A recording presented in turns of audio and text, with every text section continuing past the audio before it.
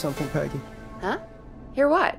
I thought I heard someone yelling, or, I don't know, a howl. Forrest, is this a joke? No, I almost swore I heard something. Oh, and here I was thinking you'd finally started to ease up. You probably just heard some cats outside. Cats? You know, 4 legs, whiskers, tails, not dogs. I know what a cat is. But I mean, does Gallows Creek have a stray cat problem or something? Not since the rats moved in. Anyway, you ready to do the pre-flight checks? Seriously? Do we have to do these checks every time? And do you have to call them that? Reggie pays us to check the equipment before each show, and he pays us to call it a pre-flight check. But if you're sure you don't want to... All right, fine. Let's get through this. Alrighty, this is your captain speaking. Really? Come on, let's have a bit of fun with it for once. Buckle in, folks. We're about to hit some tubular rents. Let's start with record playing. Okay. Grab a record, stick it on the player, and hit play. Easy.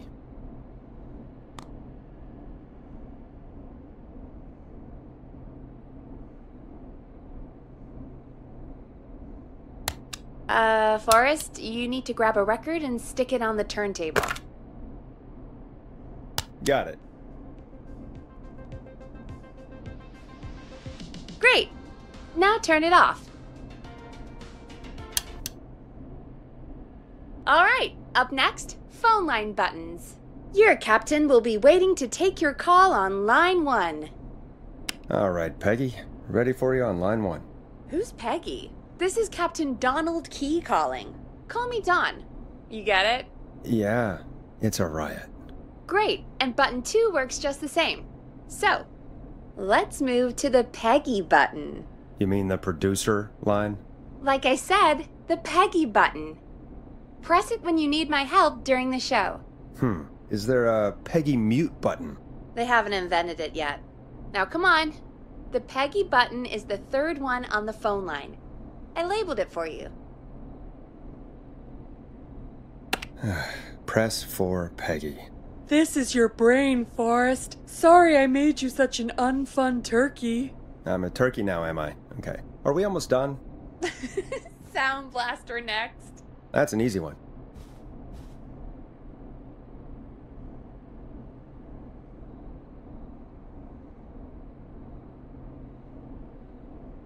Sound Blaster. Front of the desk to the right. 189.6. There we go.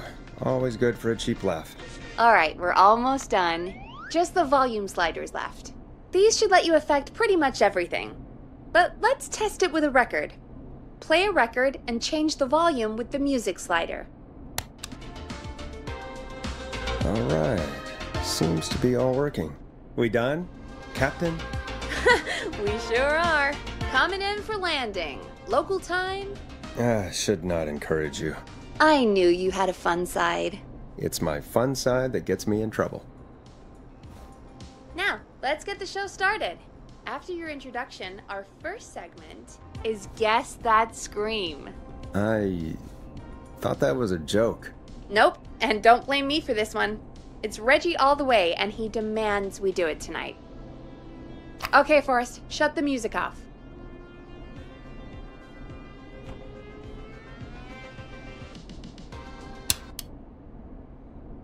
Okay, you're live in 3, 2... 189.16. Good evening, Gallows Creek. This is your host, Forrest Nash, and you're listening to 189.16, The Scream. Before we start taking your calls tonight on Gallows Creek's only late-night phone-in talk show, I need to let you know about a special competition we have for you this evening. Guess That Scream. This is actually one of the station manager's better ideas. Here's how it works. I'm gonna play you a scream, then you call and guess that scream. We need you to guess why they're screaming. Did they stub their toe, saw off a finger, or discover the corpse of a loved one? That's good. Now, Forrest, hit them with the tape. We'll play that scream in just a second. Listen close, and then call in to guess that scream. Peggy, what do you mean, play the tape? I used to have a tape guy do that for me. You're not in Chicago anymore, Forrest. Here in Gallows Creek, you get to be your own tape guy. Come on, I gave it to you yesterday. Forrest, you do have the tape right. You knew we were doing this tonight. Peggy, let's be real. Guess that scream is a terrible idea. No, I don't have the tape. It may be a stupid idea, but that doesn't mean it can't be fun. We're going to need a scream tonight, Forrest. And you're the one at the mic, so...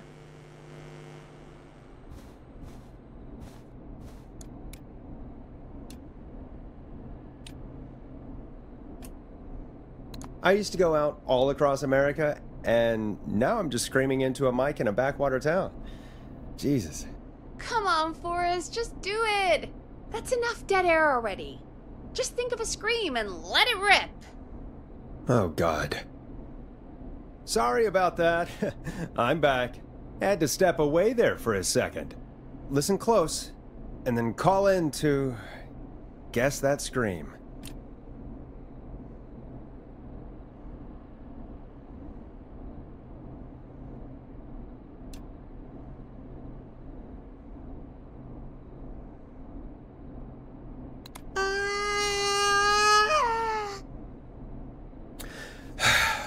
Well, folks, there you have it.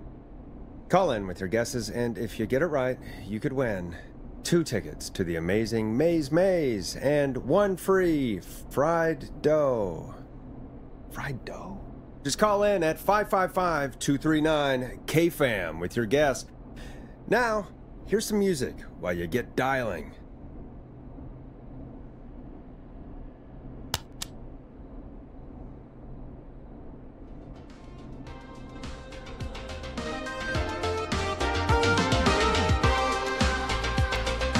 Now it's time to go with The Flow. And this is their hit, Crying for Help. Oh, God, Forrest, that was amazing. Thanks.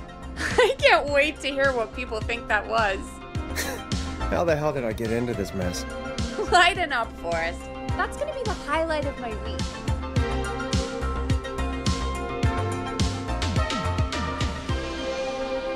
Oh, Forrest, there's a call coming in. Time to turn the music off.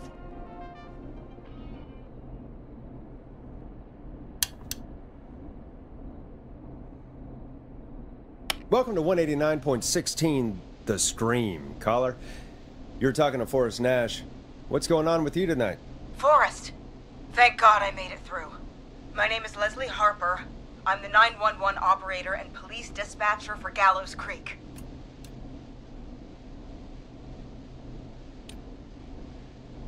Well, Leslie, I guess it must be a slow night for crime if you've got time to call in. What can we do for you? Slow night? Forrest, I found a body. I need help. Forrest, I recognize her voice. I'm pretty sure that actually is our 911 operator. I think this is real. Peggy, I'm not going to be happy if this is a prank. I don't do prank segments on my shows. It's in my contract. Forrest, I really don't think this is a prank.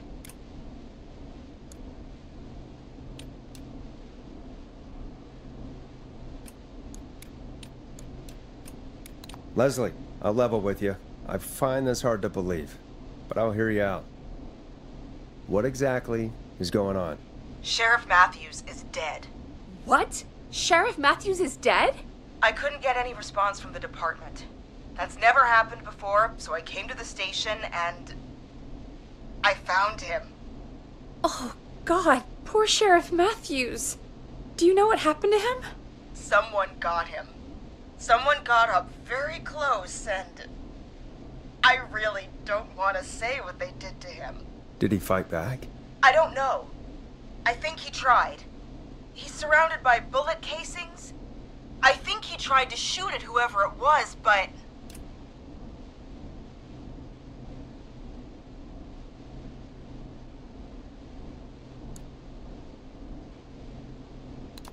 I don't understand. Where are the other officers? Do they know? Have they secured the scene or whatever cops are supposed to do? No. I checked everywhere. Deputy Martinez is here, but she's knocked out, tied up, and locked in a holding cell. I called you right after I found her. God. Wait. Please don't tell me that this hick town only has 2 cops. Don't be ridiculous. We have 3, but Officer Gunderson is on leave in Cancun. Leslie, do you have any idea who could have done this? Not a clue. I didn't see anything on my way over. Leslie, you need to call over to Henderson or Quiet Ridge. They need to send someone over from their department. I tried, but I can't call anything but local numbers. Something's wrong. I'll have to go there myself, let them know what's going on, and bring help back with me.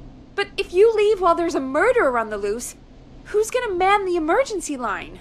That's why I called. Forrest, I've routed all 911 calls to come in to you.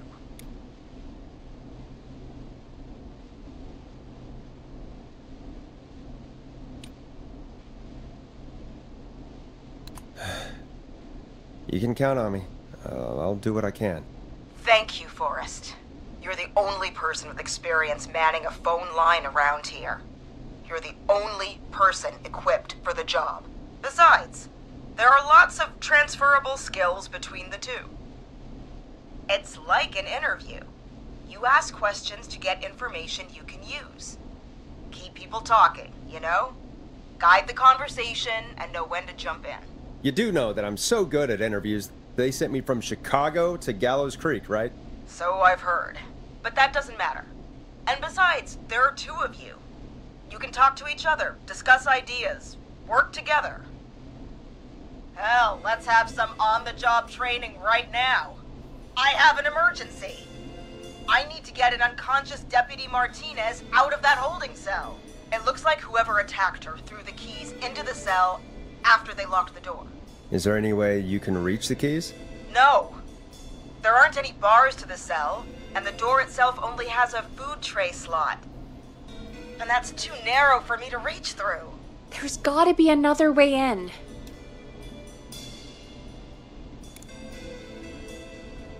There's gotta be another set of keys somewhere in that office. Those can't be the only ones. Of course. Yes, there must be another set.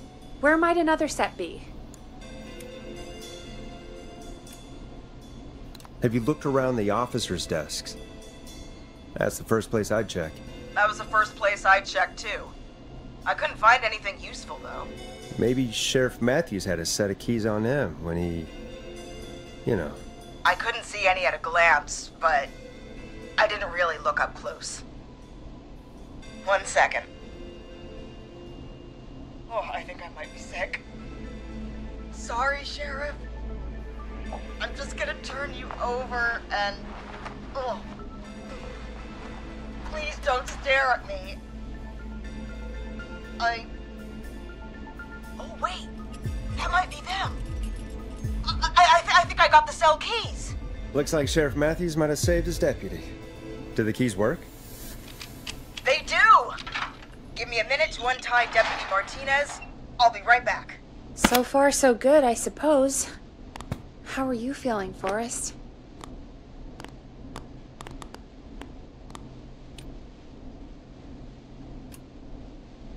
Yeah, that seemed to go okay. Maybe Leslie was right. Maybe we can handle this 911 business. That's the spirit, Forrest. I think you're right. Though, I have to say, I really hope this is the only call like this we get. Same. Come on, Martinez. There we go. Just gonna sit you in your office chair. We'll head to my car in a minute. I'm back. Deputy Martinez is still out cold.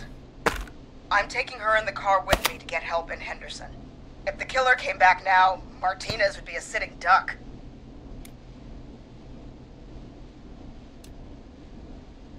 That's a good idea. We don't want to take any risks right now. Thank you, Forrest. You and Peggy just worked together like you did earlier. You can do this. Now I'll be back as soon as What? My car! My car is on fire! What do you mean it's on fire? How the hell? Did it just go up in smoke? What happened? Wait. What? No way. What's happening? What's that noise? It sounds like whistling? Whistling? It can't be. Oh my god. I can see him, but he's dead, right? Right? But that mask, how the hell is he? Who, Leslie? Who? The Whistling Man! The Whistling Man? Who's the Whistling Man? He was a serial killer back in the 50s, wore that mask. But he's dead! He's... What the hell? Oh, God. Do you think he attacked Sheriff Matthews and Deputy Martinez? He's coming this way!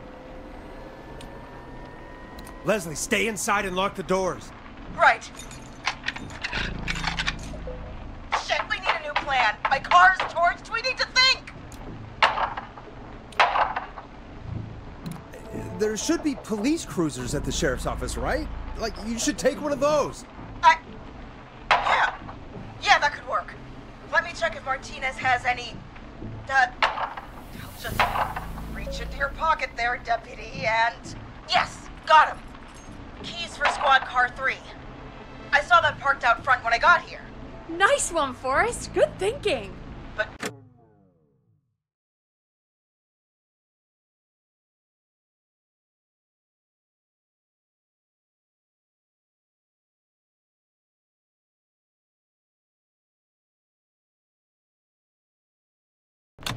Wait.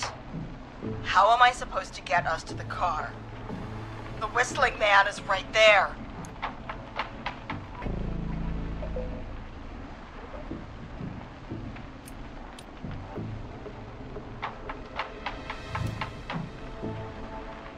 Deputy Martinez surely carries a gun, right? Could you use that? Deputy Martinez's gun is missing. I guess the Whistling Man must have done something with it. The sheriff must have a gun, right? Can you see it? There was a gun next to him. Let me grab it. Oh, shit. It's empty. He must have emptied it trying to defend himself.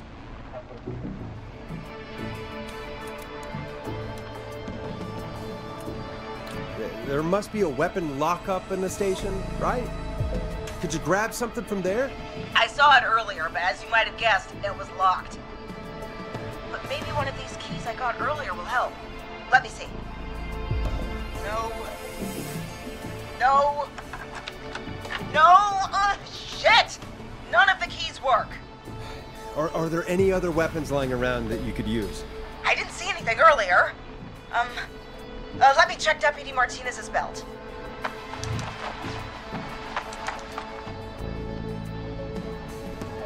All right. It looks like the Whistling Man left her with a baton, pepper spray, and taser. I can only hold one if I'm carrying Deputy Martinez. Which should I take?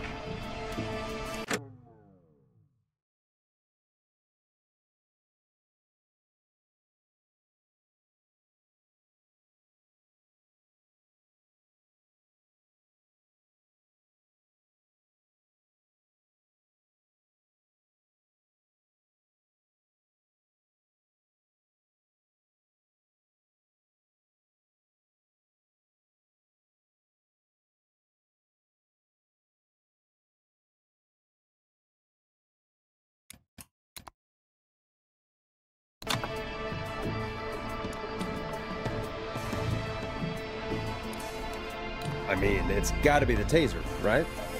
Got it. I'm just going to grab Deputy Martinez and then... Wait. Do you hear that? No, I can't hear anything. Exactly. It's gone quiet. No more knocking.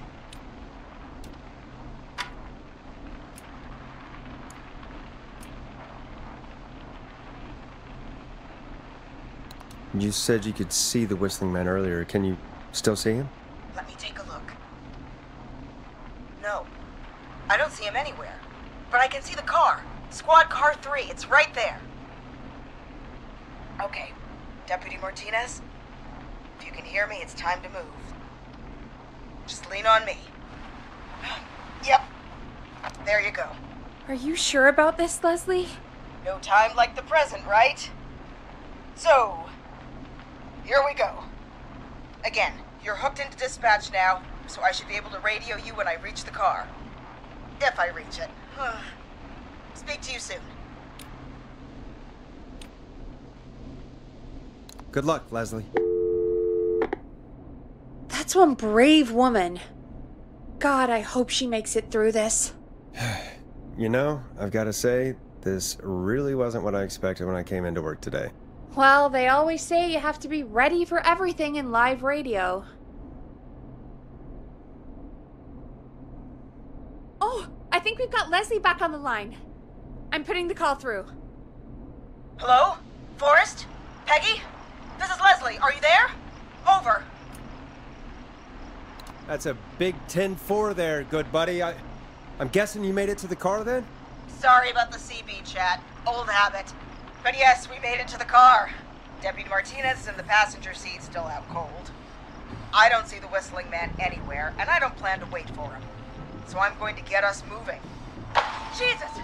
God damn it! Get back! Get away from her! The whistling! No! Get off her, you son of a bitch! Yeah! Take that! Leslie, drive! Don't worry, Deputy Martinez. We're out of here. Leslie, are you two okay? Did you get away, or... Forrest, that taser? Definitely the right call. Oh my god, I can't believe we escaped. Well done, Leslie. You saved a life. Just another day for you.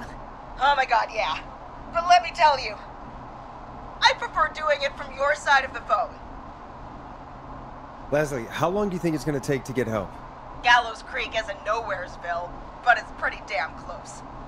It's going to take a while, maybe 2-3 hours each way. Slightly less if I put my foot down.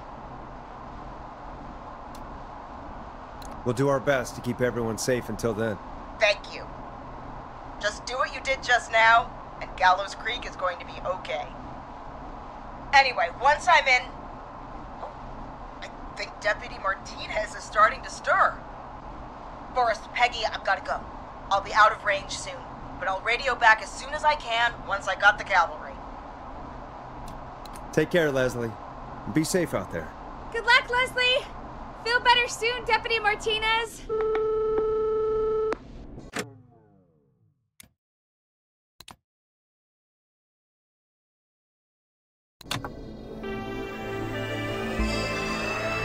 Folks, you heard it here. We've got a killer on the streets of Gallows Creek tonight. Please make sure to stay safe. And Leslie, we're counting on you.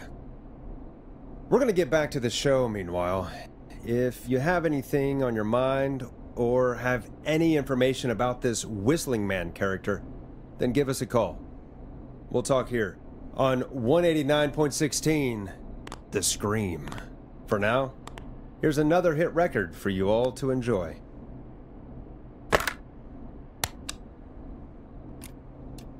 Let Storm Riders take you on a rock and roll ride with The Glam Jam.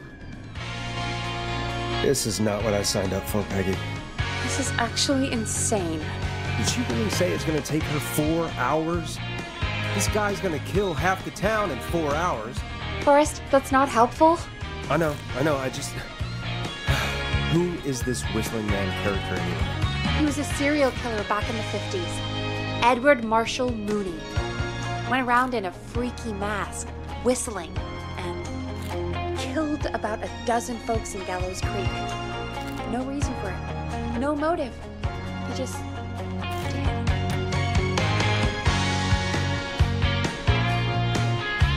Okay. What happened to him? Well, police chased him up to Ellis Point one night. We call it Whistling Point now. And it was, well, it was on this night actually. The police cornered him and jumped into the river. His body was never found. So is he alive? Dead? I mean, what's the story? Story is he's biding his time, waiting to take revenge on the town.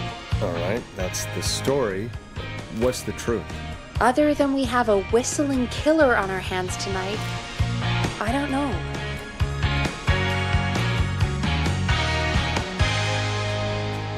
All right. Copycat or ghost killer. I guess we'll do our best. That's the spirit! At least we got the word out, I guess. What kind of listening figures do we get at this time? On a Thursday after midnight? Could be around 35? 35? Isn't 3,500? Huh. I didn't realize Gallows Creek was that large. No, 35 people. At best.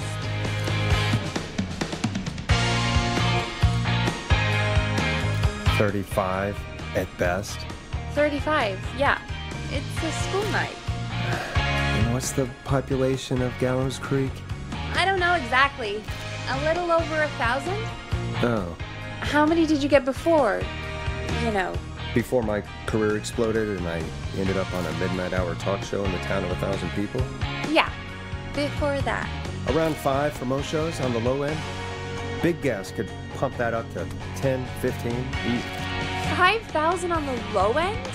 We can only dream of that. 5 million. Million? Yeah, sometimes that's just the way it goes. At least the Whistling Man hasn't killed me yet. I guess. Yeah, I guess we're gonna learn a lot about perspective tonight, huh? Oh, we have a call coming in. Take it when you're ready. Okay, Forrest, shut the music off.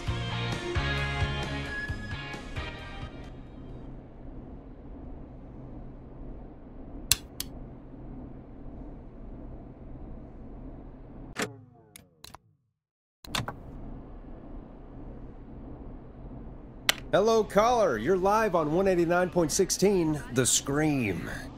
Is everything, all right?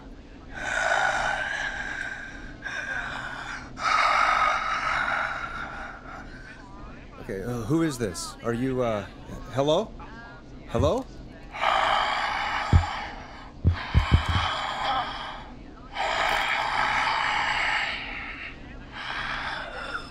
Okay, what's your name and why are you calling in?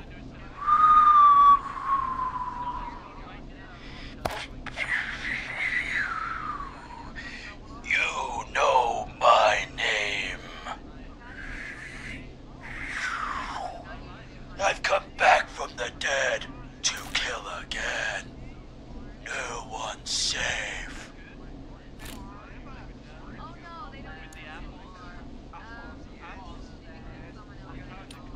You don't have to do this, Mr. Whistling Man. You don't have to kill again.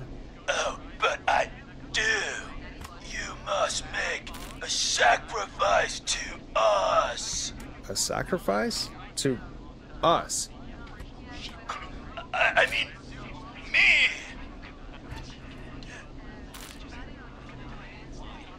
We want cheese-dusted pretzels. I mean, I want cheese-dusted pretzels. Or I'll cut your face off. Goddamn kids. I'm cutting them off.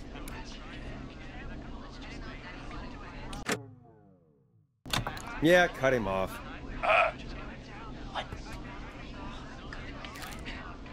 We also want a mega gulp.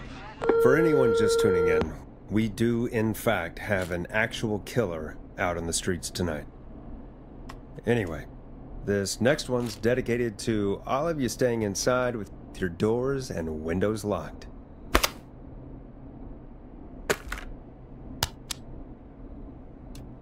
Time to go on the journey that is Blast Processor with their hit song, 1980X. Peggy, what the hell was that? Kids pretending to be a killer who right now is stalking the town? It's a thing. A thing? Ugh, kids around here. They pull pranks pretending to be him. By pretending to be this Whistling Man character? They think it's funny, but it's not. It's not funny at all. And there's no chance that our Whistling Man was just a prank. That Leslie... No, that's real. Christ. Let's stay positive. We still have a show to do. We already have another caller on the line. All right. Let's do this.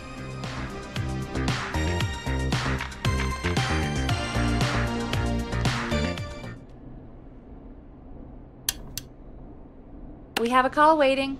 Hello, caller. You're live on The Scream with me, Forrest Nash. What? I dialed 911. I need the sheriff right away. Okay, right. Well, I'm filling in for 911 tonight. What's your name and what's your trouble? My name is Sandra Sharp, and I need the cops now. I'm sorry, but the cops aren't coming. Leslie's on her way to Henderson for help. What? God. Listen, you've got to help me then. I drove to the edge of town for a jazz run, and now some psycho dressed like the Whistling Man is after me, knife in hand. Oh God, it's actually happening. Where are you now? Did you escape to somewhere safe? Oh, I did, baby. I jazz ran all the way to my car and nothing flat. But I dropped my keys somewhere along the way. I never locked the door at least, so I've got a place to hide, but I can't get moving. Is there anywhere else you can go? Do you have any friends nearby? Oh, I'm not going back out there.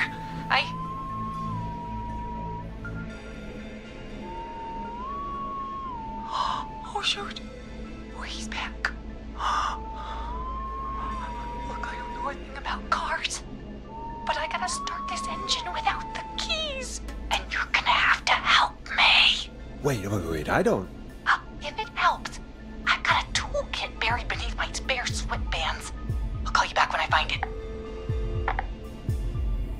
You're listening to 189.16, The Scream.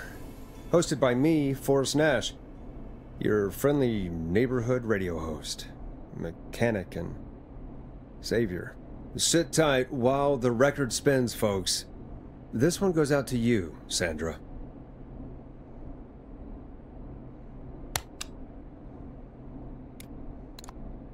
Doesn't the station have a show about cars? The Tamora twins or something?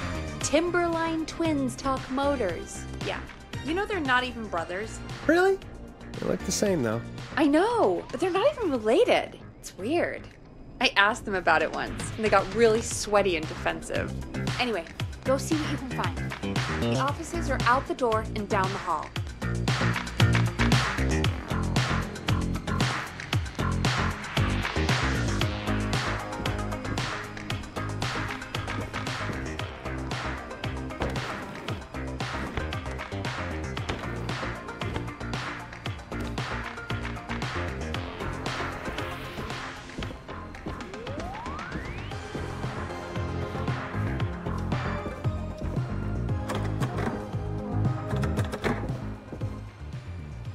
I'm not getting in there tonight.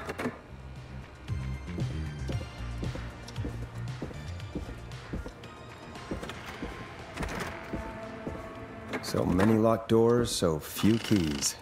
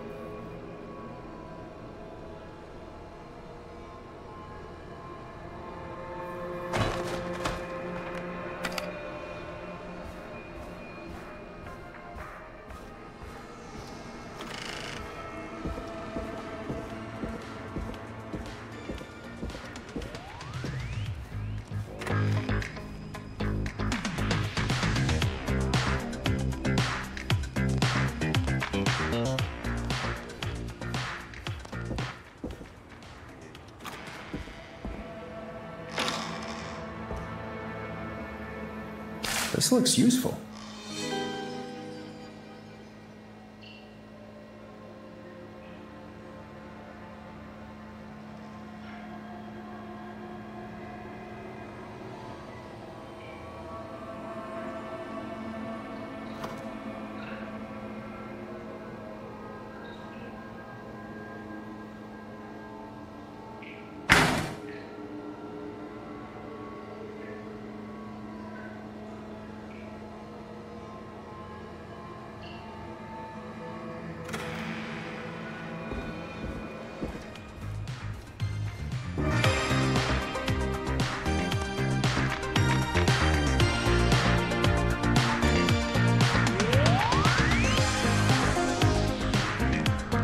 find anything?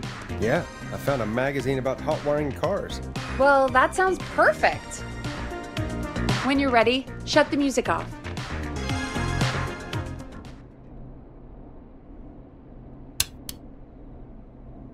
Caller on line 1. Thanks, Peggy. We're back with 189.16, The Scream. How are you holding up, Sandra? The creep's looking through the parking lot trying to find me.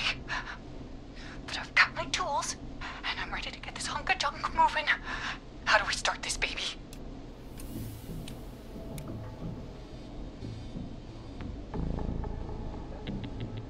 Put the screwdriver in the ignition and twist clockwise. Here goes, baby. Screwdriver's too fat to fit. What next? Unscrew the steering column. All right. Just turn. 1, 2, 1, 2. Oh, God. How long are these screws? Okay. Cover's off. Okay. There's a bunch of wires down here all paired up and... Oh, God, my heart is pumping.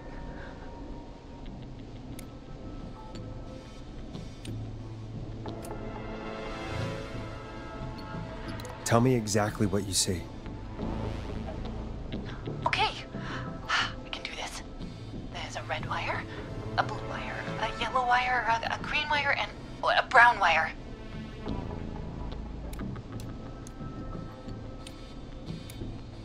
What's the serial number on the steering column? The number is 576-894-320.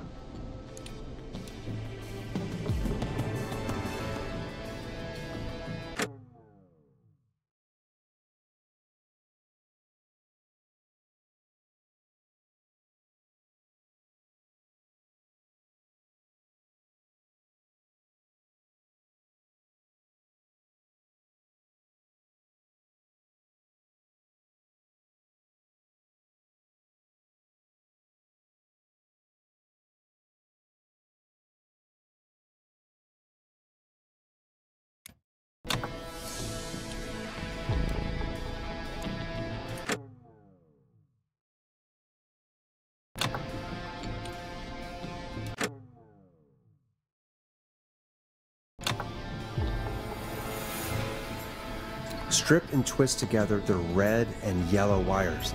All right. We take the red and the yellow and we twist and we turn. Oh, perfect. I also see pink and purple wire. What next?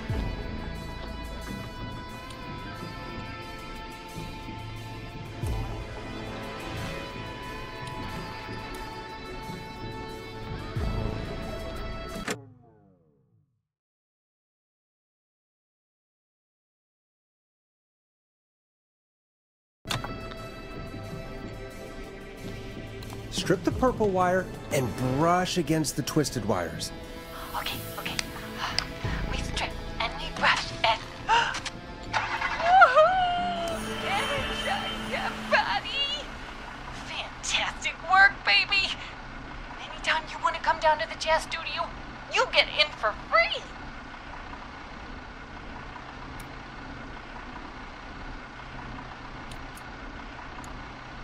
You just keep driving now, okay? And get home safe. Get home safe, Sandra. Will do, babies!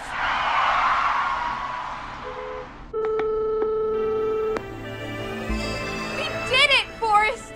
We sure did! Here comes another hit track that we're excited to share with you. And remember, if you're also having car troubles, then tune in to Timberline Twins Talk Motors here on 189.16, Monday to Friday at 5. Take it away, Forrest.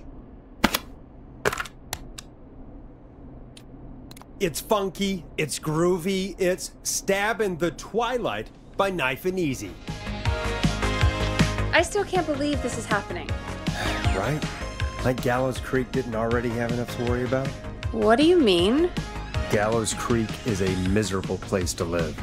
Really? Miserable?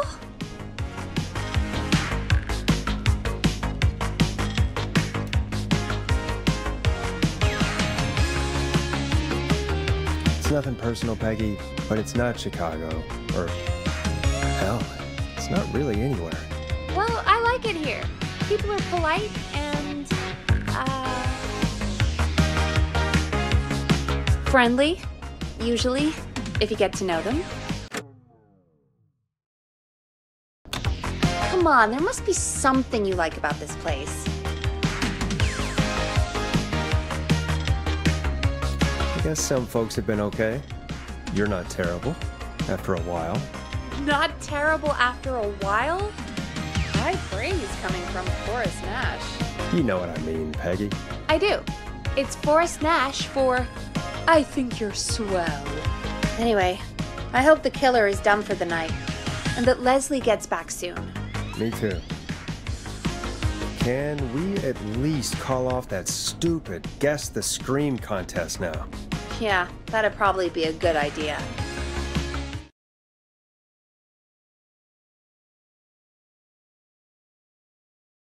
Caller on line 1.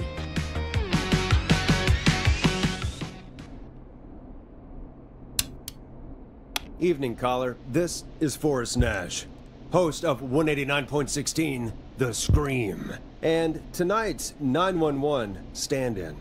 Hey, Forrest. My name is Brian. Brian Ponte. Brian Ponte of Ponte's Pizza.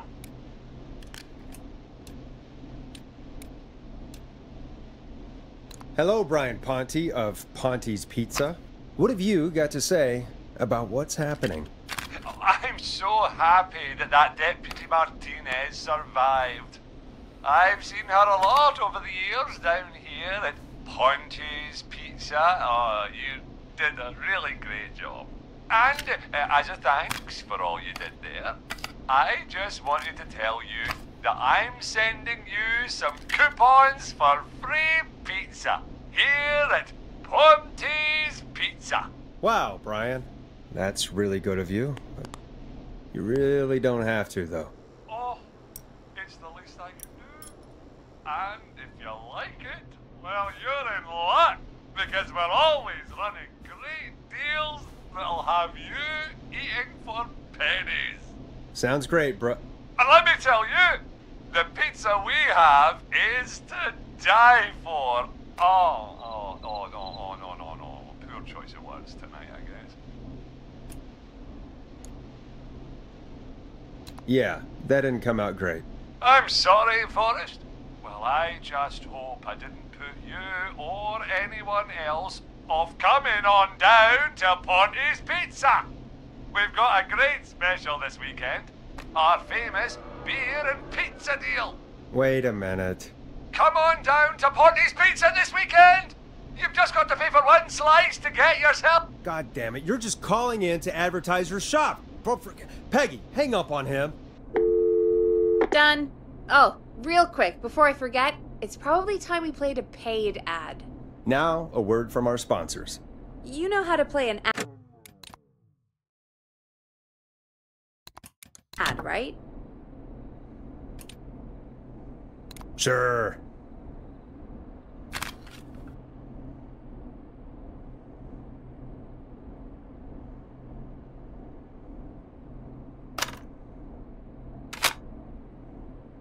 Done.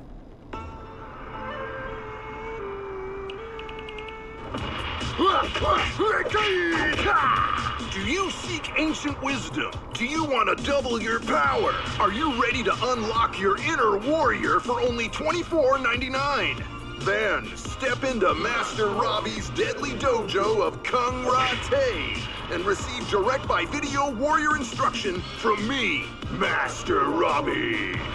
You will learn the 4 qualities of an ultimate conqueror.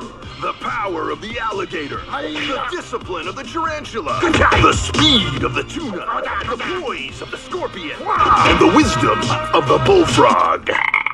Using classified techniques, I'll unlock your inner chi after only 5 30-minute video sessions. Ultimate power and wisdom can be yours now for the low price of only $24.99. Just call 555-7861 USA to take your first step to becoming a champion.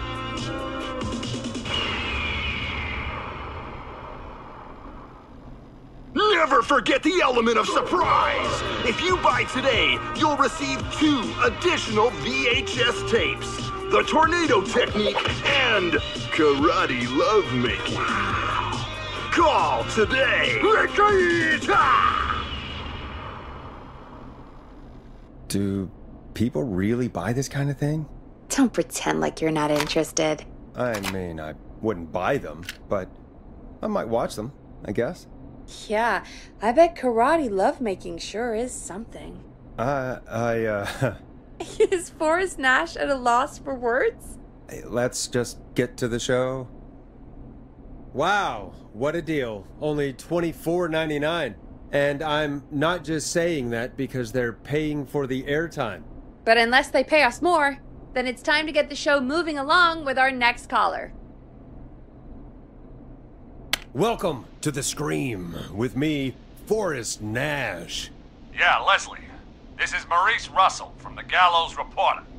I'm at the office. This guy just broke in downstairs and... Wait. Forrest Nash? I want to speak to 911. Put Leslie on. What? God, another one?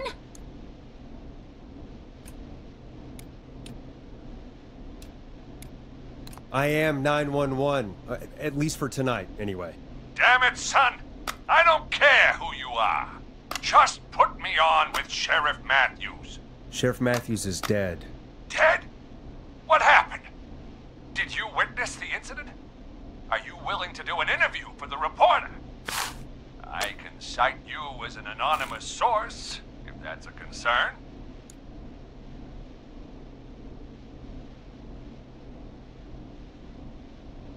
Never mind that. Tell me what's happening there. You said there's been a break-in? That's nothing to get worked up about. Some idiot kid just broke in, dressed as the Whistling Man. Teens. They get worse every year. This punk wasn't even a disappointing twinkle in his daddy's eye when Edward Marshall Mooney stalked the town. But I was there. I covered it.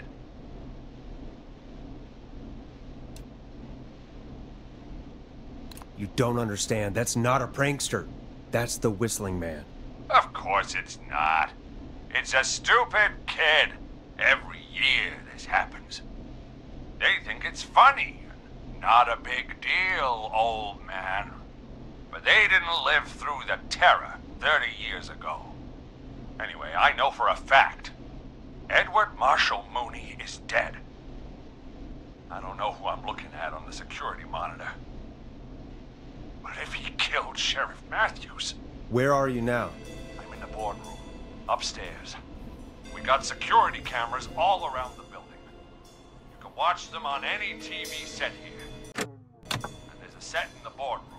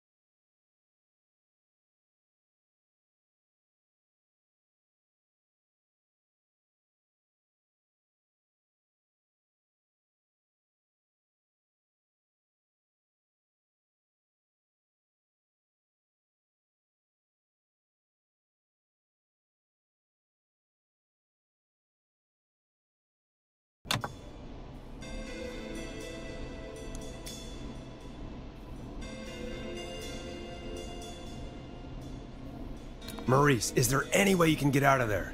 I sure as shit hope so, kid. But I'm not sure how I'm going to do it.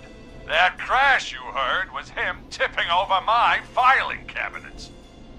He's blocking the stairs. I'm guessing the stairs are the only way out? That's right. And it would take me a good few minutes to move those cabinets. We need to do something. But what? All we can do from here is... Forrest, I think I've got it. Why don't we call the killer? They'd have a bunch of phones set up across the office, right? In different rooms, with different extensions? So we call one of them. Draw the killer away. And buy Maurice time. That could work. Exactly! It's worth a shot. I can hear you, you know. The son of a bitch hasn't killed me yet. Yeah, sorry, Maurice. Peggy and I were just trying to figure out... You realize how stupid that plan sounds, right? For that to be successful, you're gonna need every phone extension. Plus, a plan of the entire office floor. All delivered while the killer is en route. I've got it. And thank God I've always been cool under pressure. Don't go anywhere.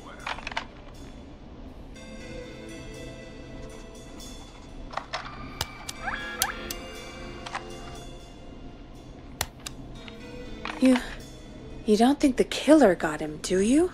Mr. Russell. I'm here. The freak's going to be here any second, too. Go check your fax machine. Don't let me down.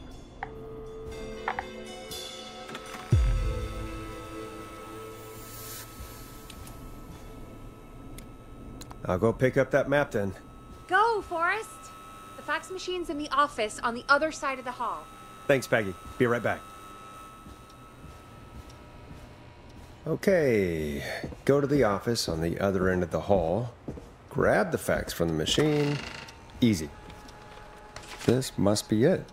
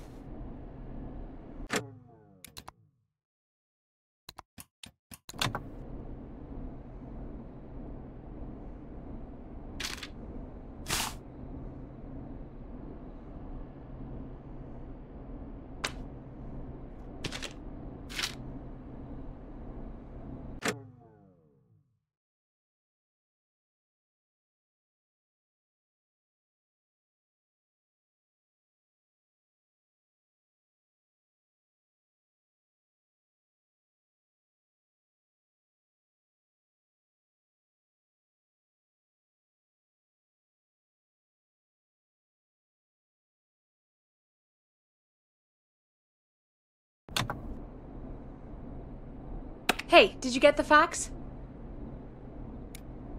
Yes, I have. Mr. Russell, you still with us? I am. You get my fax? Yeah, I got it right here. Good. I knew you could at least manage that. Okay, folks, we're back on the line with Maurice. Let's see if we can help him avoid the Whistling Man. Here's the situation.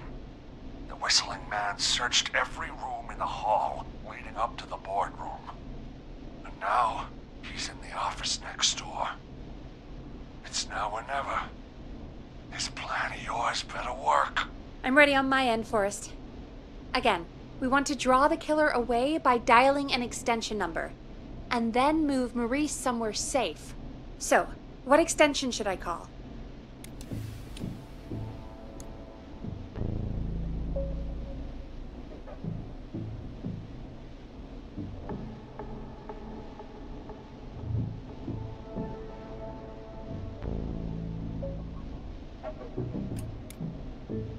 Call the editor's office. The extension is 03. Got it. I'll put the call through when you're ready. All right, Nash. Where do I need to go?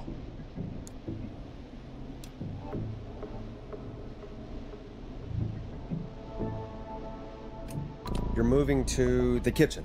Yeah, that makes sense. Go somewhere he's already checked. Not bad, Nash. I'm ready to place the call. Are you ready, Mr. Russell? Don't have much choice, do I? Make the call. Yes, sir. Calling now.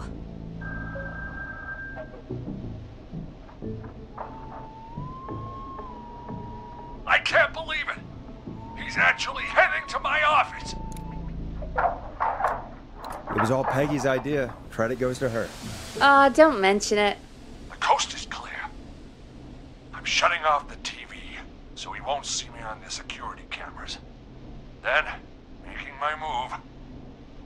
I'll call when I get there. Do you think he'll make it okay? I'm sure he'll be fine. But now what do we do? We gotta find some way for him to get past that barricade. What do you mean? I don't think calling the Whistling Man is gonna buy Maurice enough time to move those cabinets. We gotta think of something else. Yeah. Maybe we could... Oh! Call incoming. You ready?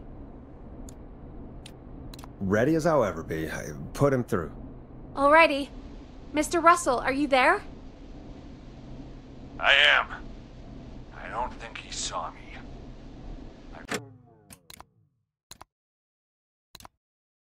Gotta give you credit for that, but I'm not out of the woods yet.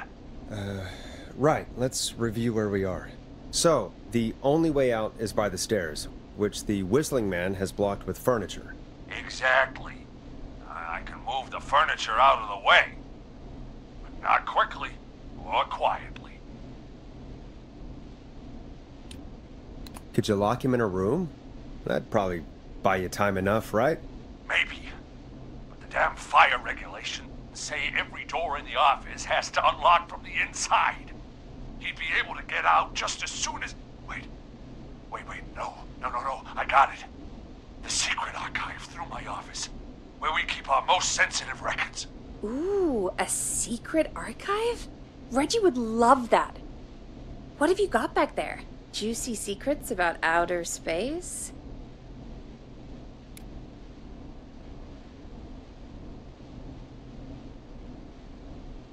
Peggy, I don't think now's the time to be playing around like that. You're right. Sorry, Forrest. Kids, we're in the big time now. I've got it all figured out. The secret archive. There's no lock on the inside of that room, only the outside. You can't break out. If we can get him in there, and I lock him in... We can catch the son of a gun. Exactly. Oh my god. Forrest, we might be able to end the nightmare right here. So should I call the secret archive then? You can't. The archive is a room for secrets, not gossip. So we don't have a phone in there. Oh, we're gonna need to change it up then. Any ideas, Forrest?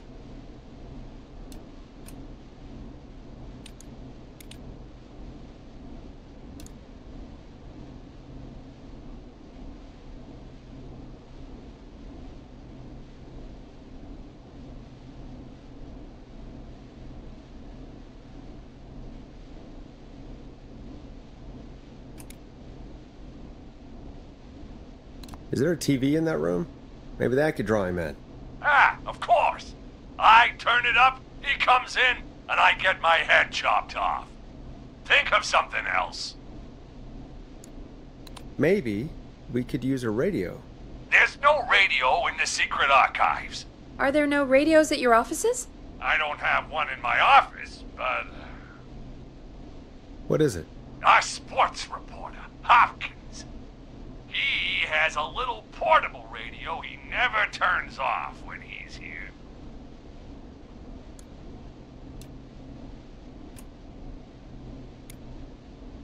That might be what we need then. Is his portable radio still there? It should be. It's what he calls his work radio. It should be in the archives, actually. I'll sneak over while our friend is still distracted with his search. I'll call you back once I've got the radio. We're gonna save him, Forrest. Heck, if this works, we might even save the whole town. We're close. Let's make it happen, Peggy. How can we fail? I mean, it's a plan with steps. Get the radio, plant it in the secret archives, lure the killer, and... Oh! Call incoming from the reporter. Putting it through now. Nash, hello? Nash, are you there? I'm here. Is everything okay? I found the radio. It's right where I thought it would be. It's all coming together. I'm just gonna turn it on quickly, make sure it's still got some juice. Maurice, turn the volume down. We don't want that thing blasting just yet. Yeah, I knew that, Nash. I was just doing that when you yelled at me. The radio works! If I make it out alive, Hopkins might just get that day off he wanted. He's earned it. Let's do it for Hopkins, Forrest. Wait. Ah, God damn it. If I can't have this stupid thing turned up, how am I supposed to draw the killer? I can't be in the room when it's on, or I'm dead. You just... Oh, that's a good point. But wait, we're the radio. We can just be quiet until you're ready. If you can do that, then... Yeah, sure. 189.16, I know that's your station number. But a good editor always double checks. Can you confirm that?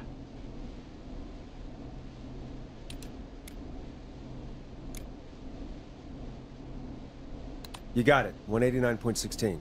Good. I've got the radio on silent, but I'm tuned in.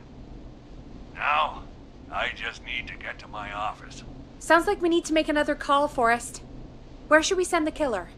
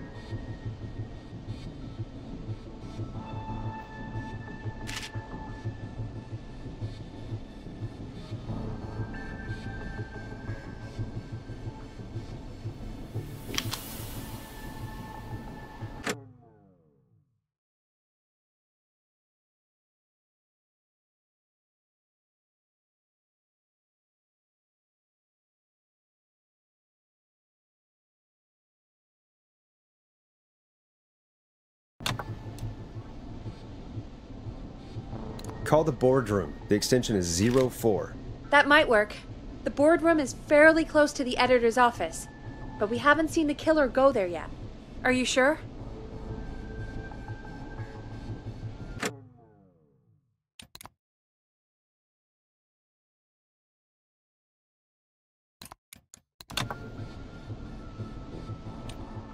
I'm sure. Make the call. Okay, calling the boardroom now.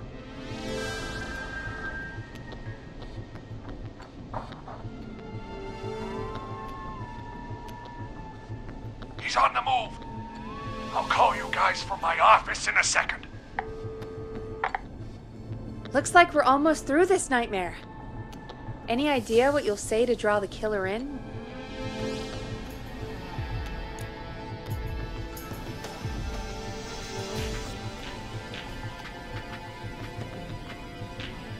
I'm gonna do my best impersonation of Maurice. I think that'll draw the killer in.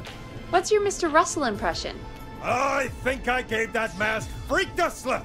What a great plan this is, Pearl! I'll give you an A for effort.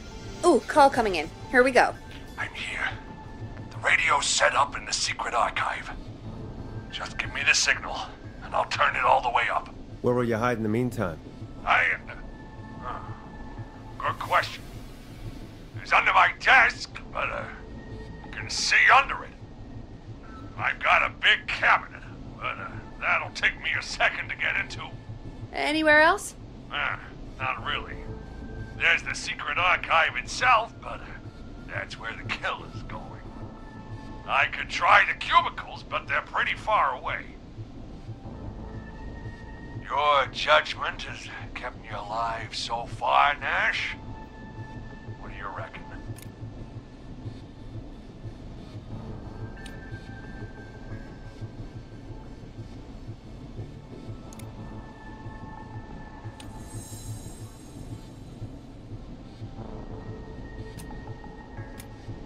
hide in your cabinet.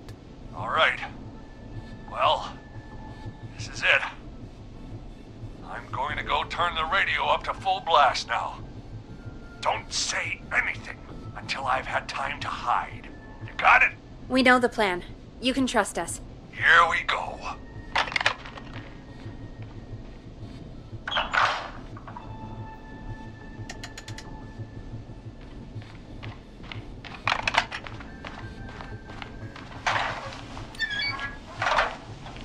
I think it should be safe now, Forrest. That's it! No more hiding! I'm a tough old man. I've been on the beat longer than you've been alive! Come on down, Whistling Man. Come and get a knuckle sandwich.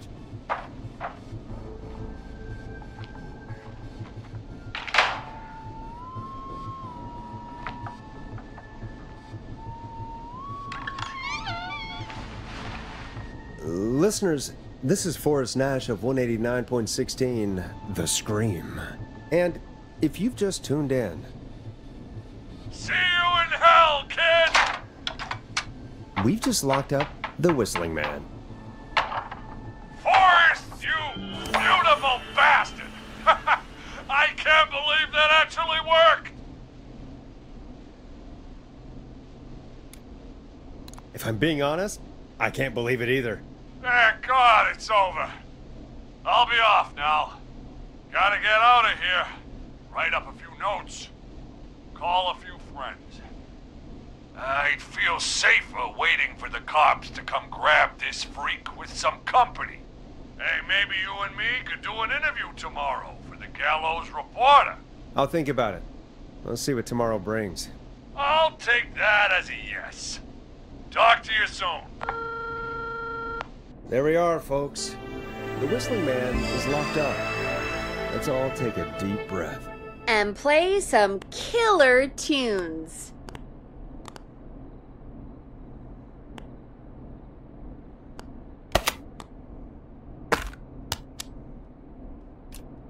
Enjoy this classic by Smooth. It's their hit song, The Word. Looks like the night should be pretty easy from here on out. Right? Thank God that's over. I guess we got some downtime now. I could ask you some questions to kill the time? You're gonna interview me. You sure about that? You're not so scary. Besides, we've been working together like a week now, and you're still all shrouded in mystery.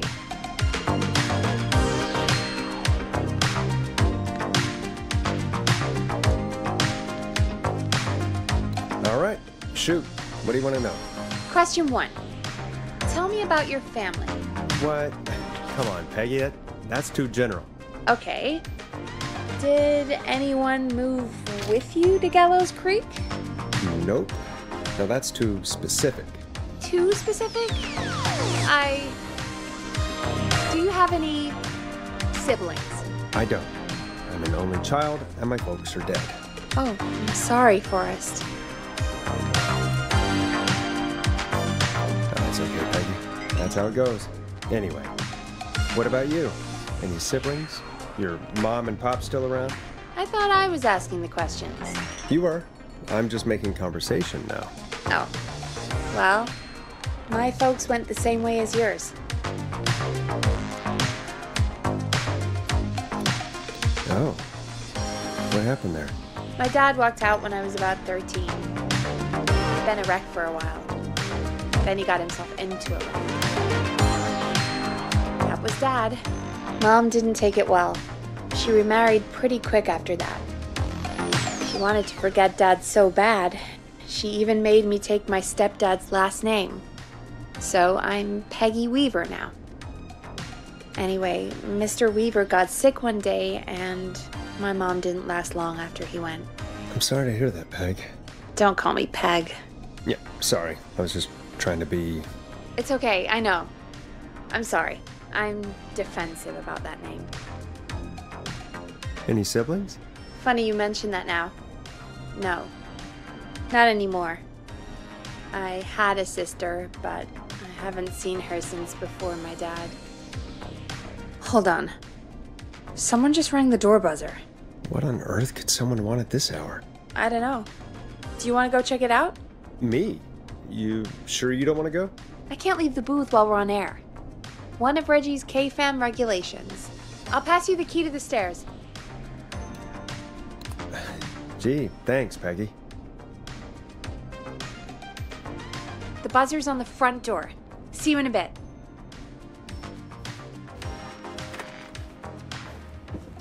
Okay, down to the first floor, then check the door.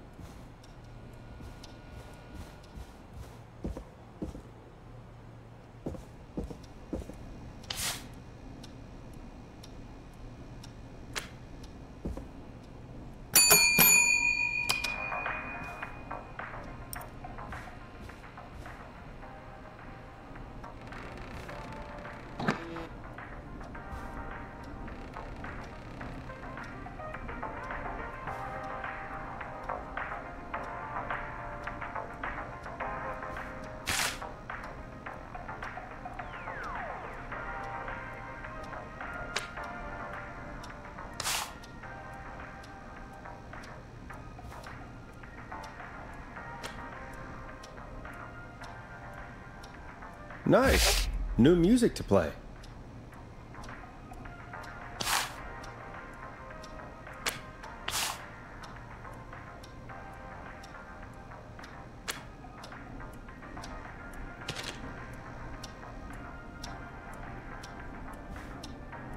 I need a key to get in there.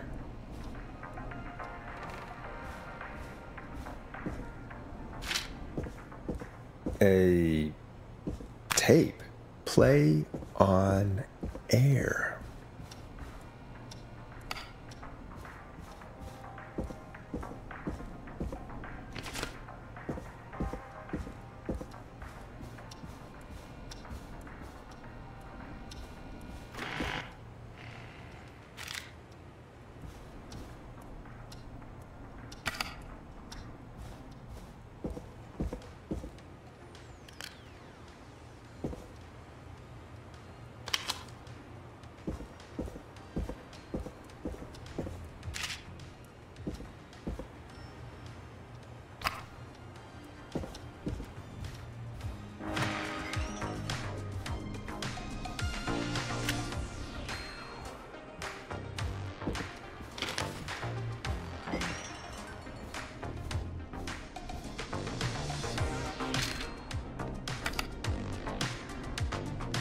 Who was there? I didn't see who it was. Are they still out there? No, they left as soon as I went down there. They pushed a cassette through the door. It says, "Play me on air." All right. Well, turn the music off and play it.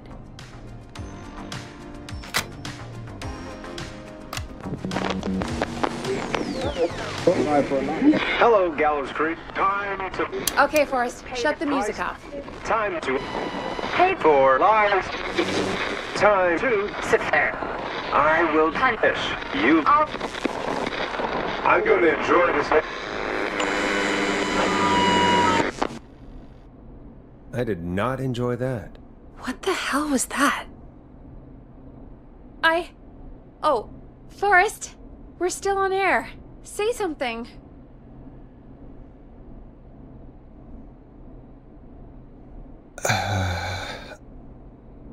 Hello? Maurice locked the killer up. I know.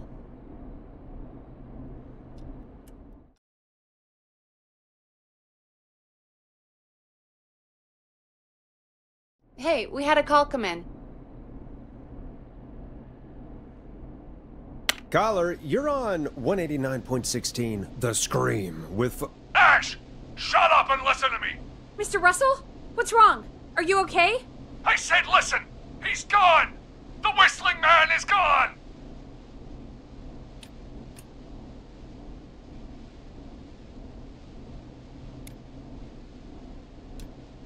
He's gone? What happened?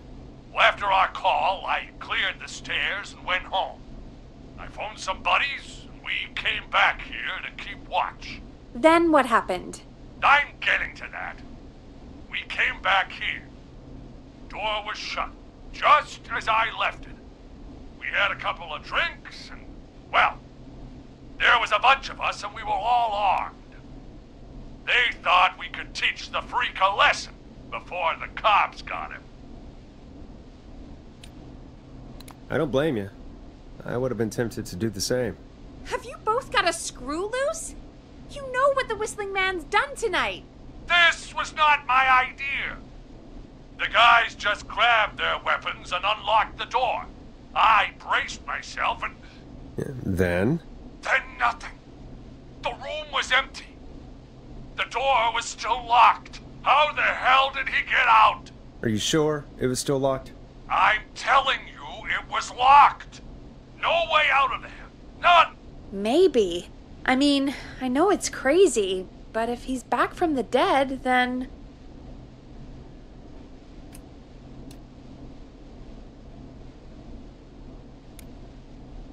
Do you think he's some kind of ghost, Peggy? It would explain things. I mean, how do we know he's not? Mooney, there's no way. Whoa, did you say something, Maurice? Baloney. I said baloney. Look, I don't want anything more to do with this. I'm clearing out of Dodge. And I recommend you and everyone listening do the same. He seems really spooked. Wouldn't you be if you got attacked by a serial killer who turned out to be a demonic spirit? He's not a demon, Peggy. Yeah, you're probably right. But what do we do now?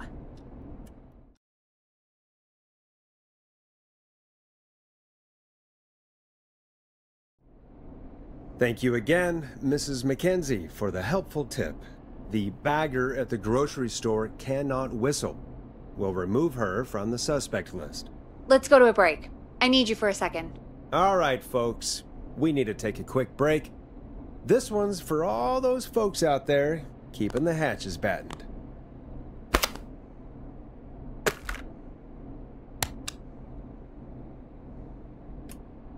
Hope you enjoy this one as much as I do.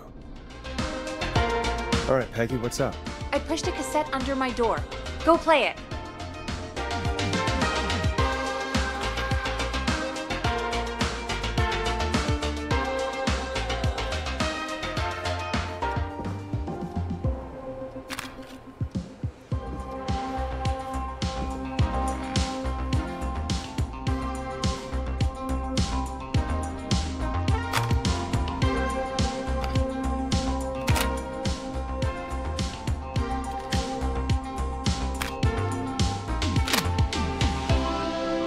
Try your call again. Ugh, straight to voicemail? My God. Are there any professionals at KFAM? This is Gina Franklin. I'm calling because your backwater station has not honored our agreement. We gave you Mr. Snatcher's newest single, the kind of honor you never had and probably never will again. And we've still not received any information about when you're fitting it into your busy programming. I'll be frank, I didn't want you as part of this debut, but Mr. Snatcher, due to his prior friendship with Mr. Nash... Prior and current friendship, Gina. Forrest, mate, you alright? Don't worry about Gina, you know how she is. But yeah, can't wait for you to hear the new single, man. I think Final Breath is my best work yet. I really hope you and your listeners like it. And man, if you ever find your way this side of the pond, let me know. We'll have to catch up. God damn it, Roddy. If Final Breath isn't played on your airwaves by the end of Mr. Nash's show tonight, the next call will be much less friendly. That was Roddy Snatcher, Forrest! You know, Roddy Snatcher?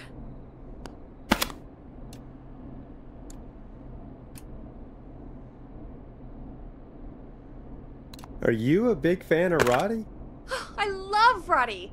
I Will Always Find You was my song. I wish we still had it in rotation. Oh my God, I can't believe you know Roddy Snatcher. And I can't believe you didn't tell me he sent you his new single. We have to play Final Breath. Where is it? I found it earlier, hidden away at reception. Ugh, why didn't Barbara say anything? I mean, well, if that fiasco last Friday about the missing Knife and Easy track is any indication, folks at KFAM aren't against hoarding station music for personal use. I think we're still missing a few tracks, actually. Well, we have it now. Let's put it on. Gallows Creek. I'm pleased to say we're in for a much-needed treat. Up next, courtesy of the British sensation himself, is a track you won't hear everywhere. Here's Final Breath by Roddy Snatcher. Wow. God, Roddy's the best. He is. And more importantly, we should be safe from the worst of Gina Franklin.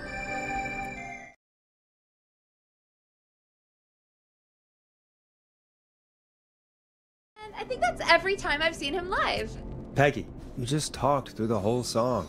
Oh, whoops. It's okay. I can just play it on loop later. Oh, shoot. I just noticed we have a caller waiting. I really hope it's nothing serious.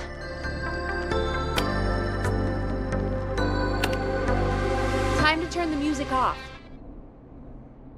Evening, caller. This is Forrest Nash, host of 189.16, The Scream, and tonight's 911 stand-in. This is Murphy! Hello, Murphy. What have you got for us tonight? Two things, Forrest. First, happy birthday to my son, Fernando. He's 3 today, and man, being his daddy has changed my life. I've learned how to live, how to laugh, and most importantly, how to love.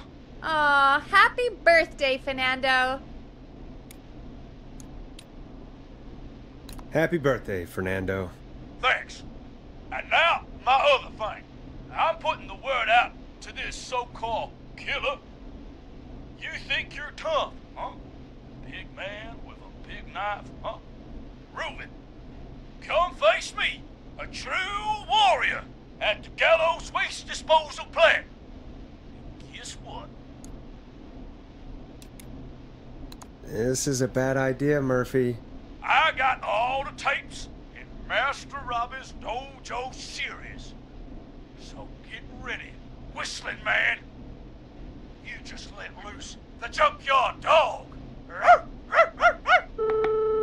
Oh, no. And there he goes. Ladies and gentlemen, keep your fingers crossed for Murphy as he tries to become our hometown hero. Although, having heard that Master Robbie ad earlier, well, don't get your hopes up too much. Anyway, we'll be right back after this commercial.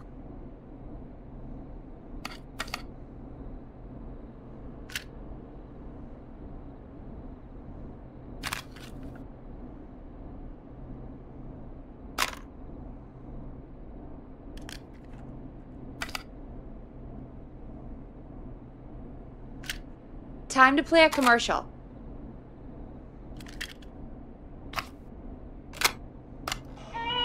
The world-famous annual Gallows Creek Harvest Festival is back! We got it all out on Giblet Field.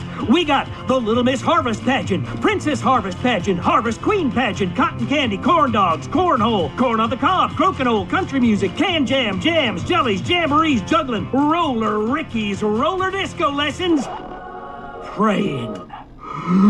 We got baby crawling, balloon popping, balloons for sale, beard contest, horseshoes, hayride, hay toss, hey you there, safe donkeys and ponies, apple bobbing, firearms, fireworks, funnel cakes, fried dough, seed spitting, sand licking, cracker cramming, and cat shop. And fake tattoo, face painting, puppets, petting zoo, amazing maze, square dancing, story swapping, spelling bee, quilting bee, and sewing circle, pie eating, lawnmower racing, hot dog eating contest, flower contest, and of course our famous gourd measure-off. The festival is brought to you by Mayor Linda Cartwright, sponsored by Gallows & Sons Factory, and dedicated to the memory of Garrett Miley, tragically taken from us last festival.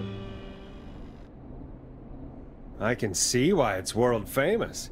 It's a highlight around here, Forrest. Oh, I am sorry to hear that, Peggy. All right, folks, welcome back to the show. We have a note from my producer. That's right.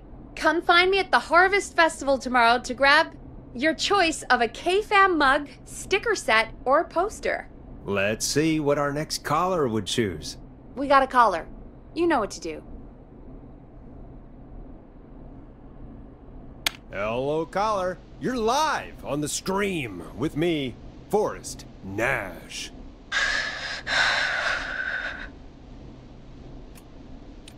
Hello? Who is this? Are you okay? Do you need help? Forrest? He called me? That horrible whistling down the phone. He's coming for me? Jesus. Okay, listen, caller. Don't panic. We've done this a few times now. We can help you. A few times already? So, you saved them, or?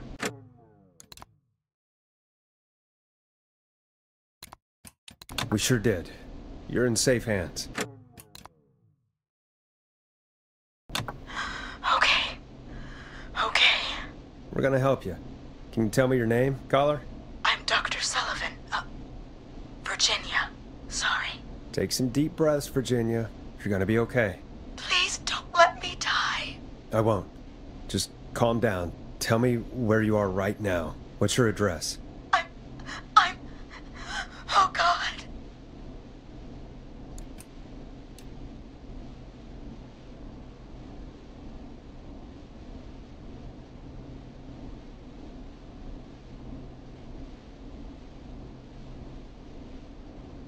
Can you run out back? No. What if he's outside, waiting for me? Oh, God. Is there a neighbor you can call for help? No. Everyone's away tonight. There's just a fraternity down the street. You live by a frat house. Yes. They're having a party. That takeout coming in all night. One covered in beer cans. They're getting wasted. And I'm about to get... Oh, God. Virginia, what's the name of the frat? It's... Oh, God. I can't think. I can't... Any idea what the frat might be, Peggy? If I knew where she was, I might know, but... Wait, the takeout! If we can get takeout to the frat, we can get a message to them to go and help. Virginia, who did they order takeout from? I don't know.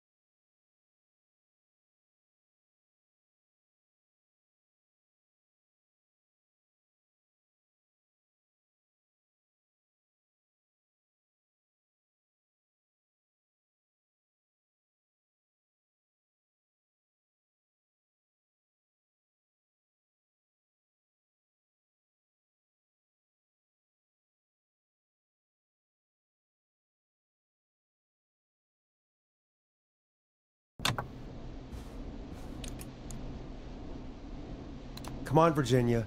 Try to remember. I can't do this. Well, folks, seems like our Virginia hung up. While we try to figure out what takeout to order, here's some music for your own midnight snacks. You're gonna love this next track.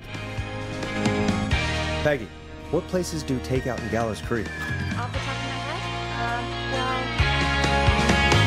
There's the barbecue place, Grilling Spree, and you can order from Chalupa Cabras. Oh, and of course we have Monty's Pizza. That's it, I think.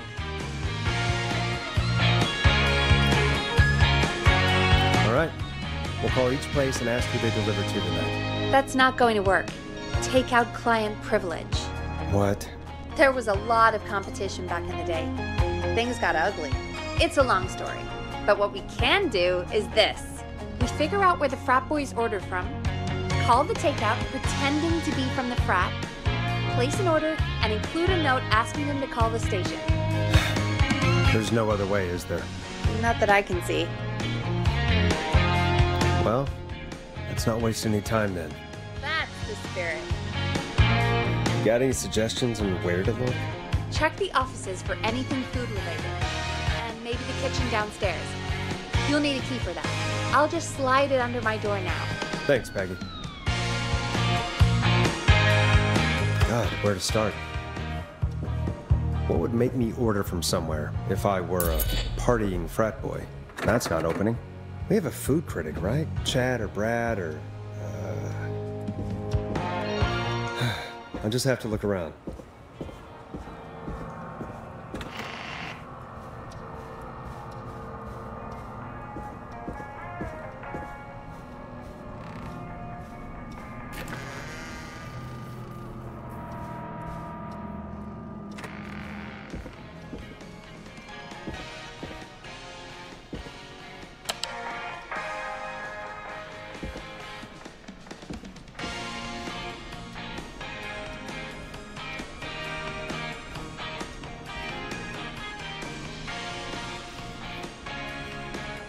Go Gallows High, I guess.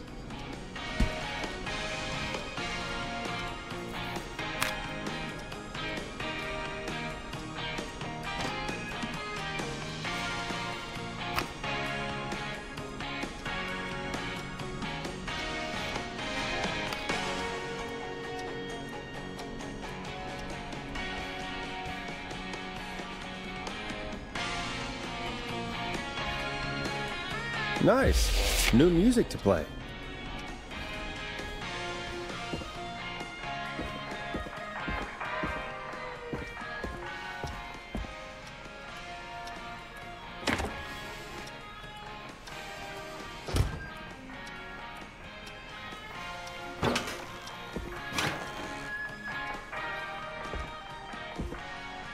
Rooting through trash. This is a new low. Ooh. Interesting offer.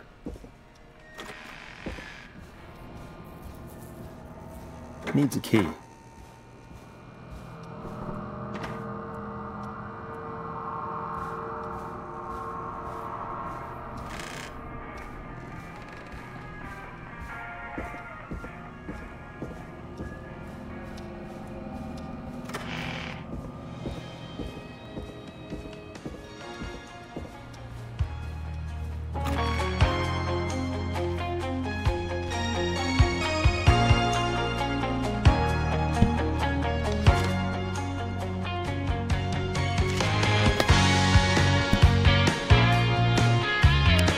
Find anything useful?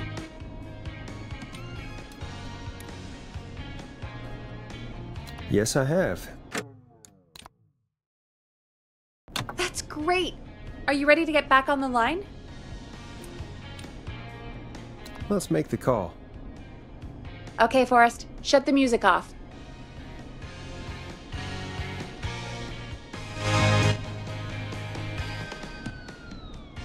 Okay, Forrest. What'll it be? Call Ponte's Pizza. You got it. Ponte's Pizza is on the line. Ponte's Pizza. May I take your order?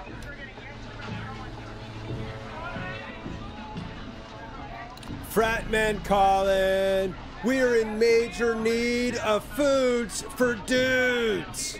May I take your order?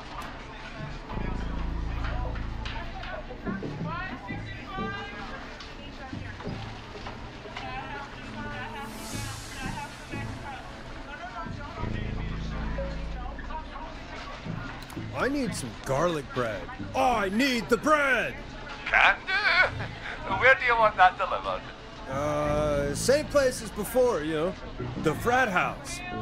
Got it. and we'll have that over to you right away. Oh, and one more thing. Can you add a note to the order that says to call K-Fam?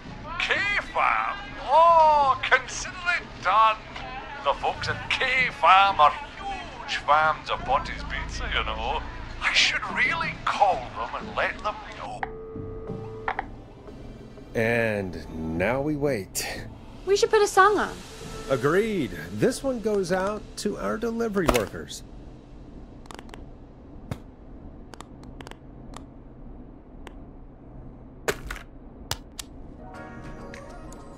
This is I'm Coming to Getcha by Vice. One of the best tunes this year.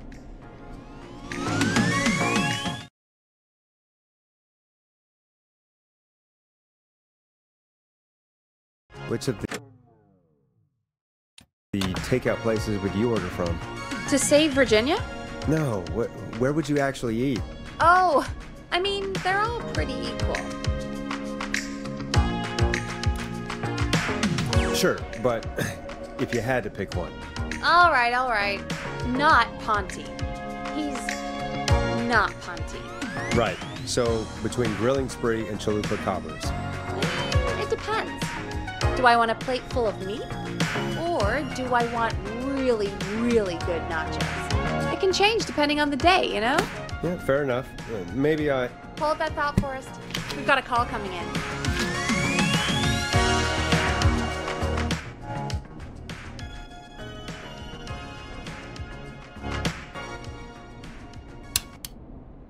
Hello, caller. You're live on The Scream with me, Forrest Nash. Hey, this is Fratman Plunker! We got some garlic bread and a note to call this number. Yes! Plunker! This is Forrest Nash from 189.16, The Scream. And... Is this Goose? Oh, man.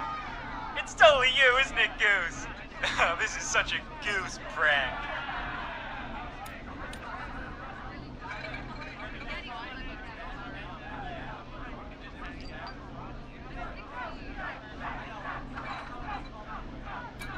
No, this is Forrest Nash, host of...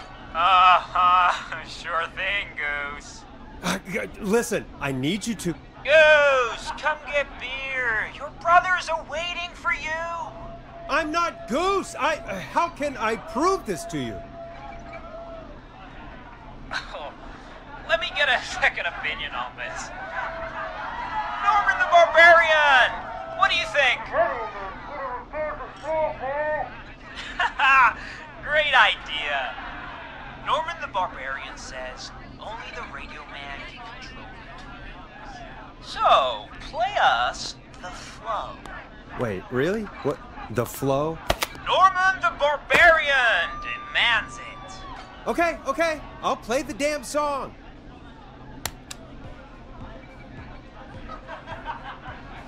Oh, shit. Okay, Radio Man. You got my attention. What is it? Thank God. Listen, you've got to get over to your neighbor's house. All of you. Just... Say no more. Plunker's moving the house. Forrest, line 2. Hello, you're live on 189.16, The Scream. Forrest, it's the killer. He's at the door. Please. Oh my God, it's you, isn't it? God, I didn't talk, I promise. Whoa! The party has arrived! Oh, thank God. He's gone and... Oh, is that you, Radio Man? Don't worry, we brought the beer. Good times are here. I could use a drink. Thank you, Forrest. You're welcome, Virginia. And thank you to Plunker and his fraternity brothers. Some heroes wear capes, some wear sheets as togas. Hey, Forrest, did you hear what Virginia said earlier? What was that all about? Clive, I didn't talk. Do you know what she meant? There's a janitor here at the station named Clive, but your guess is as good as mine. All right, folks. Seems we may have a lead. If any of you know a suspicious Clive, then please call in. It could save lives. In the meantime, looks like we have another caller. Hello, caller. You're live on the stream with me, Forrest Nash. It's great to speak with you, Forrest. As a local small business owner, I find this all horrifying. A killer roaming the streets of our fair town? Ooh, terrible. I hear you there. It's a scary time for everyone in Gallows Creek. How are you holding up? You somewhere safe tonight? Yes, Forrest, I am. I'm here at work in my small business. It's a safe, family-friendly place. Good for you, friend. I'm glad you're keeping safe and busy. Thank you. Oh, I'm really living the American dream. Here in my business.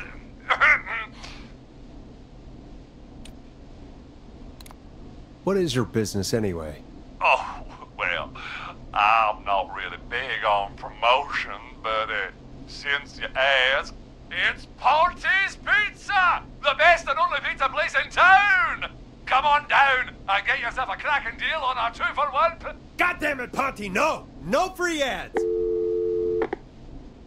I mean, I guess we can't be that mad at him.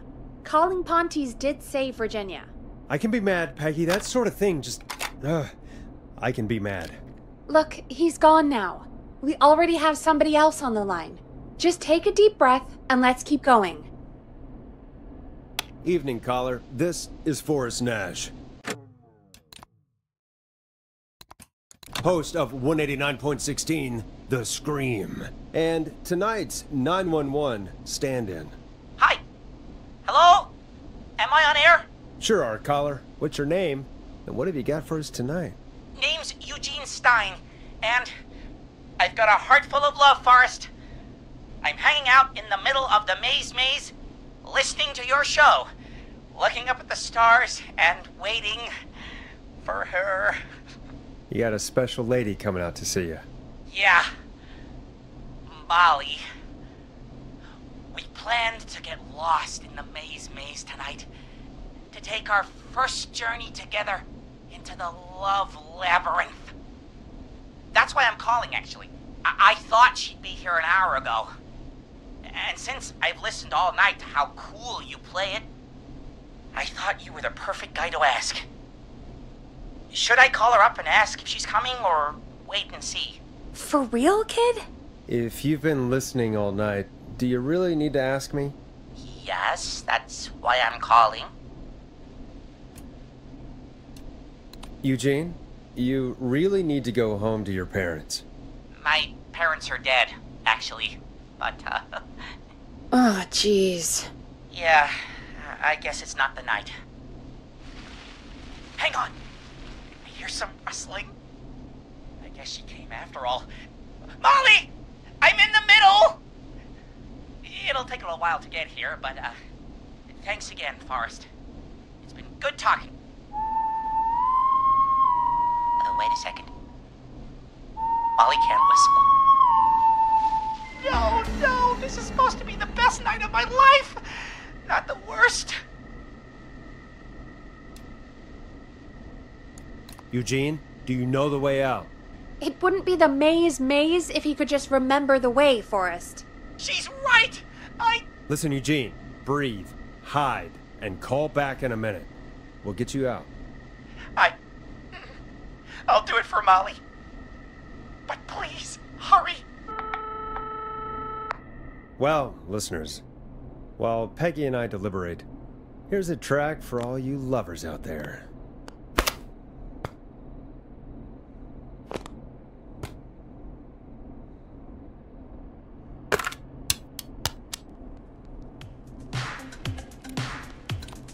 How the hell am I supposed to get him through the maze? You know Barbara, our receptionist? She's a maze fanatic. Shame she isn't here. I was supposed to go with her last week, but she changed her mind. Why'd she change her mind? She went with that jerk Brad instead. I'm so sorry to hear that, Peggy. It's fine. I'm not the one who had to go out with that jerk Brad after all. Maybe we should call Barbara then? If she's so big on the maze. We could, but I don't actually know her number. But she probably has maze stuff somewhere. Go and see what you can find. That'll hopefully be enough. Which one is Barbara again? Barbara! You know, Barbara! Uh... Forrest, I've seen you speak to her. Help me out, Peggy. She's the receptionist. Sits at reception, never does any work because she's talking to Brad all day. Ring any bells? Right, yeah. Sorry, I guess it's just the stress of... No excuses. Just go and find something to help us.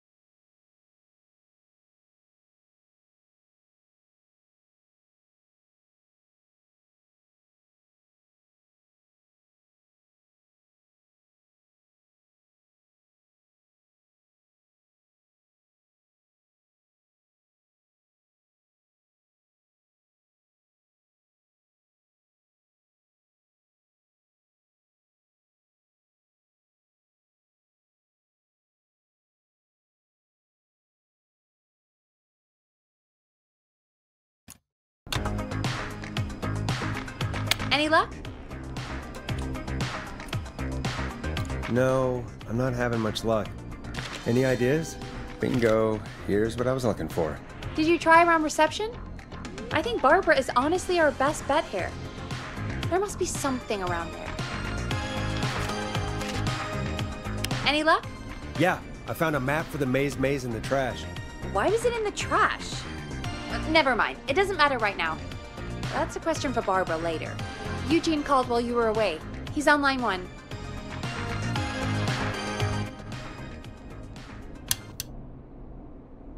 Welcome back to 189.16, The Scream. I hope you lovers like that track. And I hope we can help our lover in the maze. Eugene, you're back on air. I'm lost, Forrest. I just ran and I don't know where I am. I'm at a crossroad, facing a tractor statue. There are hay bales painted gold on my right.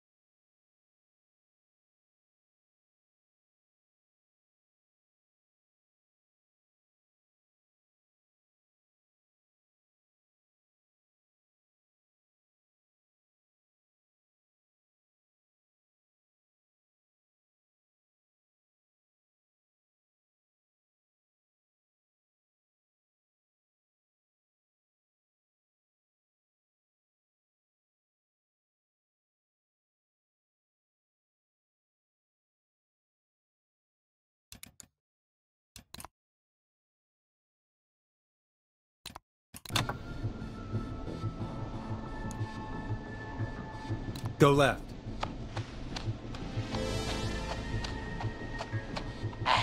Okay. I went left, then tried a right. I have a pig statue in front of me and a creepy rocking horse on my left.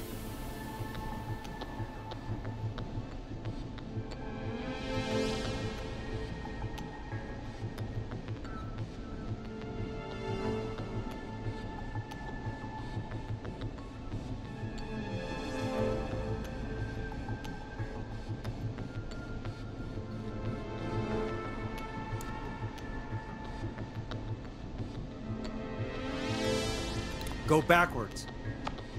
Oh, God! Why didn't I just invite her over? I'm at a crossroads. There's a pitchfork statue up ahead. Which way? Go left.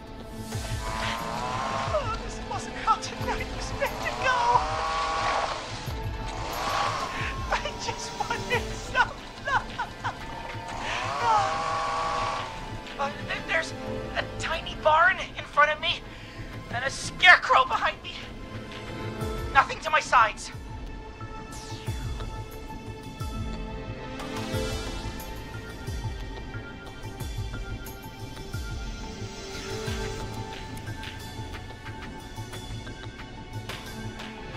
Go right.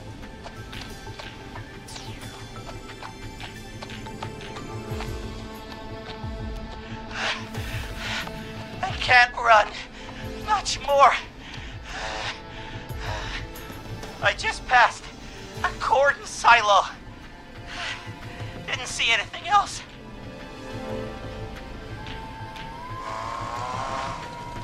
Please. Where do I go?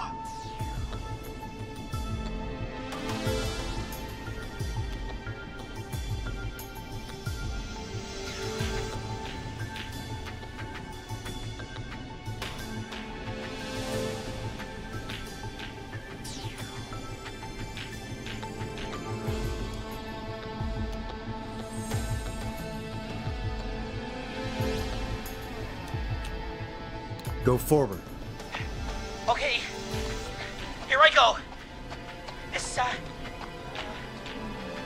look right. No, I'm going back to where I was. Jesus! Oh, shit! He's cutting through the walls! Where do I go?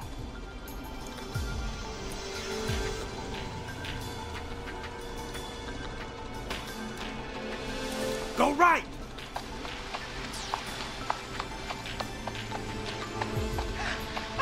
I see it! I'm out! And my bike's still here! Oh, thank God! Thank you, Forrest! I love you, Molly! Ah! That was tense. I think I held my breath the whole time. Shame the Maze got all cut up. Yeah, better it than Eugene, though. By the way, why do you think Molly missed their date? Do you think she's okay? Unfortunately for Eugene, I think she probably never left home.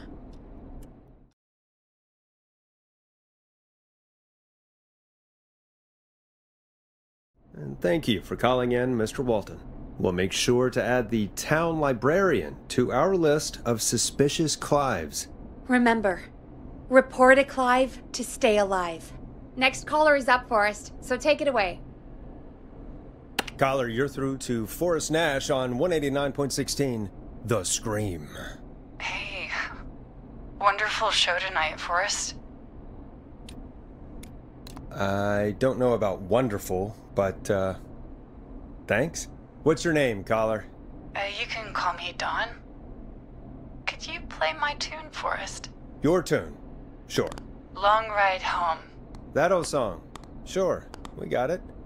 I think I played it the other day. Thanks. It'll be good to hear it again.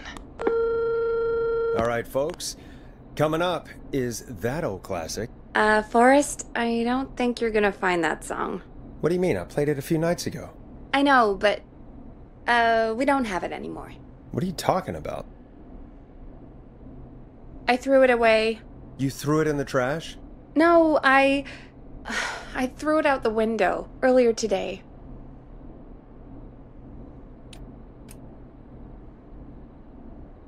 And why did you throw it out the window earlier today?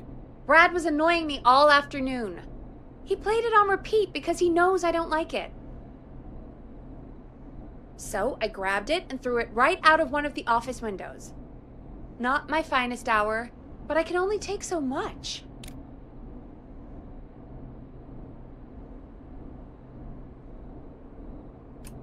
All right. So, what do we do instead then? Let's just play a different song. We've got more important things to think about anyway. Gotcha. Okay, folks. Here comes some unrequested music. Sorry about that, Dawn. Maybe try again tomorrow night. Sorry.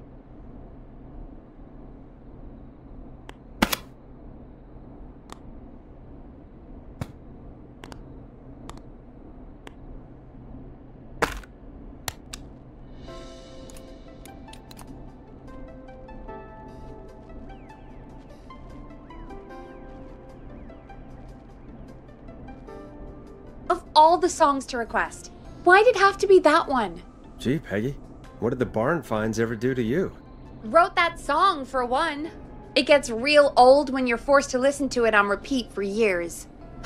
Why couldn't they just request Roddy? Oh, Forrest, scrap the song. We have another caller.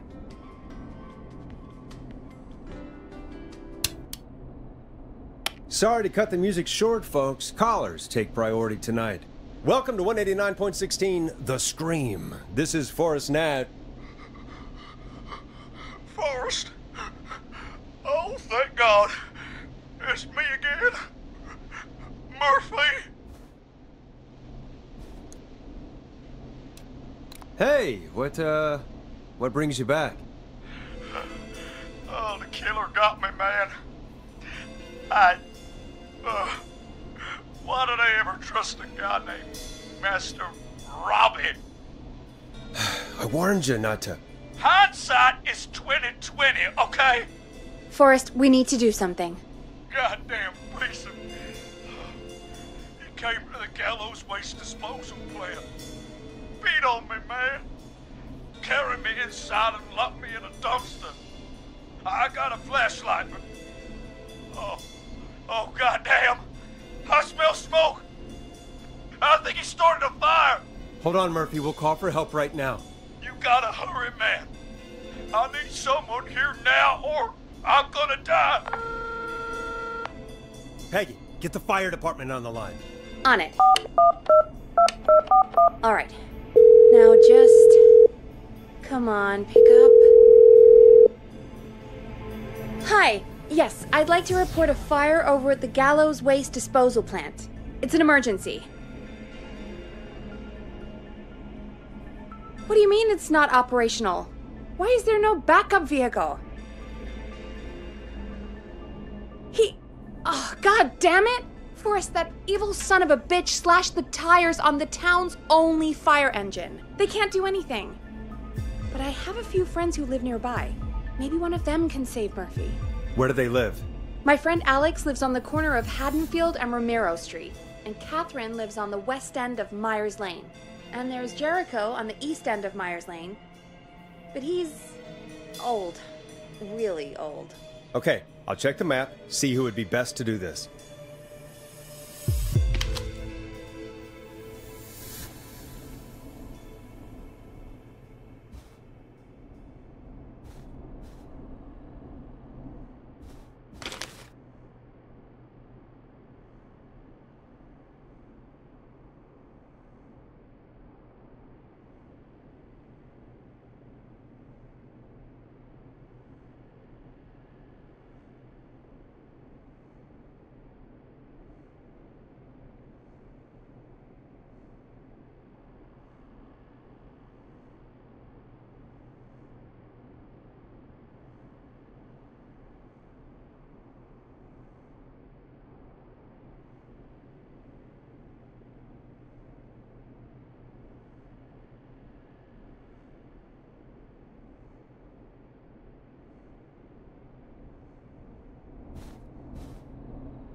Alright, Forrest, who should I call?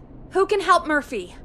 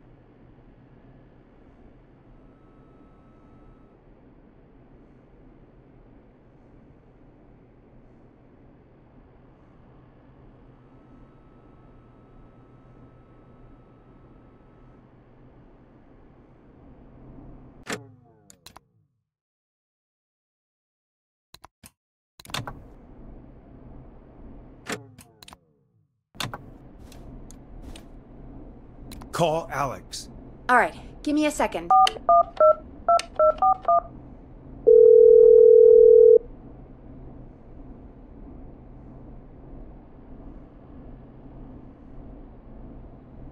They're on the way. They'll call from the plant. You can direct them from there. Well, let's hope they get there in time.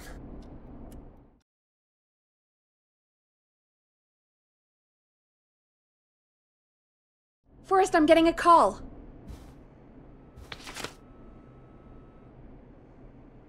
Are you sure you can't? What's happening, Peggy? Alex was too far away. Too slow. The plant burned down. It collapsed. So Murphy is... Poor Fernando is gonna be crushed.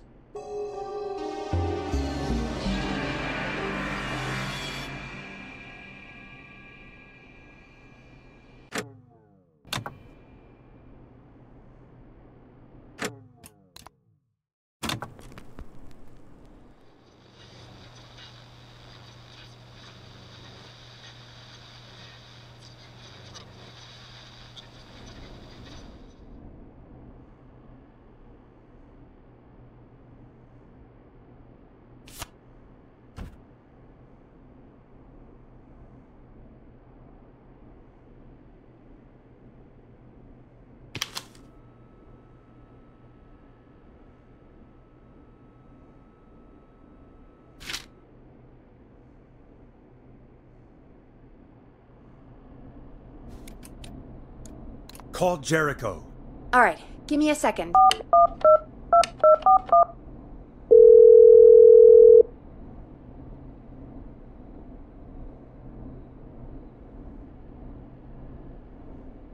They're on the way. They'll call from the plant. You can direct them from there. Well, let's hope they get there in time.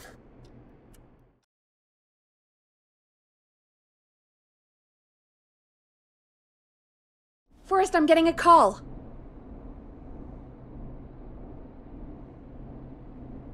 Are you sure you can't? What's happening, Peggy? Old man Jericho wasn't fast enough. I don't know why I even mentioned him, but I did. The plant burned down. It collapsed. So Murphy is... Poor Fernando is gonna...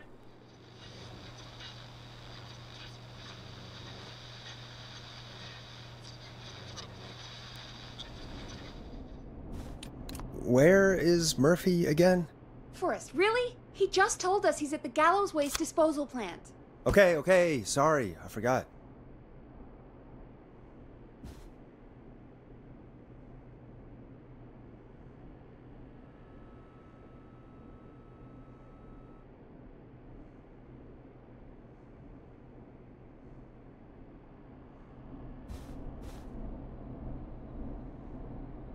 All right, Forrest, who should I call?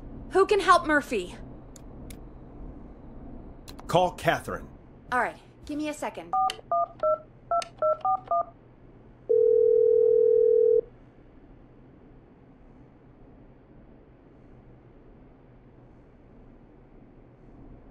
They're on the way. They'll call from the plant. You can direct them from there. Well, let's hope they get there in time.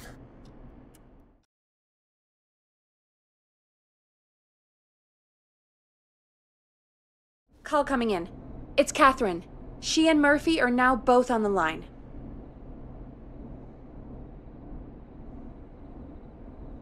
Hello, Catherine, are you there? What's happening at the plant? The whole damn thing is up in smoke. God damn it. I'm going in. Oh, my reception is terrible in here. God, my eyes sting.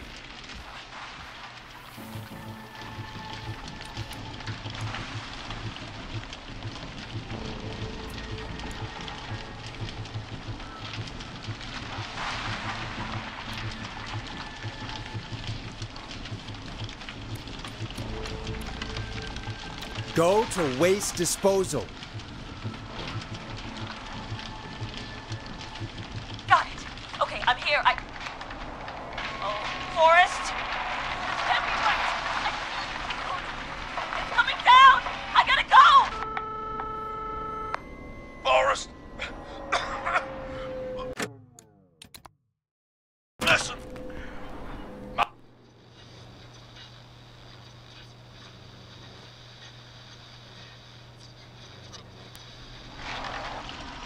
The plant. The whole damn thing is up in smoke. God damn it. I'm going in. Oh, my reception is terrible in here. God, my eyes sting.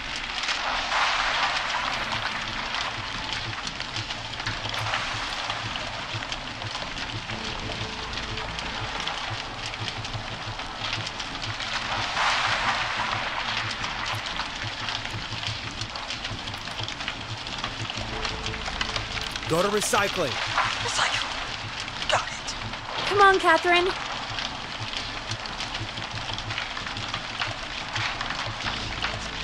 plant's in front of me. I can go spreading or crushing. Which way? Murphy, do you know what part of the plant you're in? I'm in a dumpster, man! What do you want from me?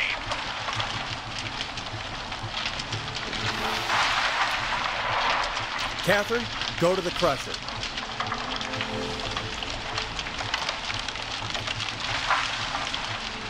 Okay, it's super loud. We're almost at the fight.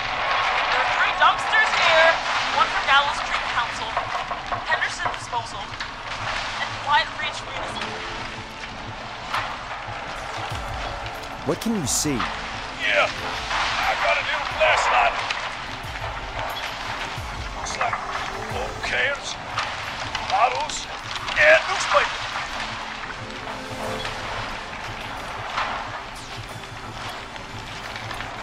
What does it say on the newspaper? It's a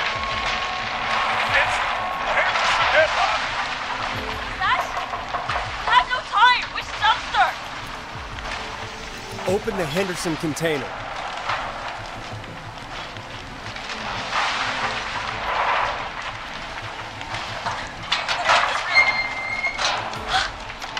I found him! Thank God. Let's hold ass! It's coming down! Oh, shit!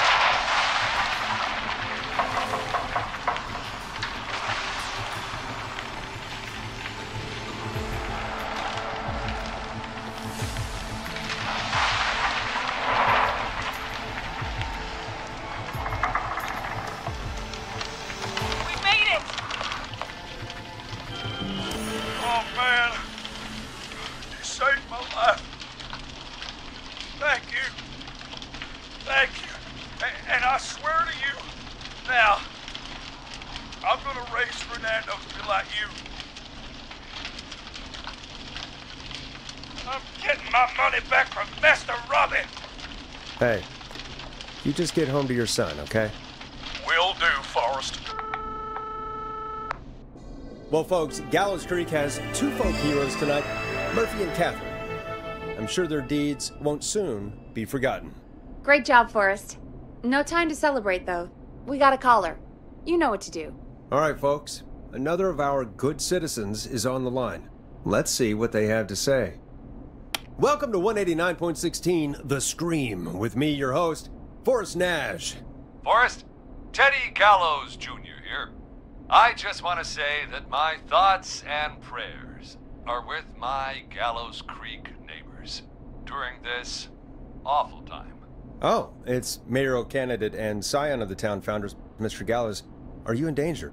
We need to be a town of law and order. We need cops who have the tools and funding they need to keep us safe. Okay, Teddy.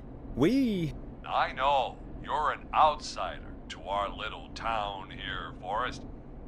But you're really stepping up to bat for us all tonight. I just want to say thank you for taking a swing for Gallows Creek. Jackass. Right. Thanks, Teddy. Now, are you... Teddy, you lowlife! This is not the time to promote your damn campaign! I just want to make sure our town is safe and prosperous. That's why the Gallows Family Factory, founded by my father, Theodore C. Gallows, God rest his soul, which employs over 200... Teddy, unless you've got an emergency, I'm cutting you off. You know what? I do have a problem. A problem that's ruining our town. You know what it is?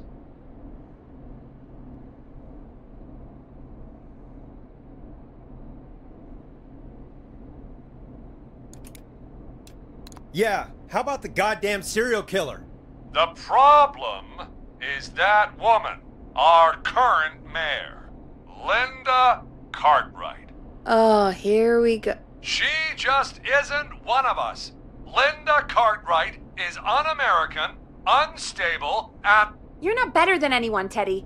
Just because you inherited half the town, Your producer sounds a little unstable, too. Don't you dare speak to me that way. Cut him off, Peggy. I can guarantee this kind of thing will not happen when I take office. The moral decay of... And that's enough of Teddy Gallows Jr. for one lifetime. I always feel disgusting after hearing him talk. Just play an ad, Forrest? I need a minute. We'll be right back after these messages.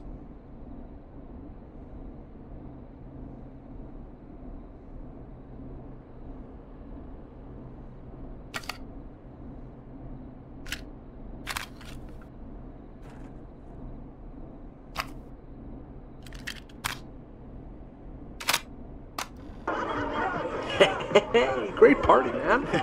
Thanks. Can I grab another beer? Hey, sure thing. Let me grab you one out of the fridge. Oh no, we're out of beer. What am I gonna do? The party is going to be over.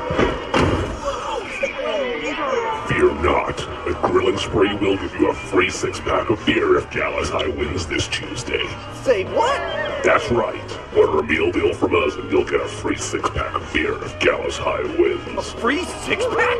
Righteous! You heard me. 6 beers if Gallows High wins. Sounds like you've already had enough beers. I hope we murder them. Me too, Billy. Me too. Come on down to Grilling Spree or call up 555-749-8335. We've got barbecue you'll die for. Yeah. Hey, Forrest. Do you know what the Grill Reaper's favorite grilling spree order is? I have a feeling you're gonna tell me. Spare ribs. Just get me back on the air. And we're back. We got a caller. You know what to do. Caller on line 1. Hello, caller. You're live on The Scream with me, Forrest Nash.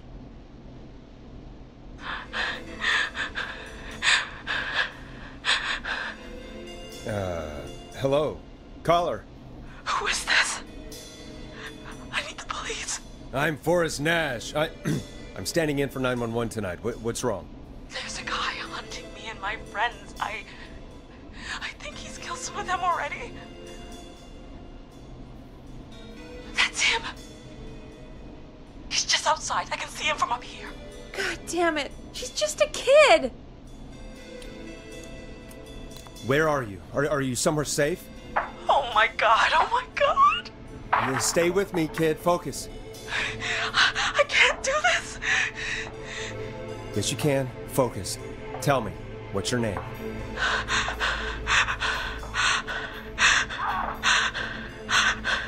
Sweetie, you can do it. What's your name? Carrie. Good. Carrie, listen to me. We're gonna get you out of there. All right? Now, where are you? The old murder house. Upstairs. I'm at the end of a hall. There's a bathroom, a couple bedrooms, a closet. Oh, he's coming. Where should I go?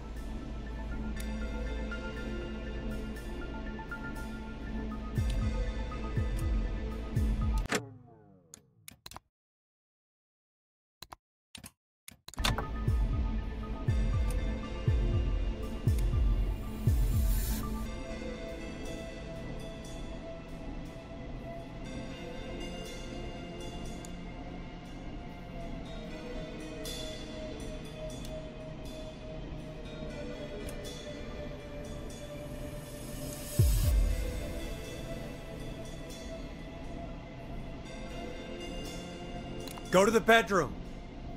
Okay, I'll...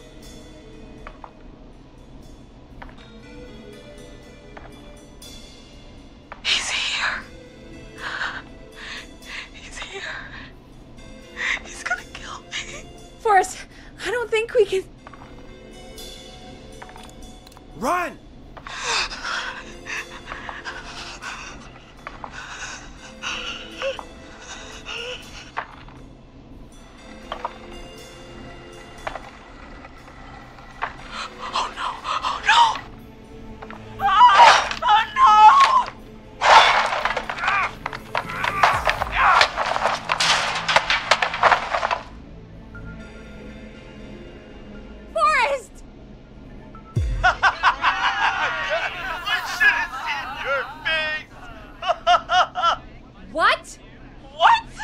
What? Are you kidding me? Okay, what the hell is going on here? Oh, who's on the phone, Carrie? The cops? It's just a joke, jeez. Wait, isn't that... Jimmy, that wasn't funny, you sicko! Of course I called the cops, but some guy just answered instead. What guy? Forrest Nash. What the hell are you all doing? It's prank night, old man. We're just having fun. That's the kid. The kid who called in earlier pretending to be the whistling man. That's it. I'm out of here.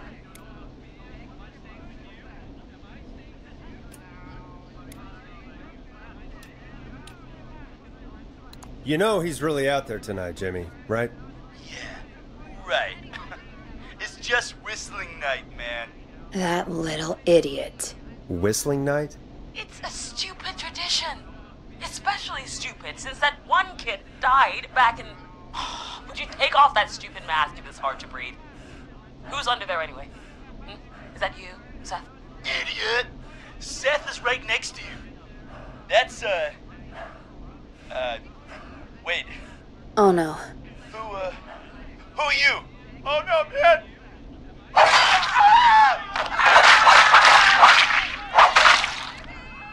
Everyone, get inside! Oh, holy shit. You two, barricade the door. Scott, Heather, you barricade the back. As long as he's out there and we're in here, we're safe, right? You buy time, but not much.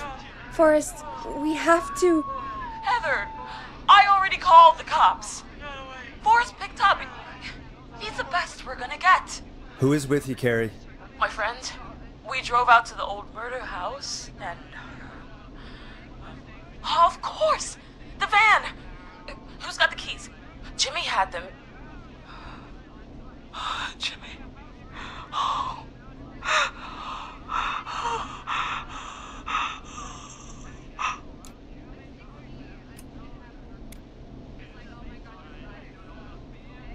Okay. It's gonna be okay, Carrie. Right. We'll figure something out. Between all of you, there's gotta be a way to beat this. Just sit tight, okay? Heather, shut up. If we do that, we're gonna get killed.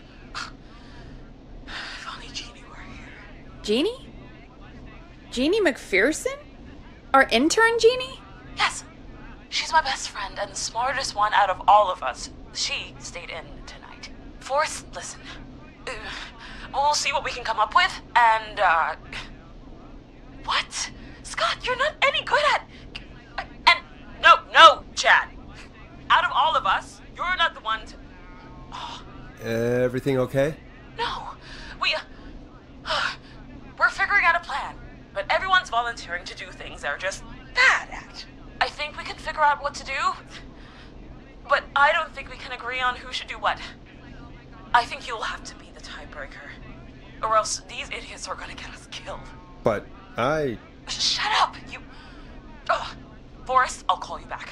But I don't know anything about your friends. Ugh, these damn kids never learn. Are you okay? Ugh, they do this kind of thing every year, Forrest. People get hurt. All right, folks.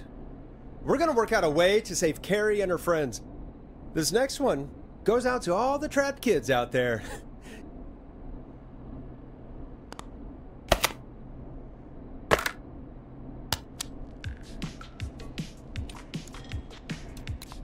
Peggy, you mentioned something about their friend working here? An intern? Yeah, Jeannie. Seems a nice enough girl, but a bit head in the clouds, you know? Not sure why we took on an intern. We really didn't have the office space for one. Poor thing got tucked away in a dark corner somewhere downstairs, I heard. All right, I'll go see if I can find her desk. Hopefully she has something we can use.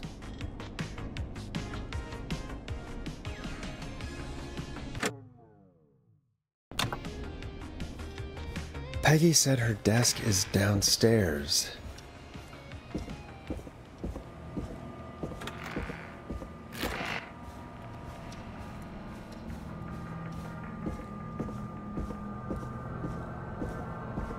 Jeez, they really tucked Jeannie away.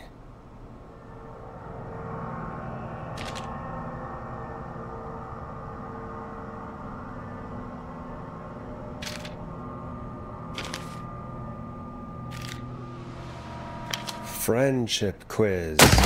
This might work.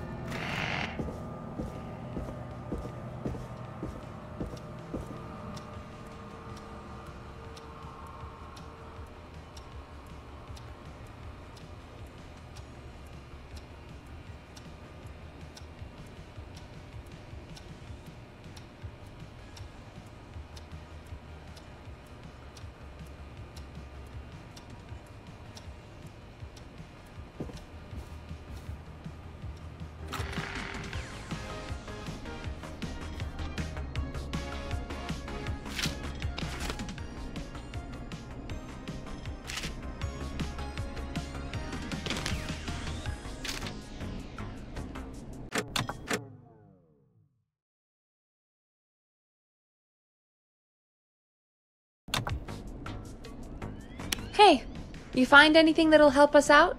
Yeah, I found a friendship quiz with all these kids on it. If you think that'll help, then good enough. Carrie's on line 1, whenever you're ready. When you're ready, shut the music off. This is Forrest Nash, back again with an unlucky caller on this unlucky night. Carrie, are you there? Yes, we've We've got a plan, but we can't agree on who should do what. You want me to be the tiebreaker? Exactly. I'm ready. What's the first step? Okay, first things first. We'll need a spotter. Someone who can keep an eye on the killer. We'll need someone on the roof. It's gonna be a hard climb. We're deciding between Heather, Kyle, and Hot David.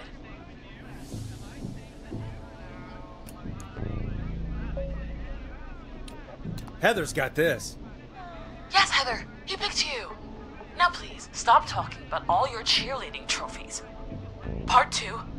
The Whistling Man padlocked the gate back to the road. Before we drive out of here, we need someone to pick the lock. Seth, Jennifer, and Scott all want to do it.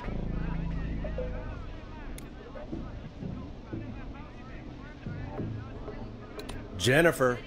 Jesus, Jennifer, you carry a bump key? Why didn't you say so earlier? Anyway, that brings us to part 3. Getting the van keys. I'll volunteer for this. I don't know Jimmy as well as you guys, so it'll probably be easier that way. Then it's part 4. This is a very detailed plan. I'm impressed. Yeah, it's weirdly easier to think when you're about to die. You're doing great. What's the next part? Part 4, we need someone to lead the Whistling Man away. We need a fast runner. For this one, we're trying to decide between... Who was it again? Hot David, Cynthia, and Scott.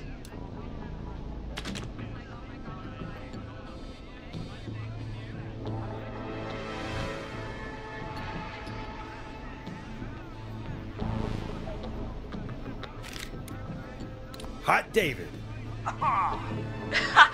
Yeah, you, do spend a lot of time running shirtless. You got this, Hot David. Sweet. Okay, let's recap. We get the eyes on the roof. A runner distracts the killer while we grab the van keys and pick the lock on the gate. Now the tricky part. The getaway. Ooh, what's the plan there? Well, we can't all outrun the Whistling Man. But he thinks we're just a bunch of stupid teens. So, let's use that against him. Part 5. We trick the killer into a trap. Someone can pretend to be injured. Who would make the most believable bait? Who you got? We got Lisa, Tammy, and Cynthia.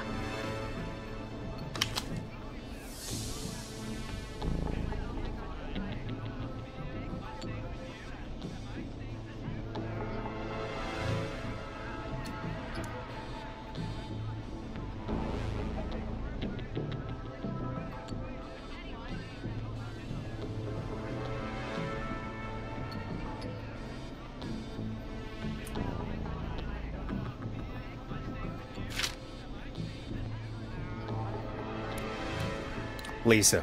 Whoa. You're right, Lisa. Having to smile at rude customers is perfect practice. That should take care of the killer. And then it's time to get out of here. Finally, part 6. We need someone who can drive us through the woods and back to Gallows Creek alive. Who's our getaway driver? Should it be... Who have we got? Chad? Scott? Cynthia? Whatever. Forrest, you know what to do.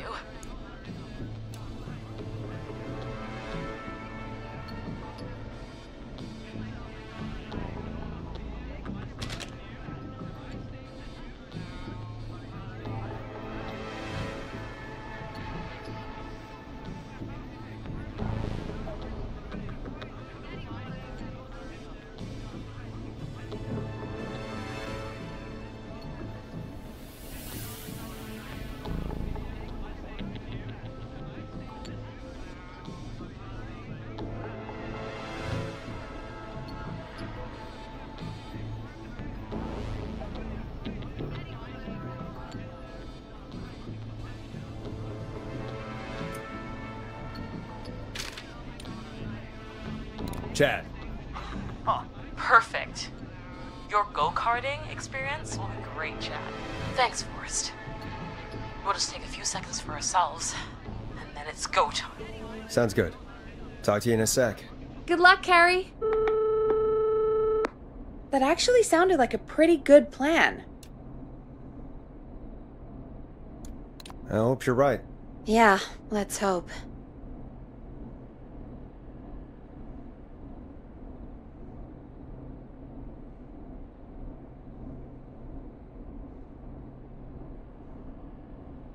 Oh, the kids are back already. Line 1 again. If you're just tuning in, we're coming to you live with a bunch of teens about to flee a madman. Listener discretion is advised. Are you ready, Carrie? We're good to go, Forrest.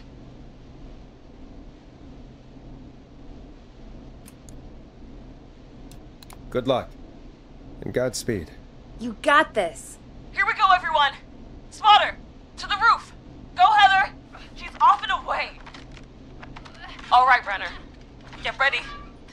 Wait for the spotter's signal. Spotter says go.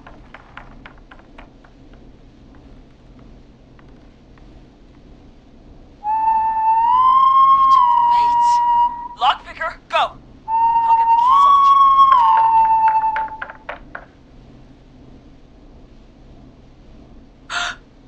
Oh, Jimmy.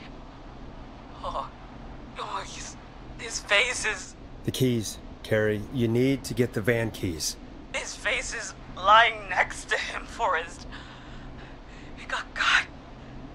Oh, God. Focus. Breathe. Right. The van keys. We got him. It's... Jennifer got the gate unlocked. And Hot David should be back any second. Perfect. It's working. I can't believe it's actually working. You're doing great. Focus. You got this. We got this. Next step, trap the killer. All right. Wait. Get into position. Everybody else, hide.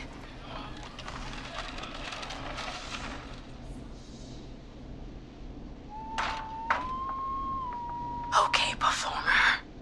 Now, act like your life depends on it. Oh. There he is. He's buying it.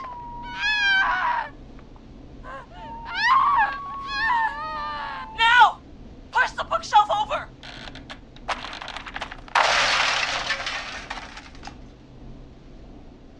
Oh my God! He went through the floor! Spotter! You need to climb down now! We gotta go! She's coming down. And yes! Heather! Quick, everyone to the van. Driver, take the keys.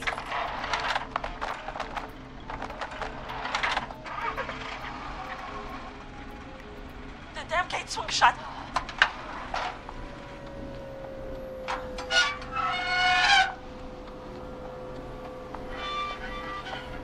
Huh? What? It won't stay open. I'll hold it. You drive through. Carrie! What was that? It's a whistling man. Drive! Now!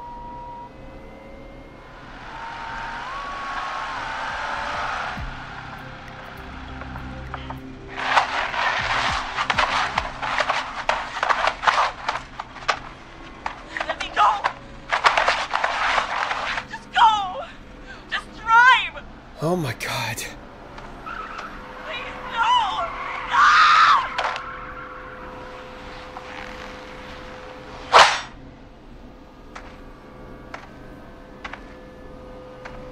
Carrie?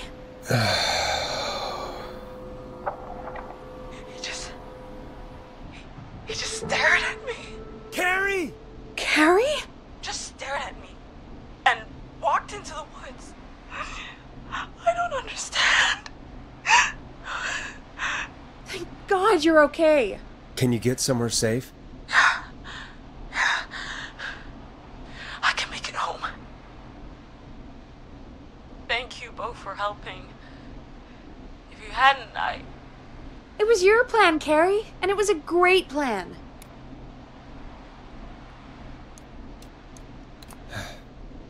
You get home now, Carrie, before he changes his mind. Right. I need to get home. Breathe, Carrie. You're okay now. I'll call you when I'm somewhere safe. Talk to you then. Folks, that was a lot. Our Thoughts go out to Jimmy's parents in this awful time.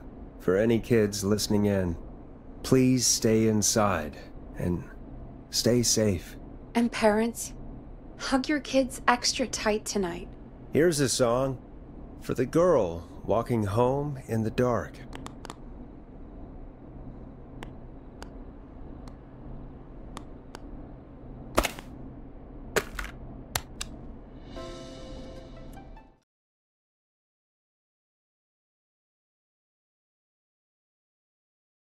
Hey, we had a call come in.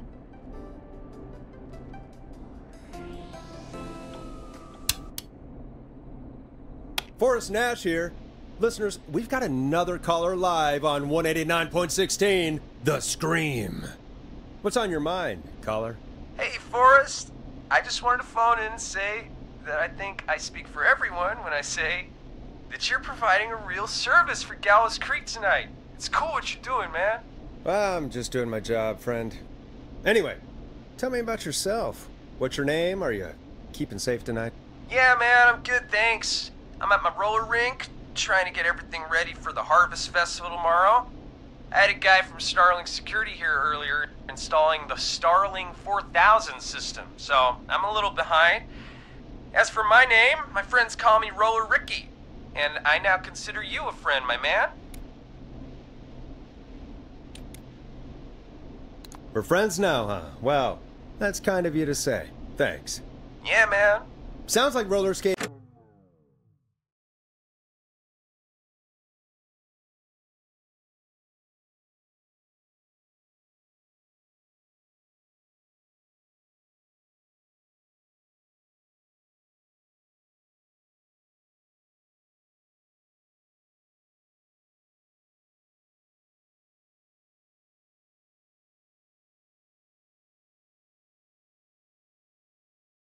Skating is more than just a job to you. So is this vocational? I wasn't always Roller Ricky. Once upon a time, believe it or not, I used to go by just Ricky. Yeah, back then, things were pretty rough. I used to roll with a bad crowd.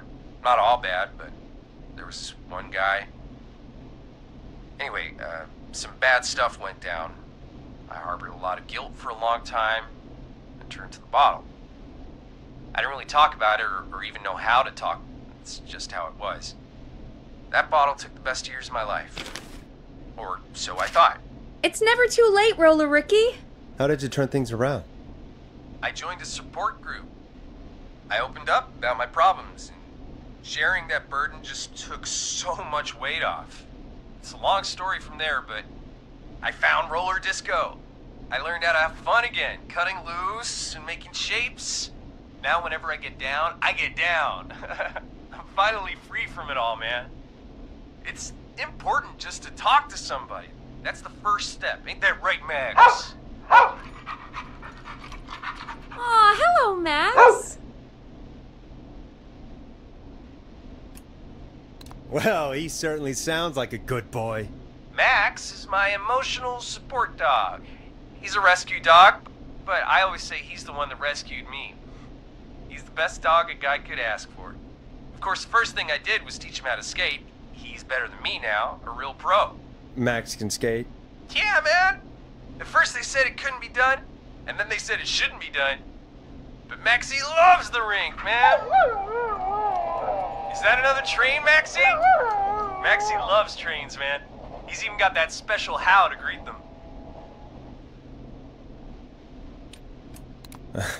It sounds like you two make a great pair. Maxie appreciates all the positivity you're throwing out, my man. You know, I'm actually hosting free skating lessons tomorrow at the festival. I think it's a great opportunity to give back to the community. Man, all this talk of skating's got me itching for a boogie. Before I switch my radio off for the night, could I request a song for us? Something I can groove to, you know, something funky. It'll be me and Maxie's final boogie breakdown tonight. Then I think we'll take it down a level. I can do that. Thanks again for calling. You and Max, be safe now, okay? Bye, Maxie. You got it, man. Peace. Well, folks, this next one goes out to Roller Ricky and Max. Enjoy.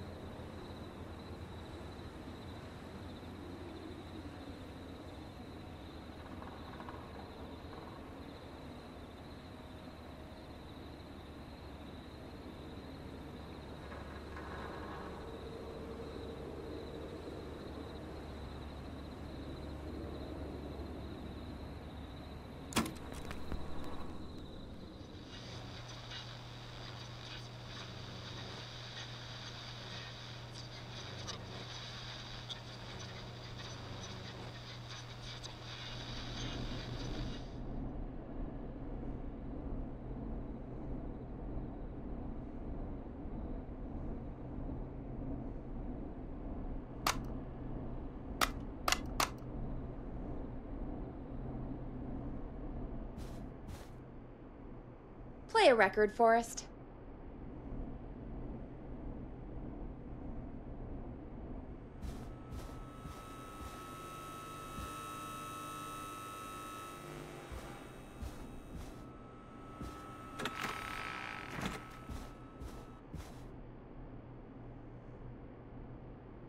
I better put a record on.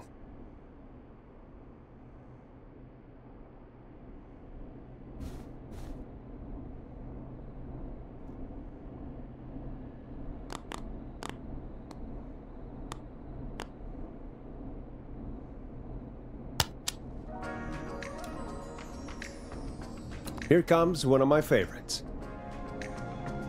I really needed that call, you know, after everything. Yeah, I get that. He talked a bit much for my taste, but it is inspiring to hear somebody come back from the brink like that.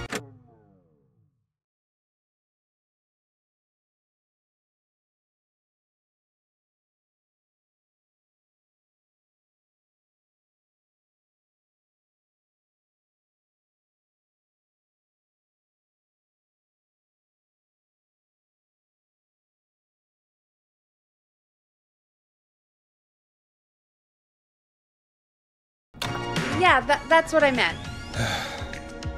You were thinking about Max on skates, weren't you? Well, would you look at that? Another caller on the line. What are the odds? Better take it. Welcome back to 189.16, The Scream. This is Forrest Nash. How are you tonight, caller? I'm doing okay. I made it home safe. Gary! Hey, I just wanted to thank you for doing what you could earlier. You know, even though we lost Jimmy, and I don't know. Hey, it's okay. You were so brave earlier. You're safe now. I wanted to ask you why. Why he didn't. Why am I. Why what, Carrie? Why did he spare me? After what he did. Why let me go?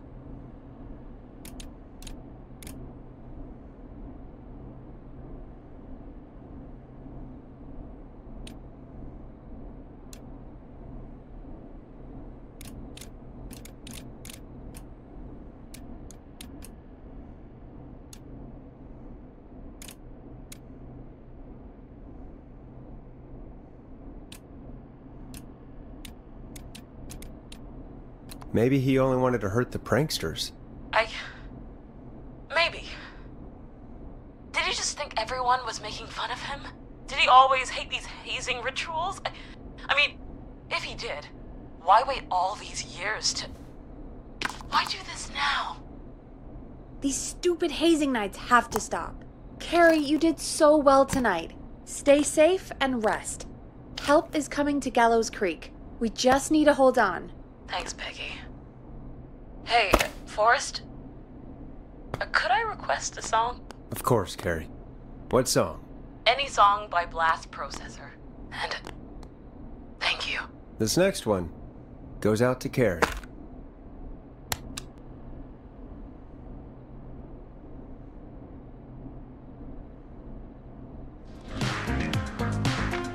You know, what Carrie just said has really got me thinking. About what? The Whistling Man left her alone. Why? There must be a reason.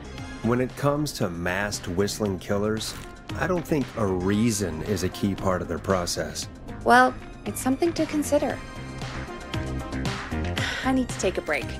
If you want to stretch your legs, now's the time. Just hit the Peggy button when you want to get back on air.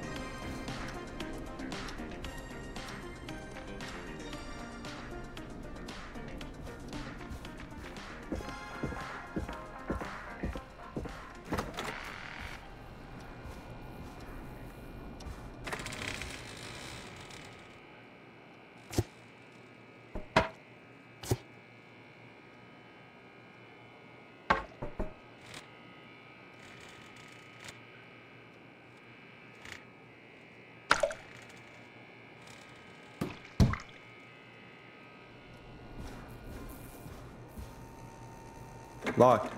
For now.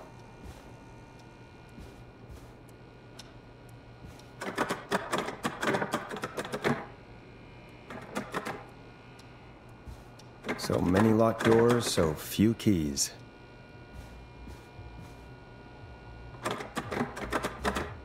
Locked tight.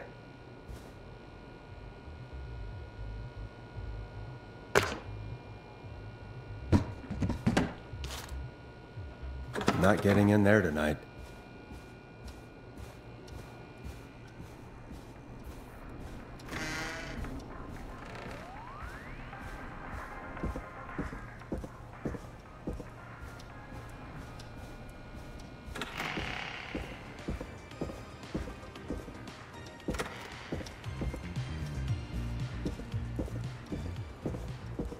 That's not opening.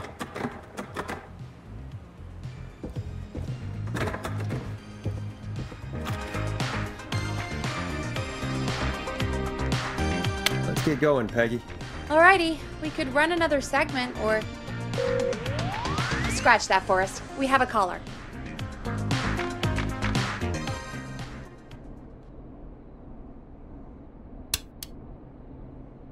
You're through to 189.16, The Scream. What's your emergency? Hello again, Forrest.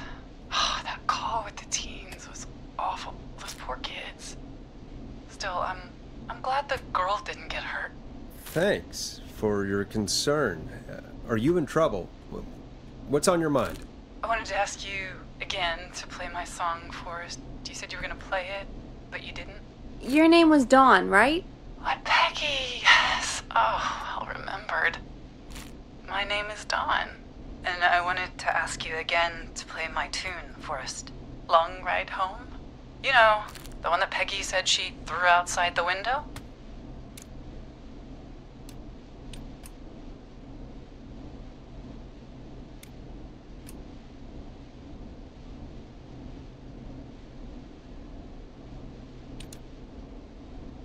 But we don't have that song.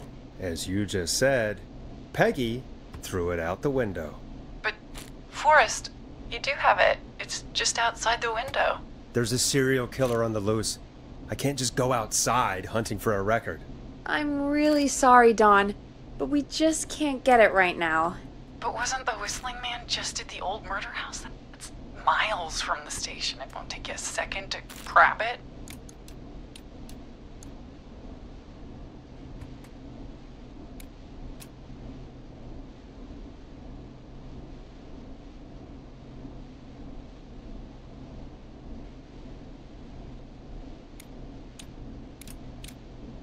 Call us back tomorrow when this is all over, Dawn, and I'll gladly play it for you then. No, that won't do. Don't worry. I think I can bring you around. Forrest? Peggy, I'm calling with more than a request.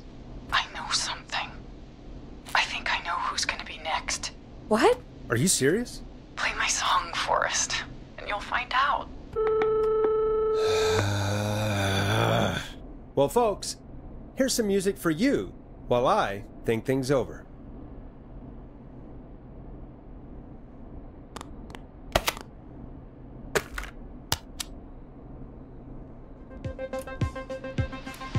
You'll like this next song. Is she serious, Peggy? She's serious about hearing that song, that's for sure. Peggy, I mean, is she serious about... I don't know, Forrest, but we don't really have a choice, do we? If she's telling the truth...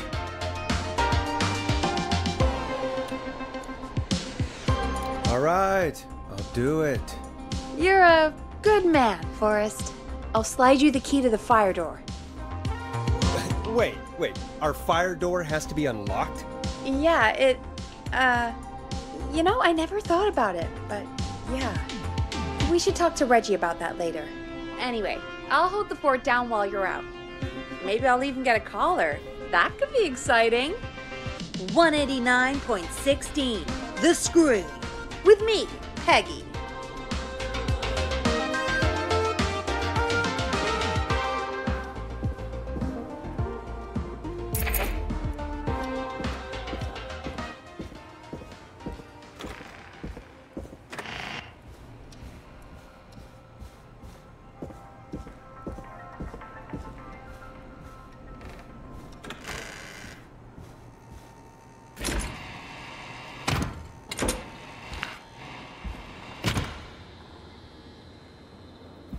You know, I hope she'll be happy when I'm brutally murdered by the Whistling Man. Out here, in the open, alone.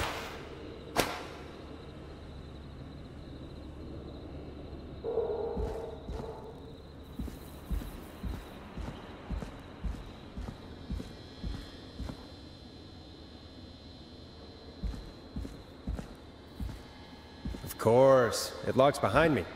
And of course the key doesn't work on this side. Fantastic. Maybe there's another way back in through the basement. A door, or elevator, or something.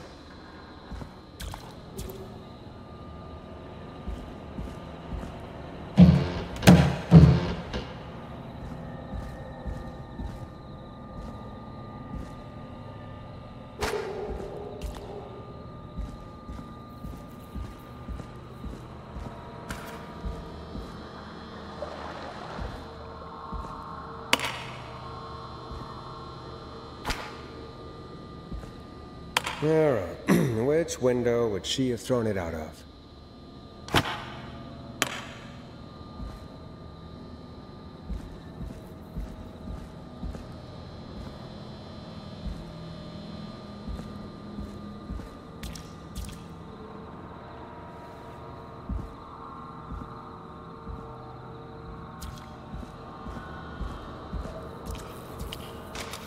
Here it is.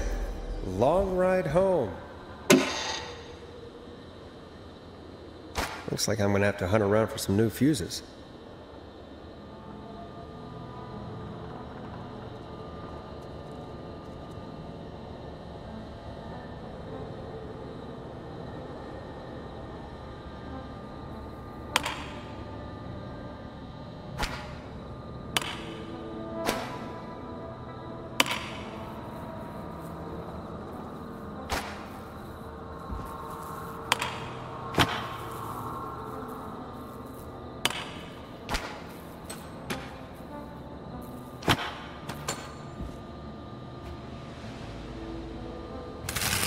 Nah, that's not right.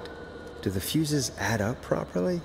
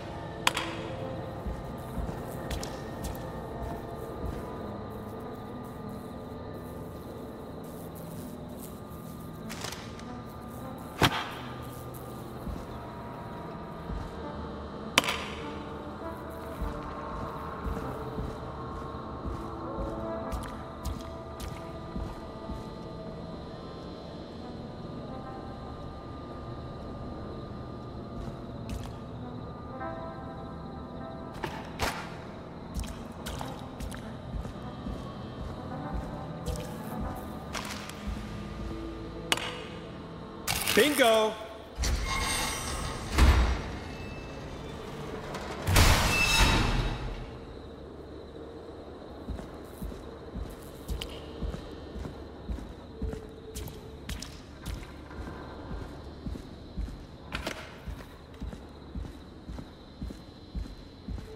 I could probably survive that fall.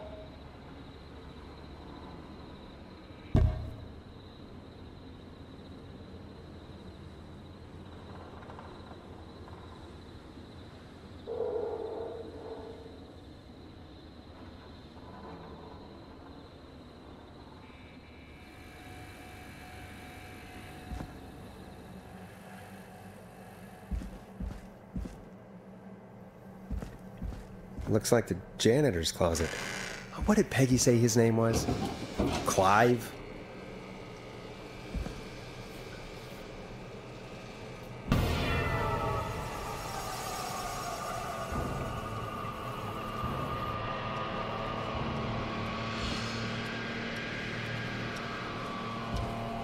What the hell? Peggy is not gonna believe this. There's a key. I'll just take that. Might be important.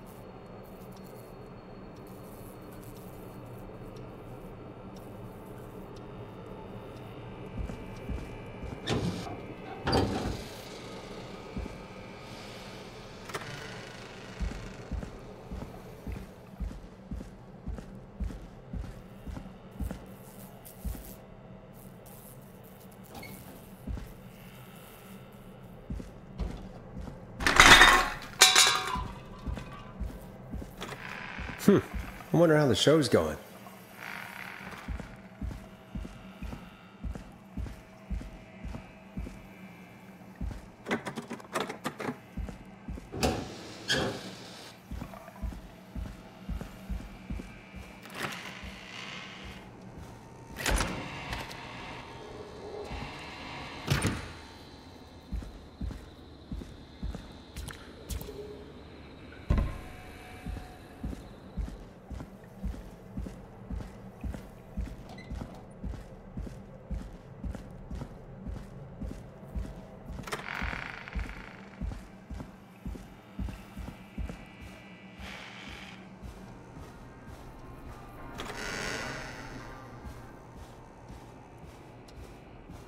I need a key to get in there.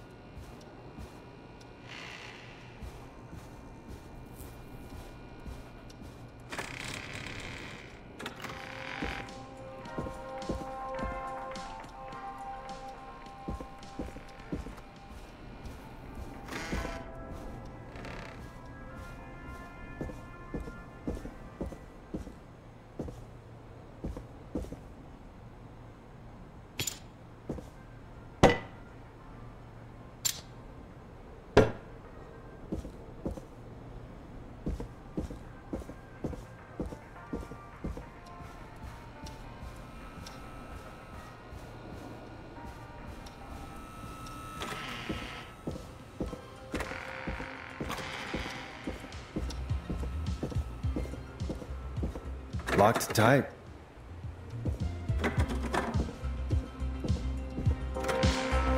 Isn't that such a good song, folks? And now for... Jesus, Forrest, you've been gone for ages. I thought something had happened.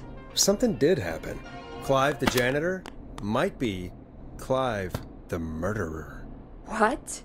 I'll start from the beginning. The fire door locked behind me, so...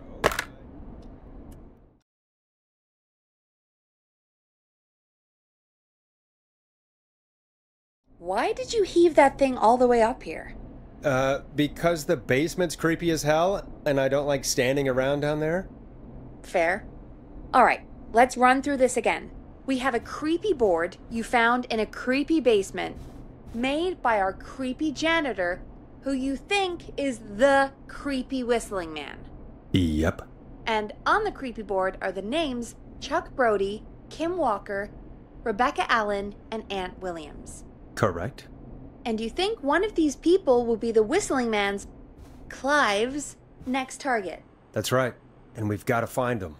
You said there are 4 locations listed there too?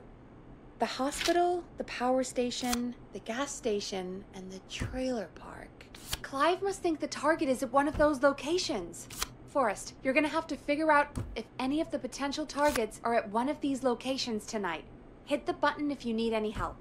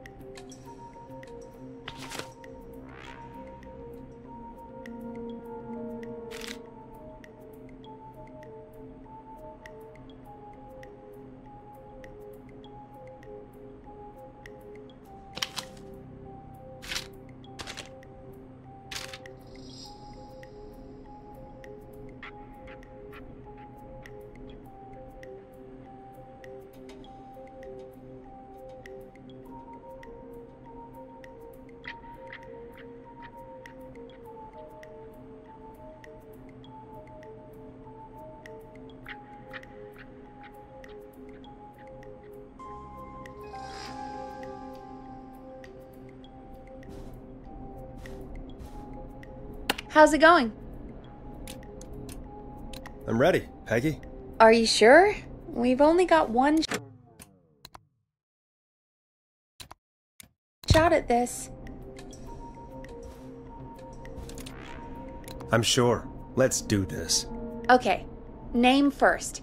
Who do you think the target is? Aunt Williams. And where will I find them?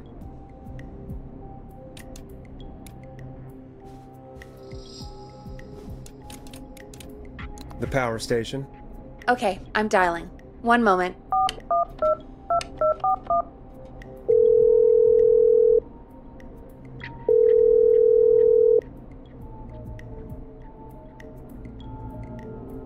Forrest, I'm through to the power plant, but they say there isn't anyone by that name there. What? Then who? Jesus! It sounds like something blew up! He's using bombs now? Oh my god. The call board, one moment. Forrest, I'm getting so many calls. Just let me... I'm gonna take us off air for a moment.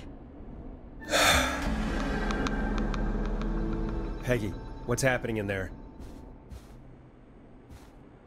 Peggy. I'm back. He blew up the gas station, Forrest. Okay. I spoke to the fire department and the hospital. The fire department is useless now, as you know. And, the hospital's only ambulance was at the gas station. Forrest, you've got to say something on the radio. You...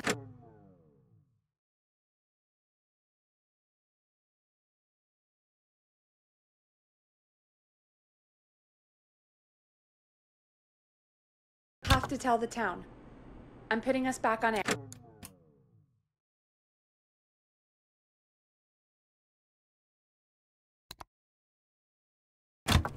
Now.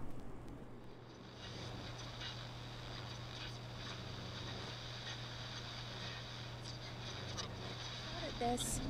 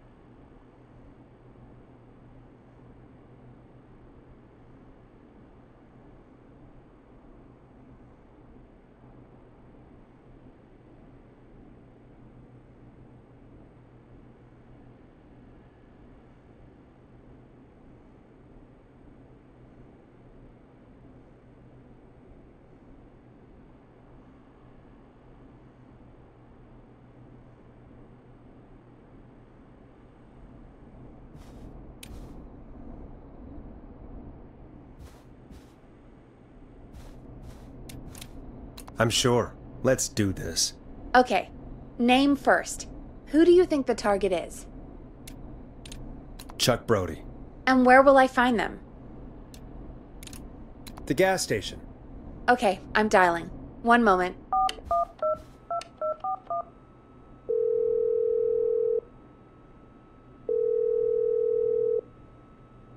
Hello? Chuck Brody! Listen, I know this sounds crazy, but we have reason to believe the Whistling Man is coming for you. You need to get yourself and everyone else out right now. The Whistling Man? Who the hell are you? Who is this? This is Forrest Nash. Listen, the Whistling Man's back. We found a list with your name on it, and... Oh, God. It's today. The year I finally let myself forget.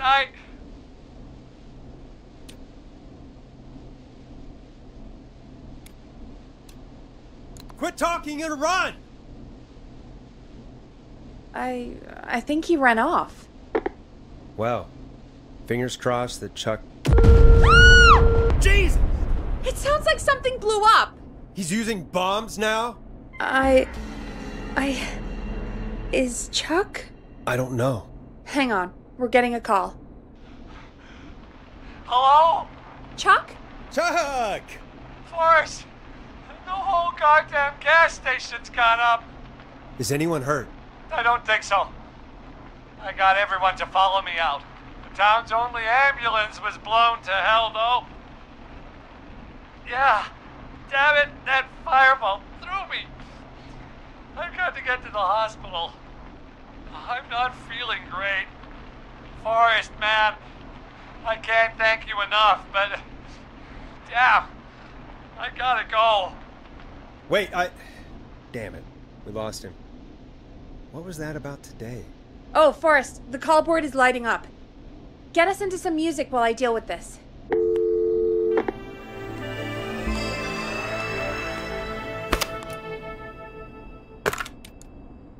Here's some music while we regroup here on KFAM 189.16, The Stream.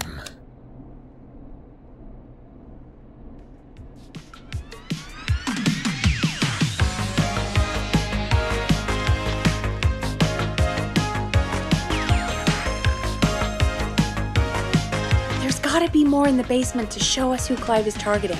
And if that's the case, we can get ahead of him. Stop the killings before they can happen. Forrest, we need to go back down. By we, you mean me, right? Yep. Like I said, I need to handle all these calls. Maybe start with that creepy mannequin room you mentioned before. I still have a lot of questions about those, by the way. Me too.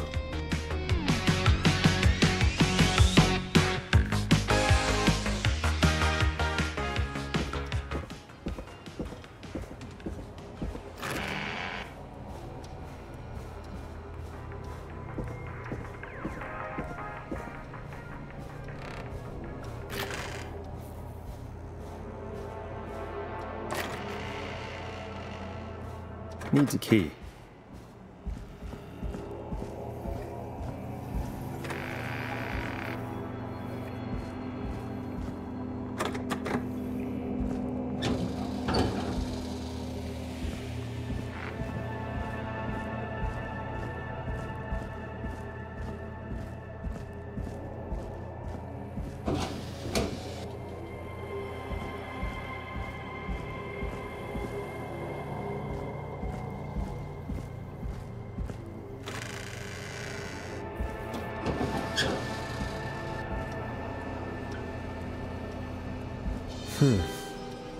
A key?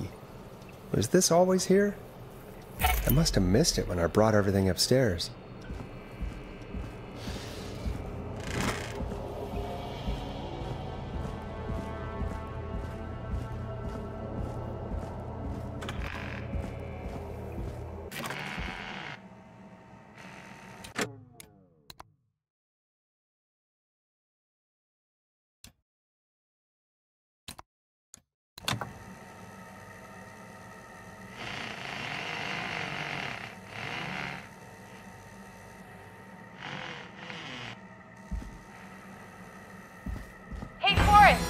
Peggy, give me some warning before yelling down the intercom. Sorry. Buzz the intercom when you find something and want to discuss it.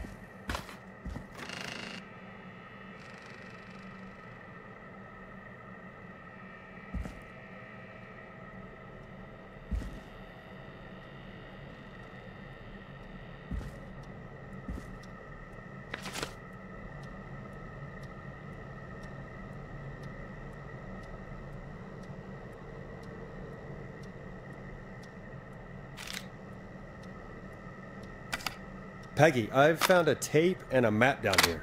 A map of what? Looks like it might be to somewhere in this storage area. Weird. Well, maybe the tape will give us more information. Give it a play.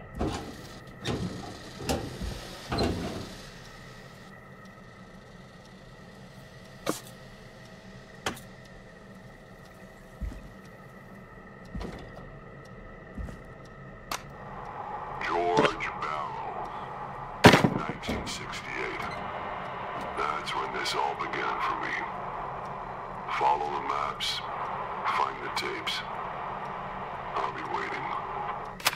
Wait, George Barrow? We all heard that he drowned after a night out drinking.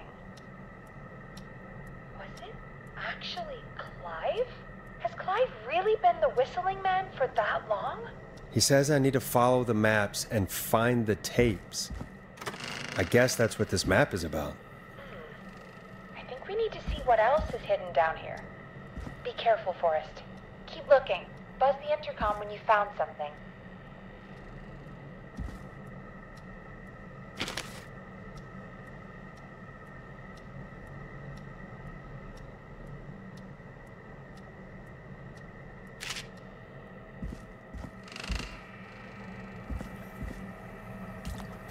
Time of autopsy is 7 a.m.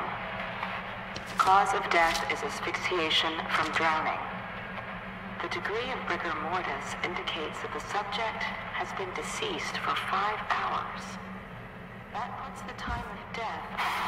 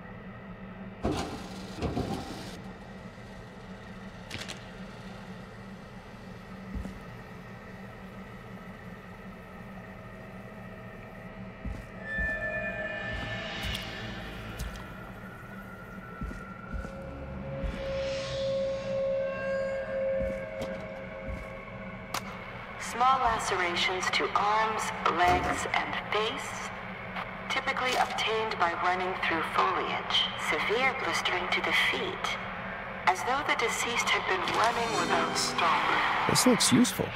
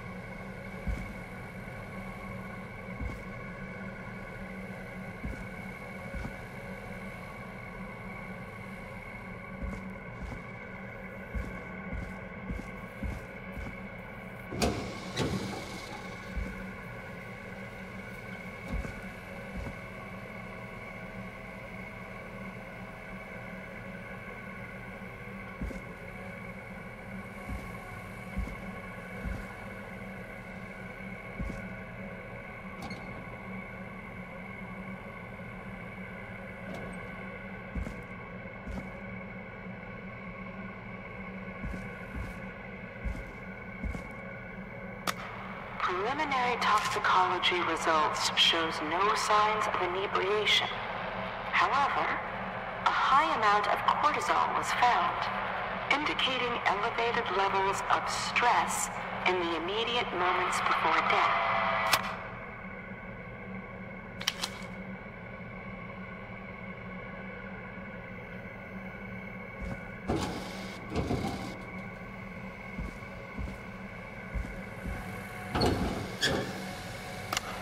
Additionally, there appears to be a post-mortem injury to the arm.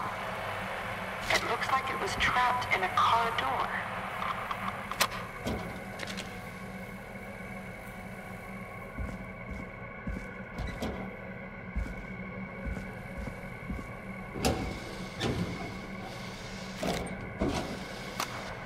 It is the coroner's opinion that the subject likely feared for his life and was chased, resulting in a fall from a height into a body of water, where he hit his head, was knocked out, and drowned.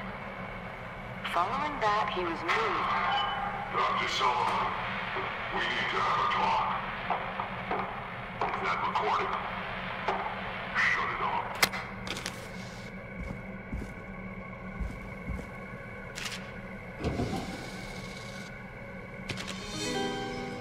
Now this has to be important.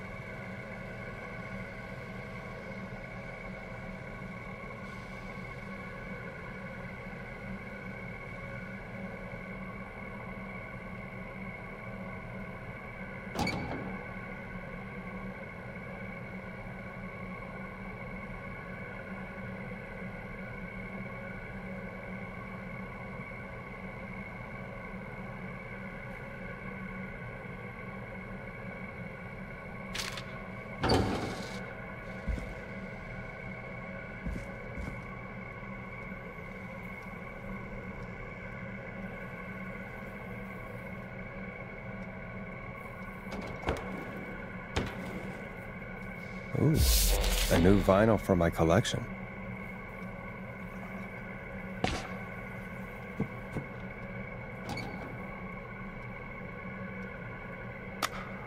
If you're listening to this, then I'm probably dead. What the? I'm a man who likes to stay informed. I've got subscriptions to newspapers all over the country. A few weeks ago, I noticed headlines cropping up in those papers, one after the other. Each headline about a murder. Each murder, the death of someone I knew almost 20 years ago. And each one drawing closer to Gallows Creek. Drawing closer to the anniversary. None of us are innocent. But I don't think we deserve killing. All I hope now is that I can save some folk from the worst. And I can, I don't know, do something to make up for what I did back then, I guess. I didn't kill anyone, mind you, but that's past mattering. Now, there's more I could say, that I should say. But my employer made it clear that my family would pay a high price if I ever spoke out. So, hopefully I've said enough for you, listener, whoever the hell you are, to start putting the truth together. What the hell? Peggy is not gonna believe this.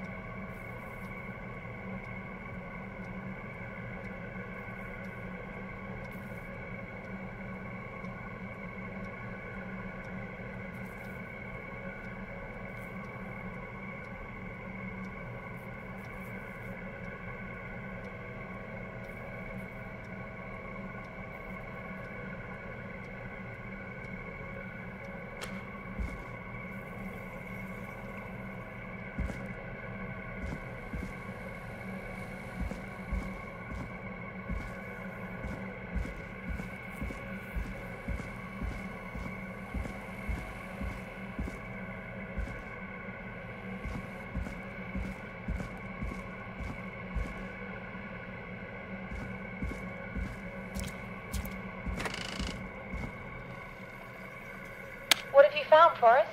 It's an autopsy tape. Doesn't say for who, but I think it must be for George. Poor George. He was so young. Something's bugging me, Peggy. What do you mean? I swear I recognize the voice of the woman talking on the tape. I just can't place it. Seriously? Do you think you've met her before? I don't know. I mean, I just got here recently. I don't know. Found another tape. It talks more about how George died. What did it say? It sounds like he was running for his life. Sprinting through trees and bushes, getting cut up all over. What would drive someone to do that? I'm not sure yet. There's also a tape about a toxicology report. There were no signs of drinking or that he was on anything. What? But everyone said he went swimming drunk and drowned. It was in the newspaper and everything. I found a written autopsy report. What does it say? According to that, it's just like you said at the start. George drowned after getting drunk. Said he liked to fight, too. But that contradicts the tape. I know. And I think I know why. There's a note with the report that says, "I'm sorry I made you do this, Virginia." If it was on the autopsy report, then Virginia must be our coroner.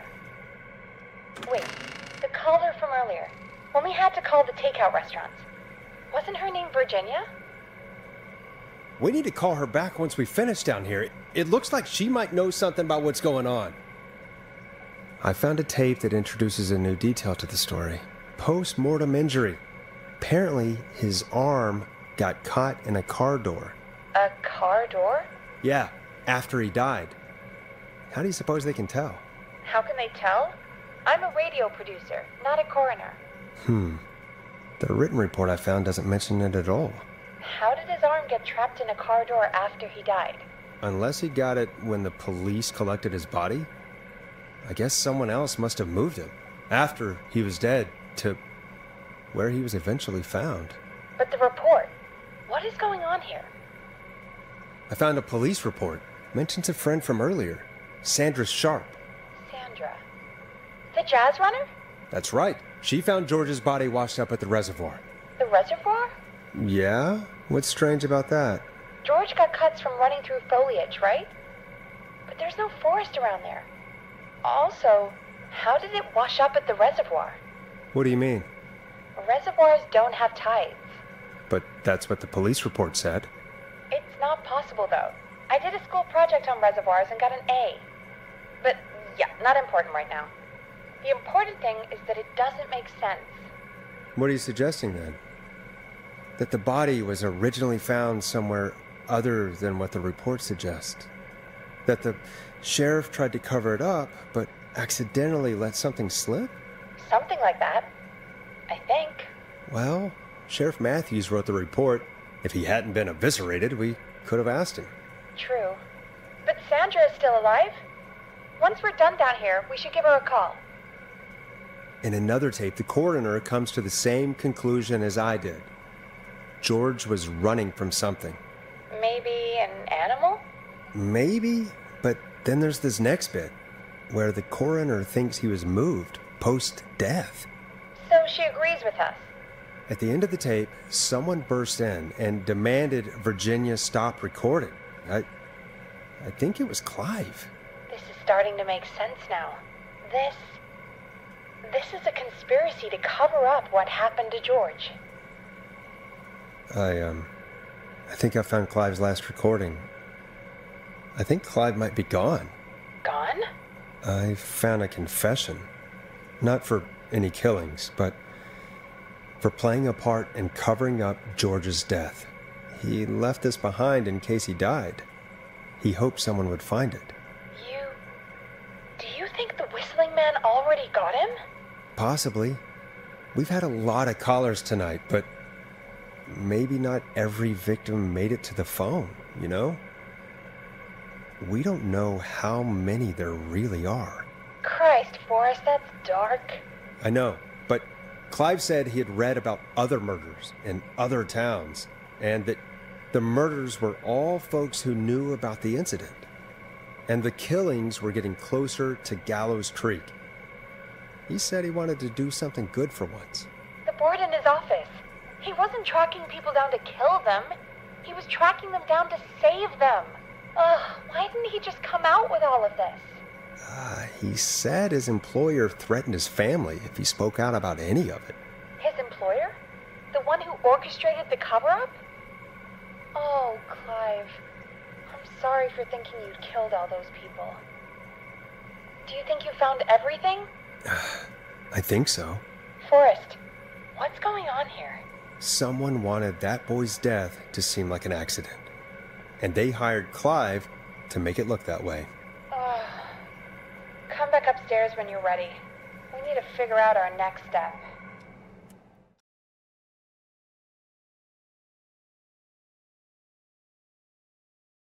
Thank God you're back, Forrest.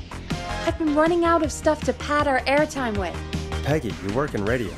Forrest, I'm stressed. I mean, really. How are we supposed to keep a show going with all this happening? Beats me. But we gotta do it, and we're going to. You're right. So, what's the plan now? I think we should call Virginia back. All right, I'll get her on the line. Okay, Forrest, shut the music off.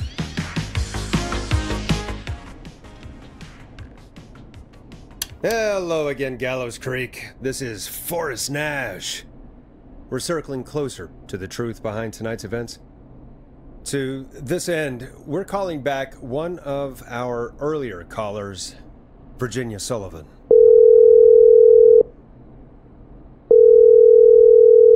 Fredman Plunker here?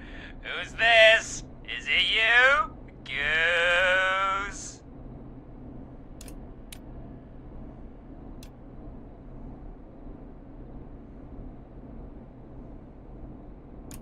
Plunker, it's Goose. Goose! Goose, Goose, Goose, Goose, Goose! Where are you? Get your ass here! The party has moved! Oh, cool. Where's it moved to? This old lady's house. She's pretty cool, though. Dude, she said we could raid her liquor cabinet if we stayed and protected her. Of course, we're not drinking anymore. We're staying sharp in case that whistling turd turns back up. The old lady might need our help. Of course, man. Of course. Hey, could you put me on with the old lady? You know, should check if it's cool for me to drop by. Oh, there's that Goose respect we love. I'll grab her now. Hello? Is this Goose? Hey, Dr. Sullivan. Who is this? Hey, Virginia, it's Forrest. I'm glad you're still okay. Oh, Forrest. Sorry, I'm still jumpy. I can't blame you. I'd be jumpy too. I'm so sorry this happened to you, Virginia. I thought I was. I thought... Easy. We're not calling to talk about earlier. We're calling because we think you can help us understand why this is happening tonight. Me? What would I know?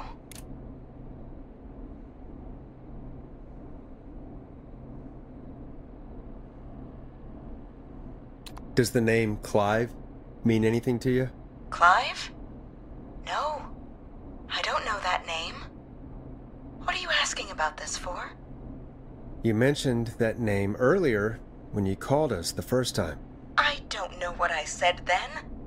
I was petrified, Forrest. Clive's the janitor at our station, and we know you spoke to him in the past. Forrest, please. You don't know what you're doing. He'll come for me. Virginia, it's okay. Clive won't be coming after you. We think Clive's dead. Dead? But isn't he? He's the whistling man, Forrest.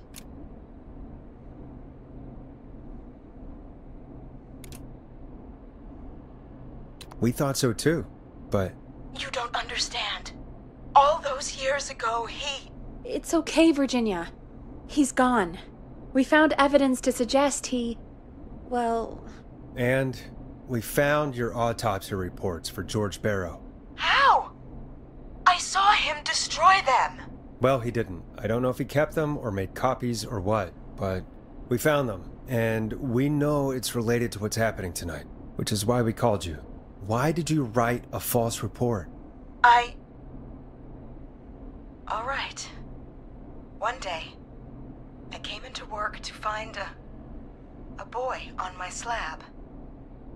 And as I finished the autopsy, this man, Clive, he just burst in. And he started making demands to give over the reports, to falsify what I found. Of course I said no. But, well, when someone wants to make you do something, they can use the carrot or the stick. For me, he used both. You see, my sister is sick. She has a chronic condition that's never going away. It's expensive to treat, and it was getting to where I couldn't afford it. And Clive promised me that his employer would pay for my sister's treatment if I did what he said, and that if I ever spoke about this, he'd beat me to within an inch of my life. I don't know why he had me do it, but my sister needed me. You have to understand, she needed me. We understand.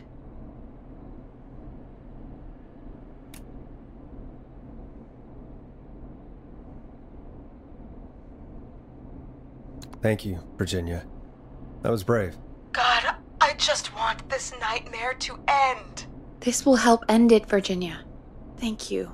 Stay safe, Virginia.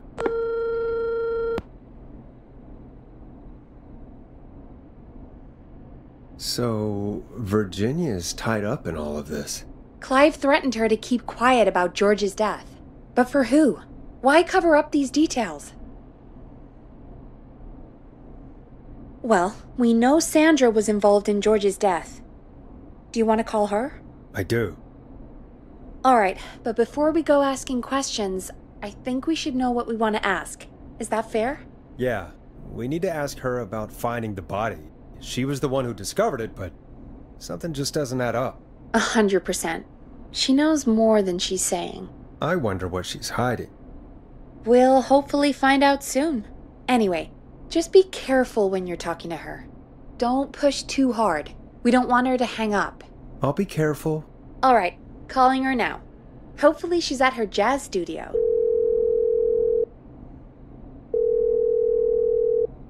Aha! Forrest, you're through. Hello, this is Sandra at Jazz Pizzazz Jazz Studio. Who is this? Hello again, Sandra! It's Forrest Nash of 189.16, The Scream. And you're live on air.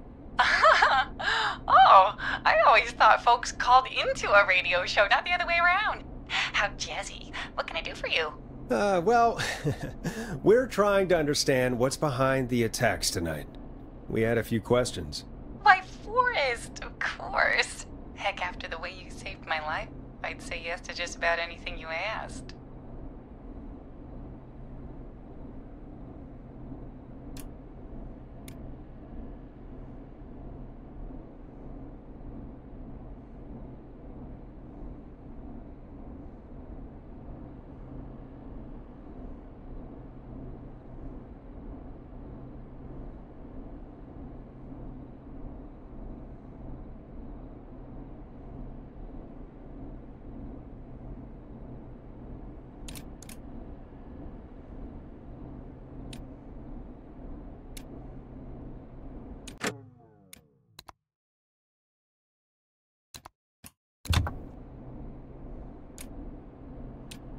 I'm calling to talk about death and murder, Sandra.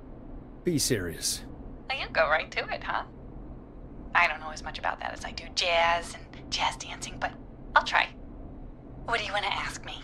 Do you know why the Whistling Man might have targeted you? Ha! As far as I could tell, he was just a knife-wielding psycho with superhuman cardio. He'd have chased after anybody. Right. Well, we think he might be chasing specific people. People who know about the death of a boy named George. Oh, I don't know anything about that. Sorry.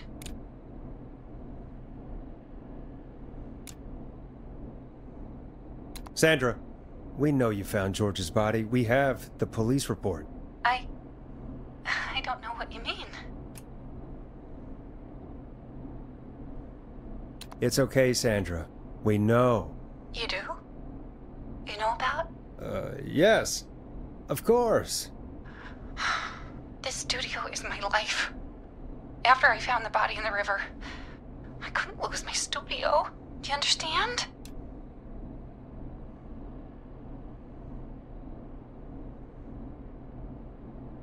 Sure. I understand. When the rent just kept going up, he said he'd stop if I just needed to keep quiet. And everything would be okay.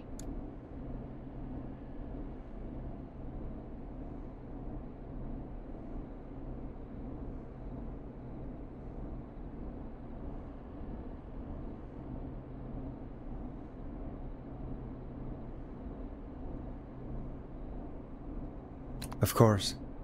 We understand. I mean, it's not like I killed him. What was the harm in saying I found him in the reservoir instead of the river? Right? Right? I'm sorry. I can't do this. And she's gone. I don't think that could have gone any better. You truly did great, Forrest. Well, folks, if anyone out there has any thoughts on what's going on tonight, please call in. That's good timing. We've got a call waiting just this second. Welcome to 189.16 The Scream, with me, your host, Forrest Nash. Hi, Forrest. I know this is really out of the blue with everything happening tonight, but I wondered if you could send a special birthday message to my uncle.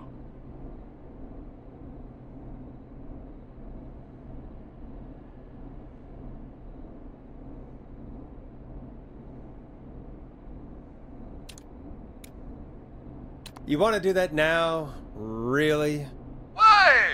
Of course now. It's his birthday. I won't have a chance to do it again until next year. May as well, Forrest. Fine. What's his name? Thank you, Forrest. He's my Uncle Ronnie. His first name's Peter, but he never liked his name. But since he always had salt and pepper hair, even as a kid, can you believe it? Folks always called him Pepper. Thanks for the history lesson. Is there anything besides happy birthday you would like to say to Mr. Pepper? Oh my god damn it!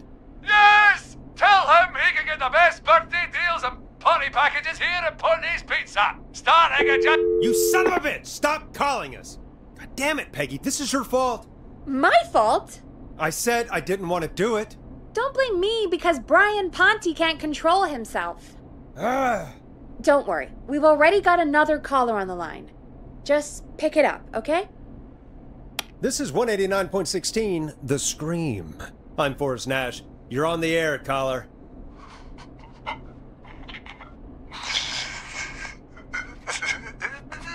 Caller.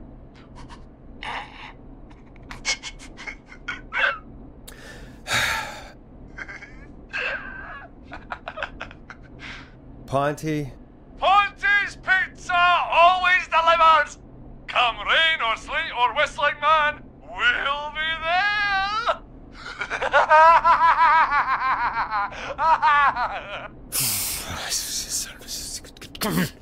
Forrest? Forrest? Are you okay? Forrest? I hope the Whistling Man gets in with his own pizza slicer. Jesus, Forrest?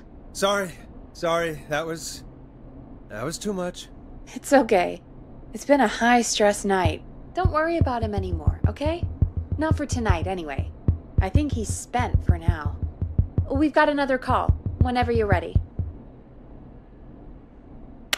Folks, don't spend your money at Ponte's Pizza. That's all I'm gonna say about that.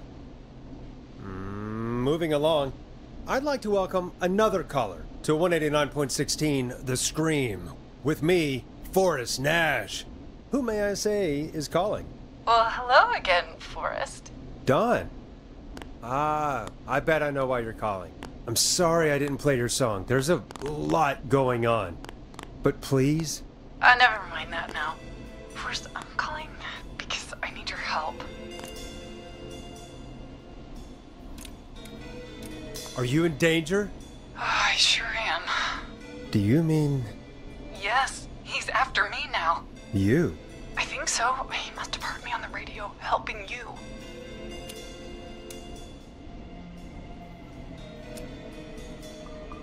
Right. Okay. Tell us everything. I was out following a lead, trying to work out who would be next, after Chuck. And what happened? And I started to feel like I was being followed. I came back to my apartment building, but this newfangled security system has me locked out. I need you to help me get inside.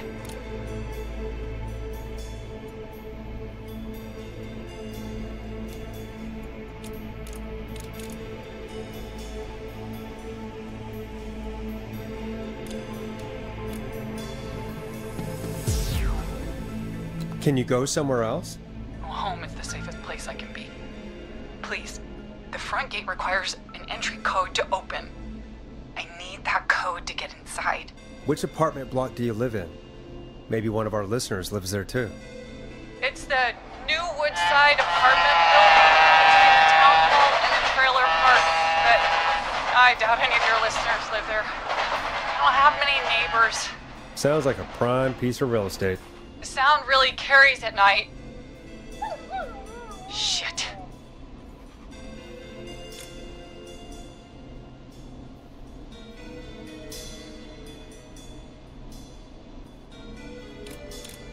Sounds like a noisy part of town.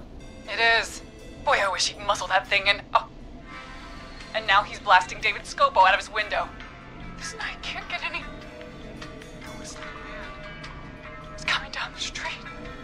I don't think he's seen me yet. Forrest, please. I need your help. I need the code for that security system, or I'm gonna die.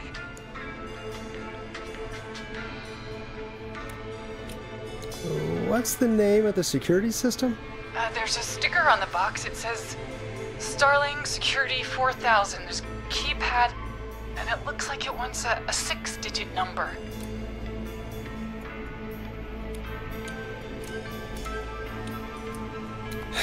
We'll see what we can do. Thank you, Forrest. Yeah, of course. Don't worry, Don. Thank you, Forrest. I knew I could count on you. I'll sit out of sight. Call me back soon. All right, folks. Here's a little tune for you all to enjoy while I try to break Dawn into her apartment. You were pretty quiet there, Peggy. Forrest, was it just me, or was there something... It wasn't just you. Something was weird about that. Yeah. Well, tell you what. We have a Starling 4000, or whatever, here at KFAM. Clive bought one for the station. Maybe we can find something to help. Well, I'm not sure who, but to help someone.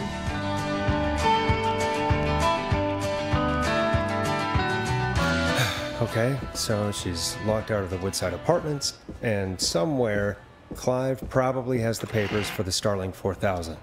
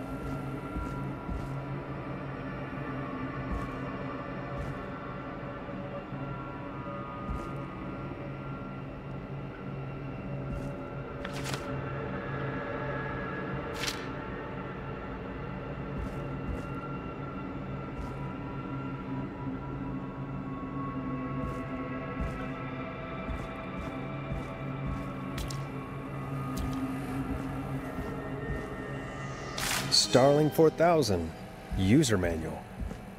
Ah, these codes should come in handy.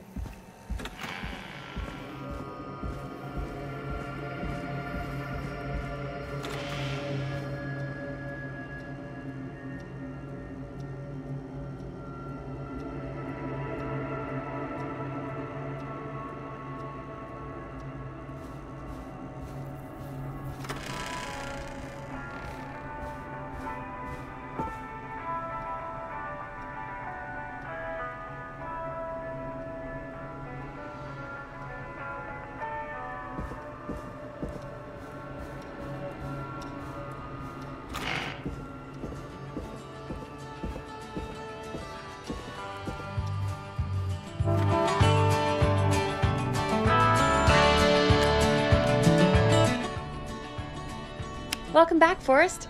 Find anything? The Starling 4000 security manual. It's got a bunch of codes. Good. And did you find anything else? Nothing, except the manual. All right. Well, I'll get Dom back on the line then, Forrest. I'll let you take it from here. Thanks, Peggy. When you're ready, shut the music off.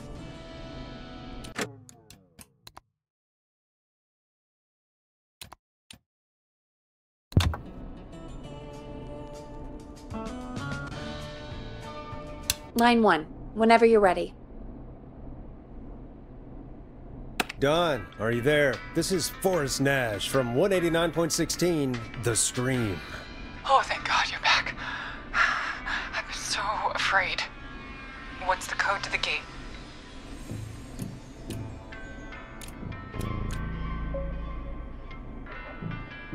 The code is 191519.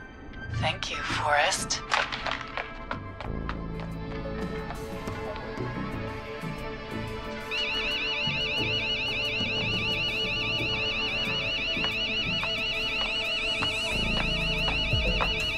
Son of a bitch. Ah!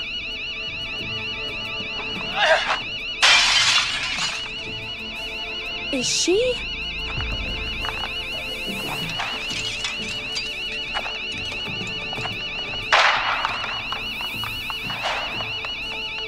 Yeah, stay out! Nobody disrespects the sanctity of the ring! Don't ever come back here again! I'm calling the cops!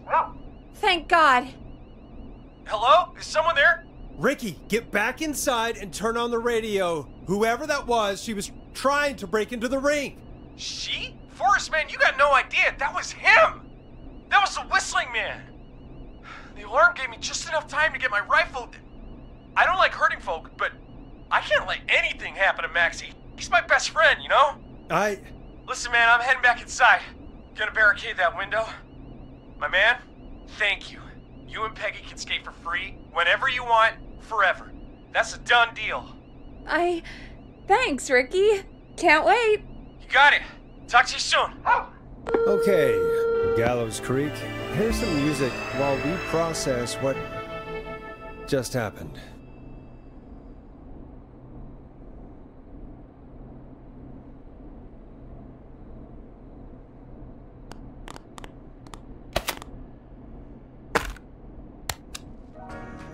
So, the whistling man is a woman?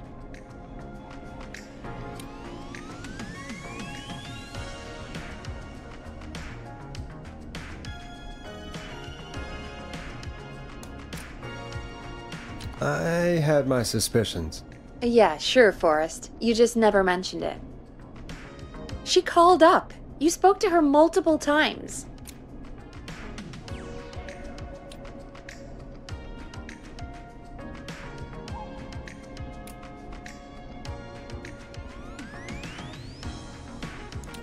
I knew she wasn't right. Is that right, Sherlock? Why do you think she requested that song?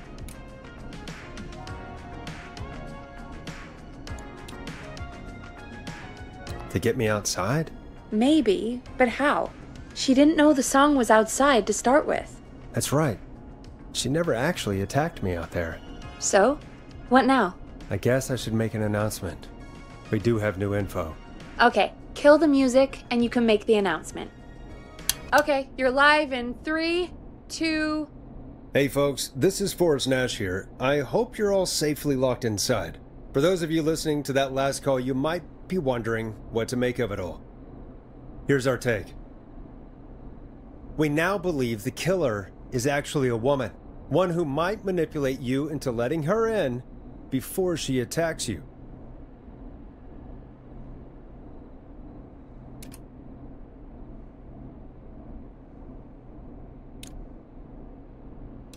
We're neighbors. Look out for each other and stay safe. The killer was calling themselves Dawn. This could be a fake name. If anyone needs help or you have info on the killer, please call in. You folks have my new number, right? It's 911. Hopefully, our next caller can help shed some light on our killer. Hey, we had a call come in. Okay, folks, time to take a call. You're through to Forrest Nash on 189.16, The Scream. Hey, man. Murphy? Damn straight. What's going on, Murphy? You in danger again? Nah, man. I've just been listening to the show here at home. And since you asked folks to call in if they could help out, well, I'm calling. I don't know if I can say as much as other folks have, but I figure I wouldn't be a good role model to Fernando if I didn't try to help, you know?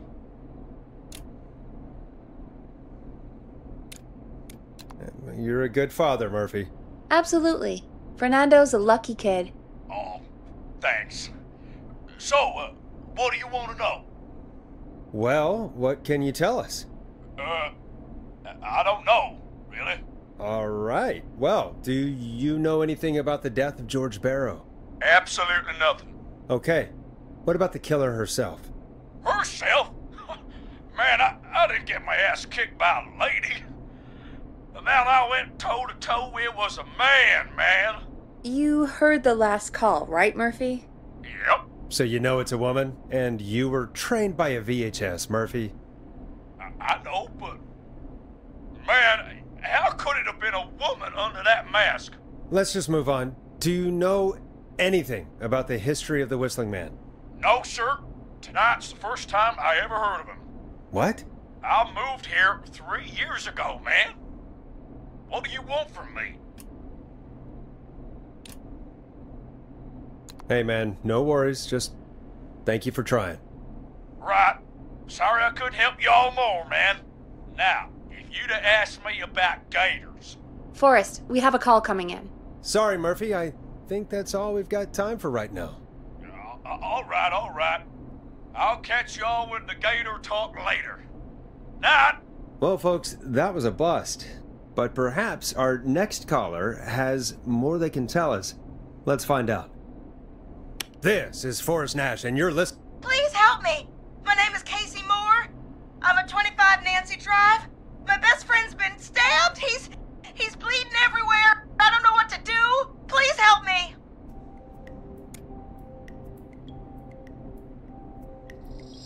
Is he still breathing?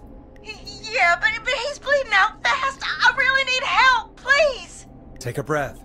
We'd been out at the reservoir. We were heading back to his place when we heard this whistling all of a sudden. He just started freaking out. He screamed at me, told me to hide. I'd never seen him like that, and I just panicked and ran and hid in a bush. Oh no. Forrest. Then what happened? He went up the road and talked to someone. I couldn't really hear or see anything. It sounded like he might have known the person, and they just stabbed him.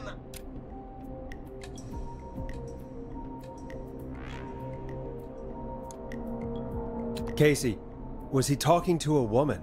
I don't know. They had a mask and wore all black. That's all I know. Please, we need help here. I'll get you help, but I need to know. Where did the masked person go? They left. They left him to bleed out. I waited until they were gone, then dragged him into the garage and called 911. Wait, why didn't she make sure he was dead? I don't know. I think I heard them say something like, "It's not so funny now, is it?"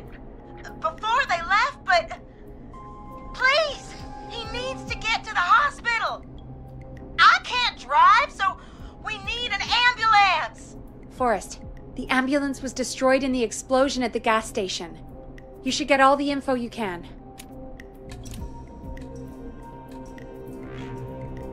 What's your friend's name, Casey? It's Jason Parker. Can you tell us where Jason was stabbed?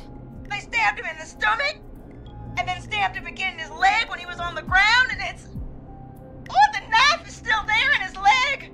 We'll be right back. Peggy, patch us through to the hospital. On it. Phoning St. Gabriel's now. Switch to line 2. Hello, St. Gabriel's Hospital. How can I help you? Hi, this is Forrest Nash from 189.16. We have a stab victim at 25 Nancy Drive named Jason Parker. He's been stabbed in the stomach and the leg. He's bleeding heavily. Oh God, I'm sorry. But the ambulance is, well, you know. I know, but please, we need something, or he's going to die. Forrest, listen, you're going to have to get him here. We need to see him, and we can't get there.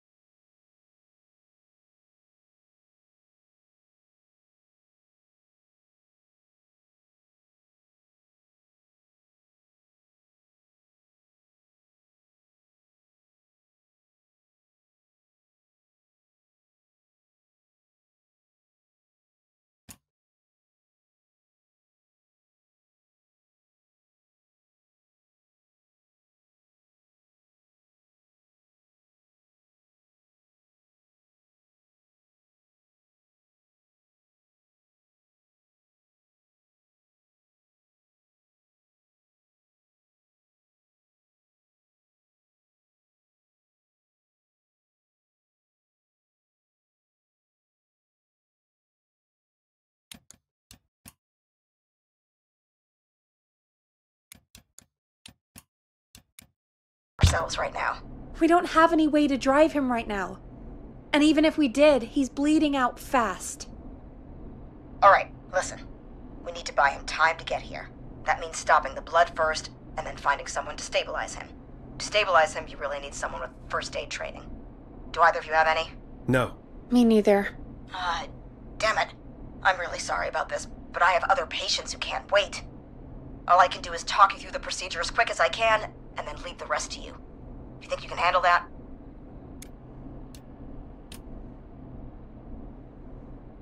We don't really have much choice. Hit me. Okay, from the top. If he's bleeding out, then you need to get him comfortable and try to stem the bleeding. Lay him down. Apply continuous pressure directly to the affected areas. When the bleeding slows, get a clean cloth of some kind and hold it over the wounds. Get them comfortable. Apply pressure. Clean cloths when slowed. Got it, I think. You said he was stabbed, right? If the object he was stabbed with is still in him, don't take it out. It's stopping the worst of the bleeding right now. If anything, you should secure it so it stays where it is. I wouldn't have thought of that. It makes sense, though. God, that was a lot of info.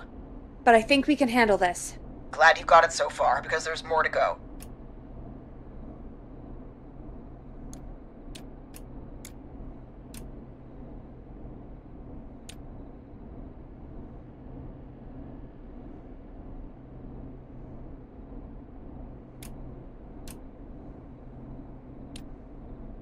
I'm still with you, Doc. What else do we need to know? If he's lost a lot of blood, he may enter shock. If he does, act fast. If you applied a cloth and it's bleeding through, don't remove it.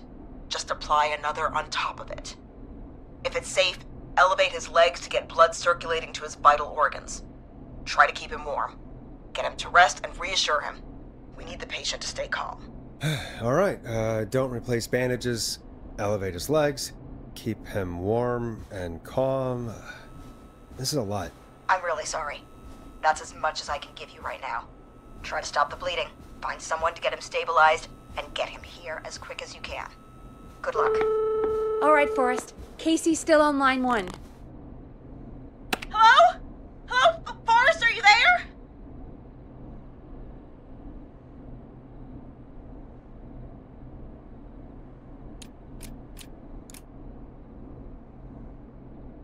I'm here. How is Jason doing? Badly. He's still bleeding. I need help. I've been putting pressure on his stomach wound since you left, but he's still bleeding. I don't know what to do. That's good, Casey. The nurse said to do that.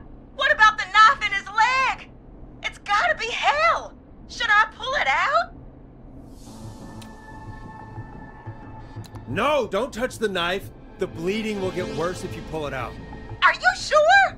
I'm sorry. I'm gonna stop making suggestions. No, don't worry, Casey. We're a team here. We're all going to get Jason through this. Casey, is his leg wound bleeding right now? I hate looking at that knife. Yeah. It's bleeding. His stomach is worse, though.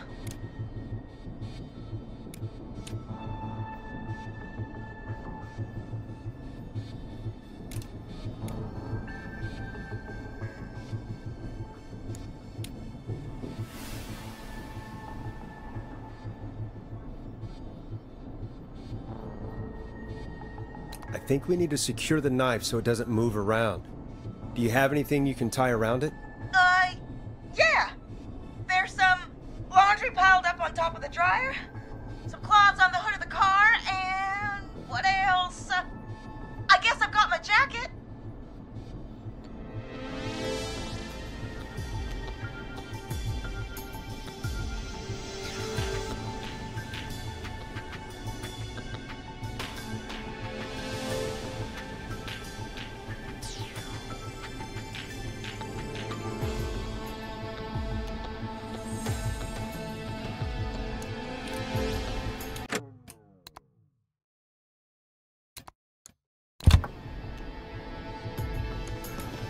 Sorry about this, Casey.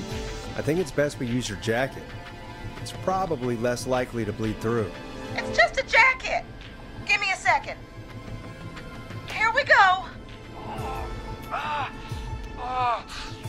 sorry, Jason. It's secure. I'm putting pressure on his stomach again. I'm starting to think we might make it. Forrest, can I have a word? Casey, I'm gonna have a quick word with Peggy.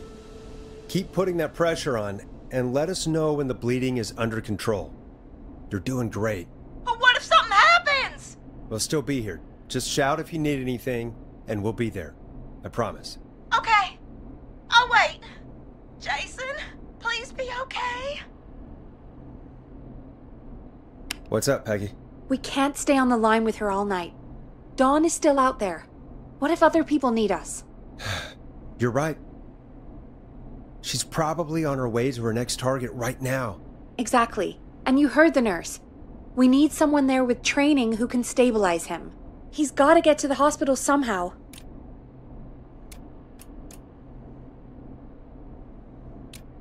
Could somebody nearby help them? Maybe drive them to the hospital? You know, that's exactly what I was wondering. Do you have anybody in mind? I might. A little before you started working here, KFAM did a mandatory first aid training course. Me and Karen missed it because we were away on a producer getaway. You skipped it, didn't you? Never mind. So, how does KFAM's first aid course help us? Casey said they're at 25 Nancy Drive, right? Yeah? Why? They put up a bunch of cheap houses around there about 10 years ago. So a bunch of people here at the station live around there. Do you think any of them could help Casey and Jason? Probably, but I don't know who lives there. And since I missed the training day, I don't know who knows first aid. Could you call them and ask? I don't know everybody's numbers. I've only ever called Karen. Everybody's personnel info is probably in Reggie's office. Got it. I'll look through their files in Reggie's office. It's a life or death situation. I'm sure they won't mind. Right. But there are a couple of problems with that.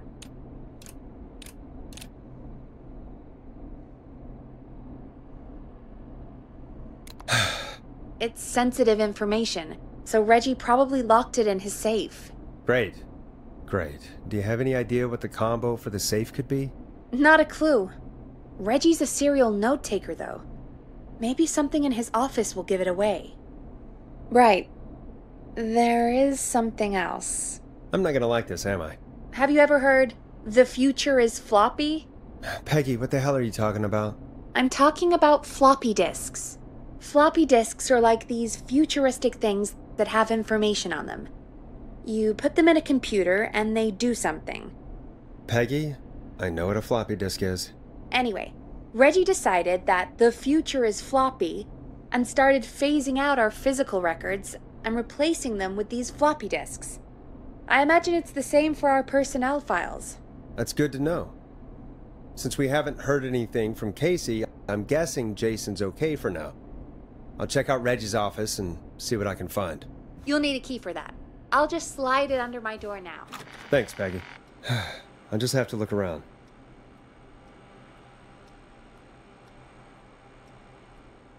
Good. I'll patch my mic down to the office, so you'll hear me over the intercom.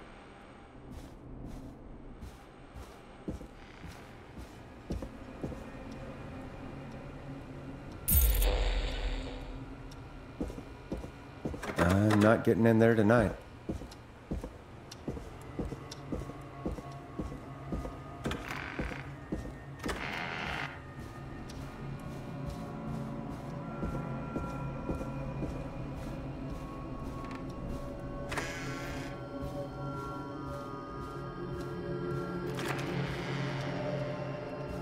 Looks like I need a 4-digit code. Nope, that's not working. Must be something else.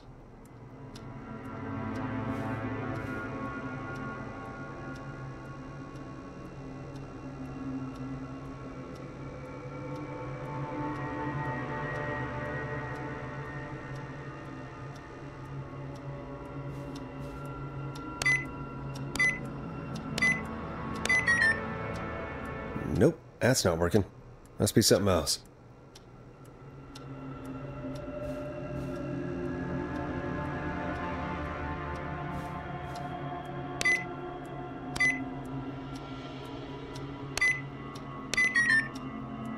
Nope, that's not working.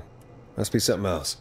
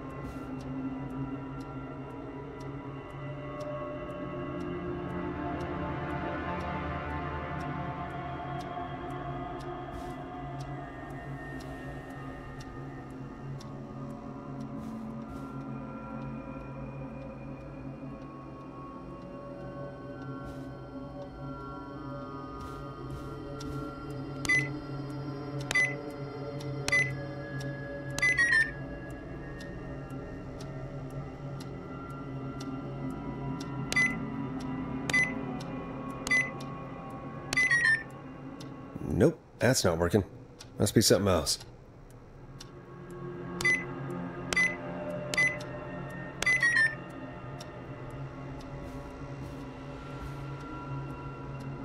Hey, Peggy, you there? Yeah, I'm here. Did you find what we need? I can't figure out how to get into this stupid safe. No worries. We still have a little time. Reggie writes almost everything down somewhere. I'd recommend you start reading. I'll have a look around. You're probably right. I'll let you know when I find something, or don't.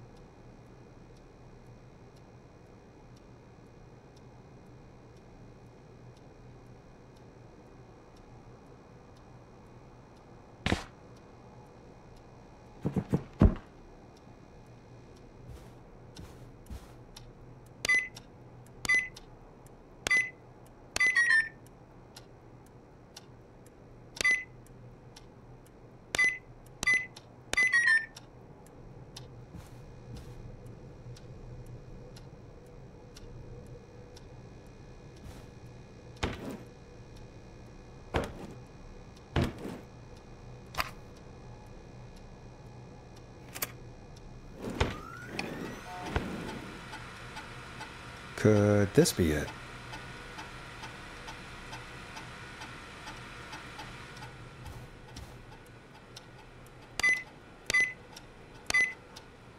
Nice!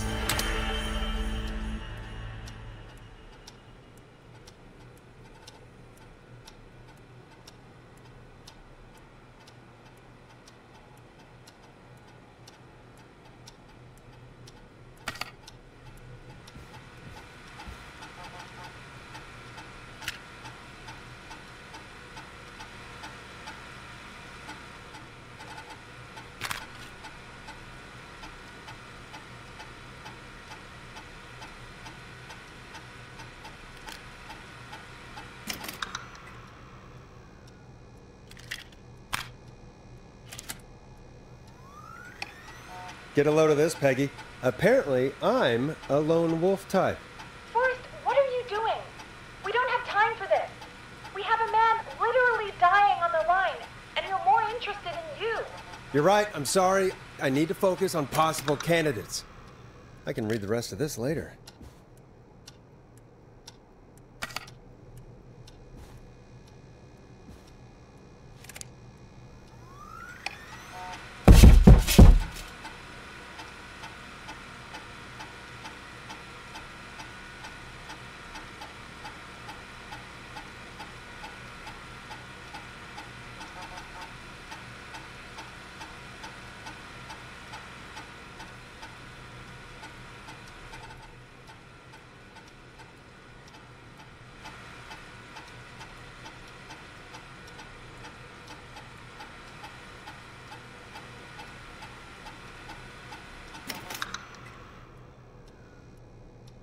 Hey, Peggy, you there? Yeah, I'm here. Did you find what we need?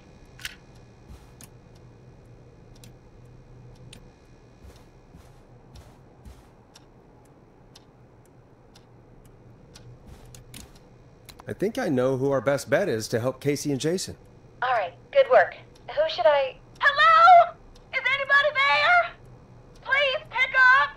Casey, I'm here. What's wrong? Jason started going pale. I tried to get him to rest, but he just threw up everywhere. What's happening? What do I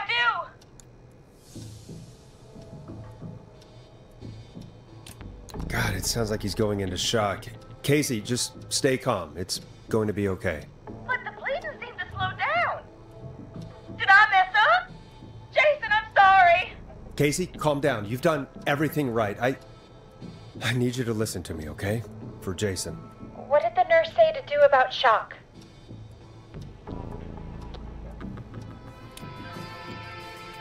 Casey, I need you to elevate Jason's legs. We need to get the blood flowing to his vital organs. Got it. Jason, stay with me. I'm just gonna move you. This might hurt. Okay. I propped his legs up on some boxes. I'm looking at my notes. We need to get Jason as warm and comfortable as possible. Do you have anything you could use nearby, Casey? Yeah. I still have some laundry next to me. I'll wrap him in some blankets. Just give me a second. Sorry. Jason's bleeding through his bandages. Should I get him new ones? Or... Oh, God. Don't remove the bandage. Apply another one on top of it. Do you still have something you can use? I'm using the laundry to keep him warm, so I'll use the cleaning rags on the car. They don't look dirty. I'll fix his bandage and get him warm. Hold on, please.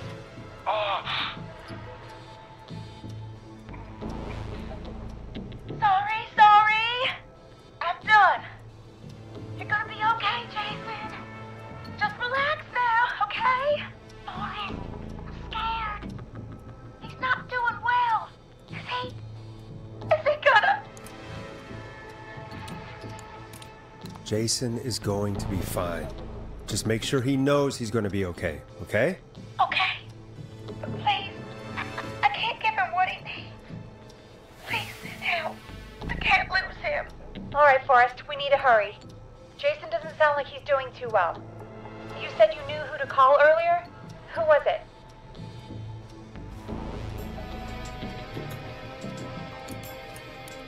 We need to call John Hedges. He lives on Nancy Drive. He didn't really participate in the first aid training, but he's a former war medic. He's probably the most trained person we have. Really? I never really spoke to him before. A war medic, huh? Yeah, and according to Reggie's notes, John keeps all of his old equipment at his house. He's something of a hoarder. All right. What's his number? 5420735. Calling now. Let's hope he picks... Who the hell is this calling me at? What time is it? John, it's Forrest Nash here at KFAM. We have an emergency and we need your help. Forrest? If this is a work emergency, then it can wait until the goddamn morning. Just leave me a note like everybody else. John, no, this is a medical emergency. A man has been stabbed by the Whistling Man, or... Never mind. He's badly hurt, and he's going to die unless we get someone to him now. The Whistling Man? What kind of joke is this? John, we're not kidding. A man is gonna die if we don't help him right now. Seriously? I haven't been called on for over 10 years. Where's the patient? What's his condition? He's at 25 Nancy Drive. I think we got his friend to stem the bleeding, but he's gone into shock. He's passed out right now. You say he was stabbed? Do you know the extent of his injuries? From what we were told, he has 2 major stab wounds. One to the stomach and one to the leg. The knife is still in his leg, and the stomach wound is open. Understood. Let me grab a few supplies and I'll head right over. Damned if he dies on my watch. Thank you, John. We'll let him know you're on your way. Good luck. Hello, Casey. Are you there? How are we doing? Bad. Jason seemed really weak and then just started thrashing. What about now? Is he still thrashing? He's passed out. Please tell me you found someone to help. Casey, help is on the way. My colleague will be there soon. You hear that, Jason? Someone is coming. You're gonna be just fine. Just hold on for me, okay? Just hold on. Come on. Hello, Casey. This is John Hedges. I'm here about Jason. Please let me in. I'm guessing that's Jason there. Maxie, I'm gonna need your help. Forrest, Peggy, don't you two worry. We've got this from here. Okay. Forrest, we'll call you back later. I have to go now. Good luck, everyone. God, I hope he's gonna be all right. And with that, the show moves on. We're sending our best wishes to Jason. Well, after all that excitement, I think we could use some music. Come back upstairs when you're ready.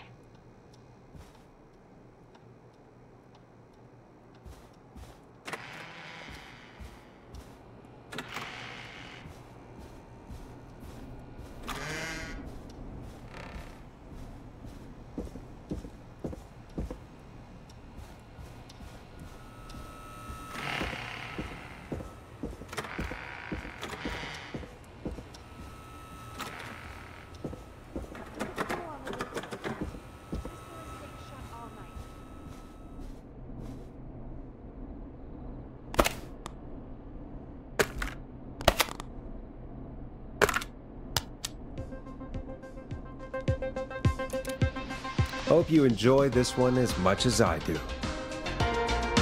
It's getting pretty late. This might be your last break for the night, so try to enjoy it. Give me a buzz when you want to go back on air.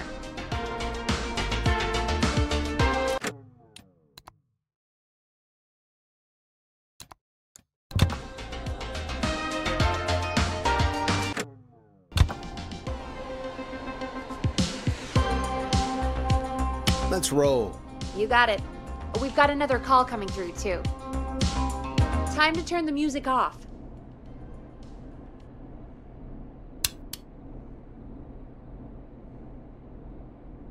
Welcome back to 189.16, The Scream. I believe we have another caller on the line. How are you tonight, caller? Forrest! It's me, Roller Ricky. Oh, and Maxie's here, too.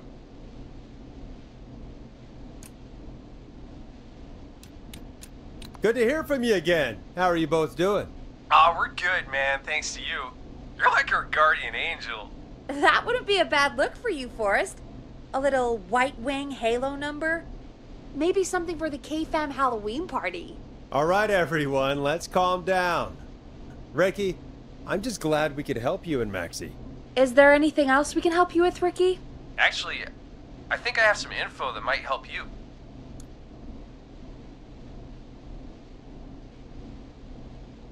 Oh? What's that? You see, man, me and Jason know each other. You know each other? Yeah, we went to Gallows High and played on the football team together.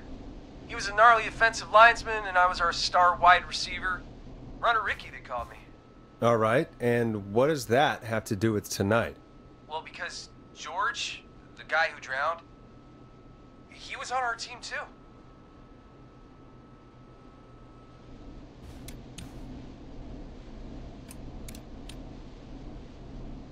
Tell me about him.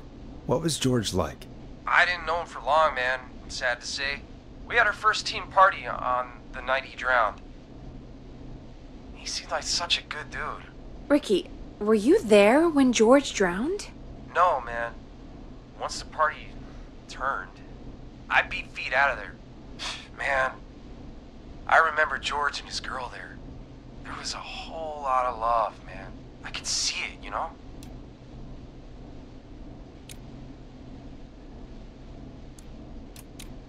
Ricky, please. What was her name? I never got her name, man. He just called her Bean.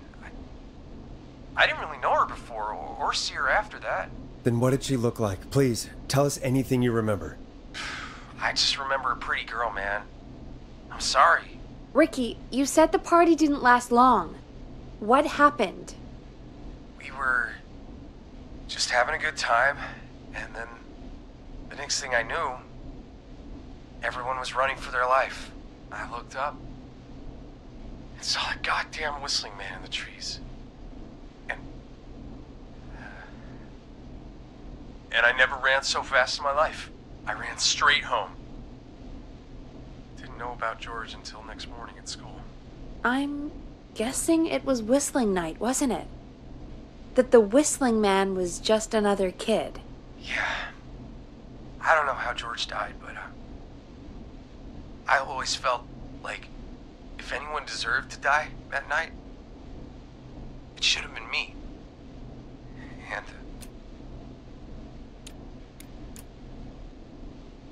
Ricky, it wasn't your fault. You're not a bad person. I know that now, man. It took a long time to learn, but yeah, just thought I'd tell you all what I know. Thank you, Ricky. This helps. Thank you. You got it, man. Anyway, I think it's time for me and Maxie to free up your phone lines. Thanks for listening, man. I'll let you to it. Night, Ricky. All right, folks. Looks like we got a new lead in the case. If anyone has any info about this mysterious being, please call in. If she was George's girlfriend back then, she's probably in her mid to late 30s now. Huh. Oh, we have another call coming in, but hang on. What's up, Peggy?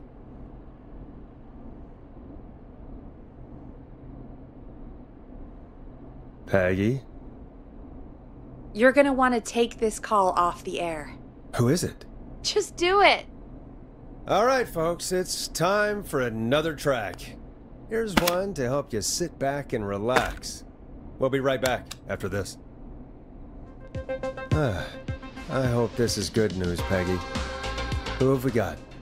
Find out for yourself on line 1. Hello? Forrest, I'm glad I got back through to you. Sounds like it's been a busy night, huh?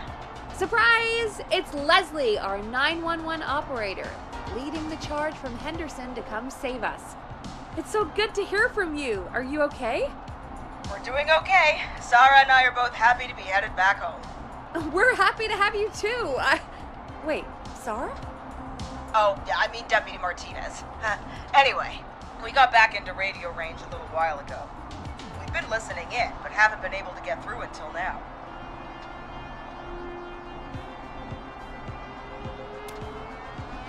It's been non-stop since you left. Please tell us you're bringing help. You bet! I'm leading a whole goddamn squad towards Gallows Creek as we speak. Turns out somebody had cut the phone lines. They had no idea what was happening. That's great news. That's crazy about the phone lines, though. Do you think the Whistling Man cut them? I'm guessing so. I don't know how the Whistling Man did it. But that doesn't matter right now. Listen, we're coming in hot, but we need your help. I know Gallows Creek isn't a big town, but if we don't know where the Whistling Man is, we can't get him. Her. That's where you come in.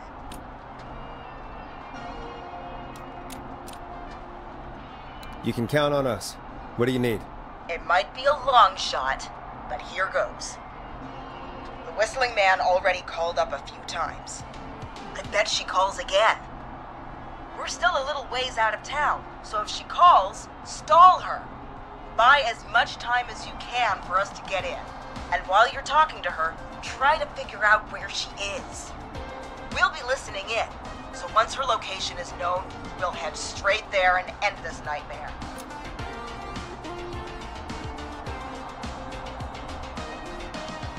I'll do my best. I know you will. Heck, I can see the headlines now. Forrest Nash's interview of a lifetime. Anyway, I'll radio the other cars and tell them the plan is a go. Hopefully the next time I see you, it'll be with our killer behind bars. Take care now. We'll see you soon, Leslie. Oh, thank God. It sounds like this is almost over. We're nearly through this.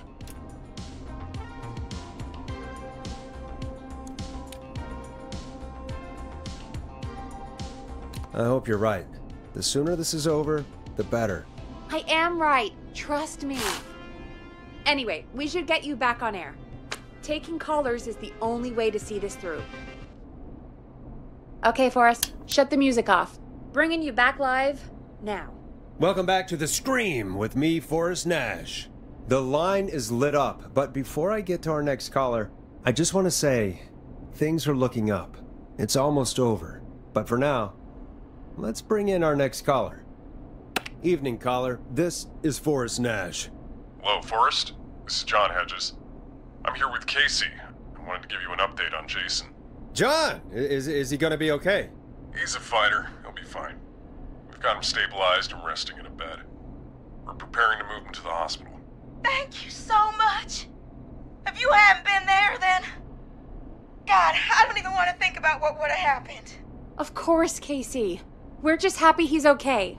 John, Casey, you two did all the work. Tell Jason to get well soon from us, whenever he's up for it. Well, why don't you tell him yourself? Is this Forrest?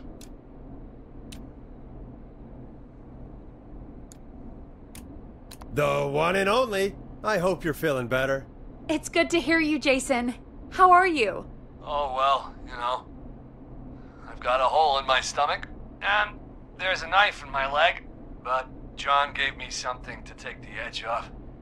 So, I might feel even better than either of you. Oh. Take it easy until you get to St. Gabriel's. I will. But, before that, I needed to call you. I'm guessing the Whistling Man is still out there?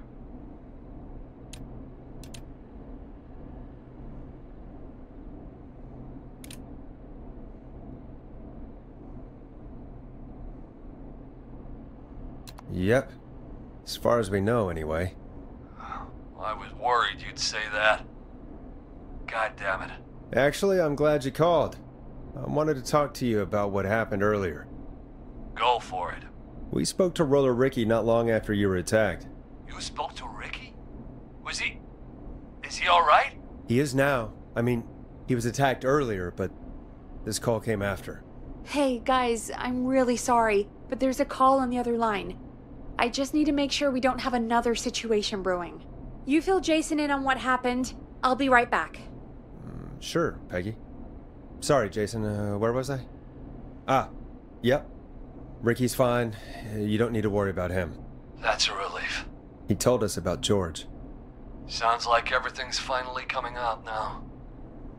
It's been tough to hold it all in. Sounds like you've been holding back about something awful, Jason.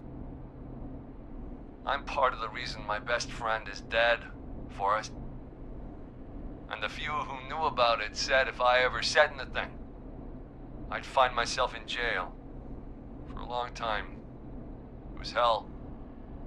And then the town just moved on. Like he'd never existed.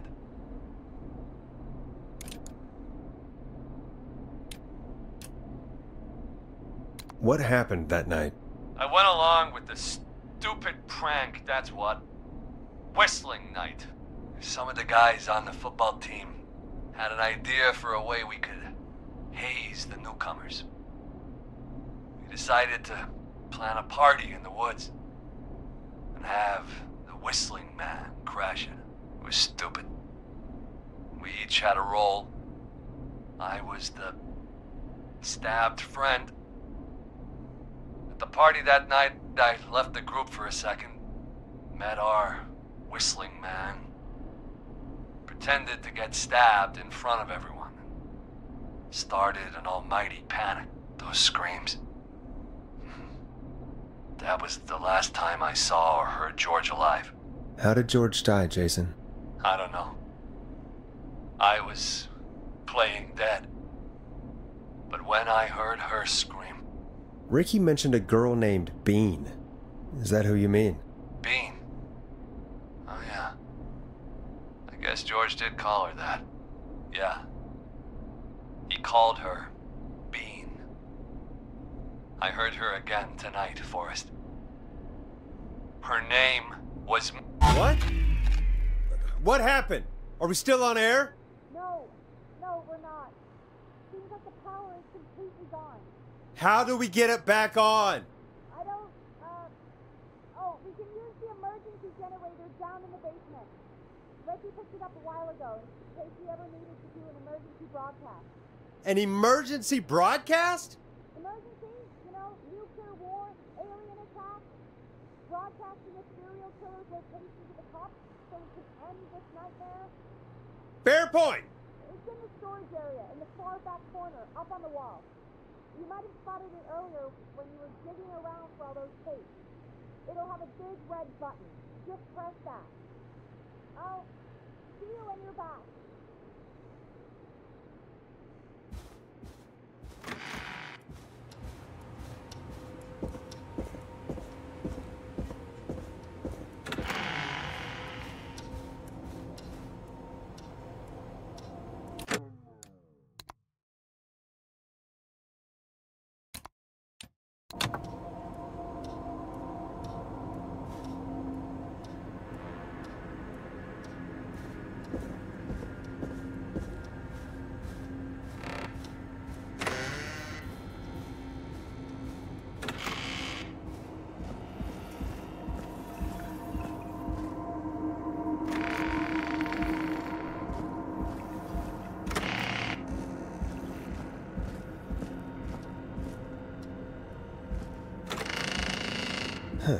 Far back corner.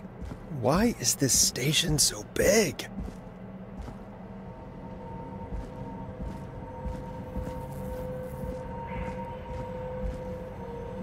That must be it.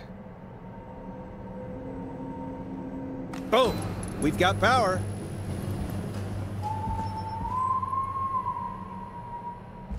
The Whistling Man. I need to warn Peggy.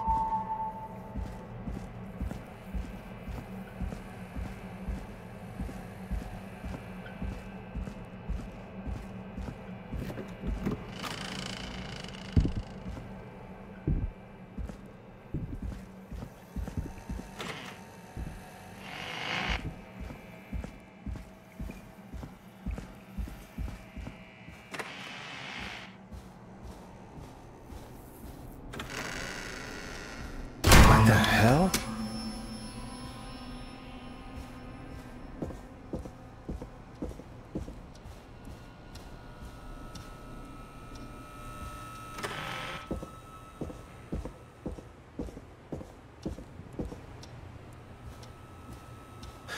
Oh no.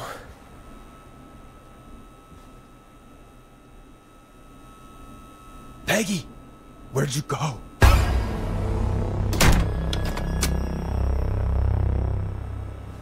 No way. This can't be happening.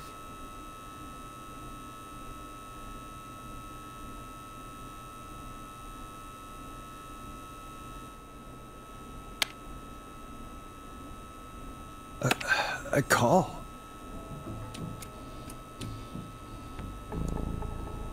Where's Peggy, Don? Have some patience, Forrest. It's almost the end of the night. Almost the end of the show. But it's not over just yet.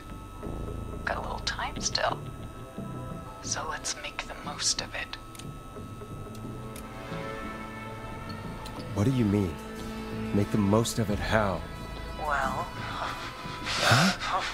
I thought we'd end tonight's Whistling Man special with a special guest. The one who started it all. Let me take that out of your mouth and... You crazy bitch! Let me go! Welcome to the air, Mr. Teddy Gallows Jr. Wait. It's all gonna come out tonight, Teddy. Your daddy and his money saved you 20 years ago. But even if he crawled out of his coffin with all the money in the world... Wait, where the hell is Teddy? How are you talking to him if you're here with me? Because I'm not there with you, Forrest. I'm here with Teddy. And if he says where that is, well, he knows he'll get it. Wait, then who am I looking at? Forrest Nash, let me introduce you and all of Gallows Creek to my boy, Henry Barrow.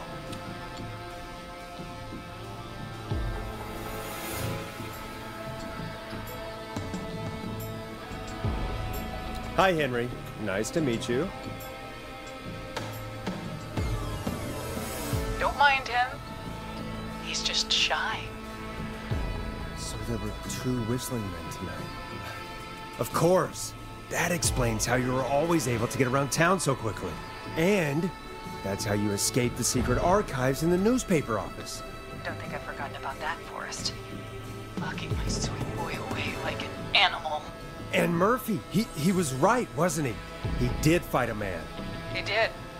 I taught my boy to never run away from a fight. Hang on. Did you say Barrow? Then are you? Let me just get this mask off. Damn uncomfortable thing. No wonder Mooney went crazy wearing this. There we go.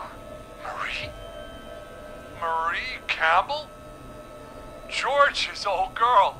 Oh, well, it sure has been years since I last saw it. Oh, God damn it.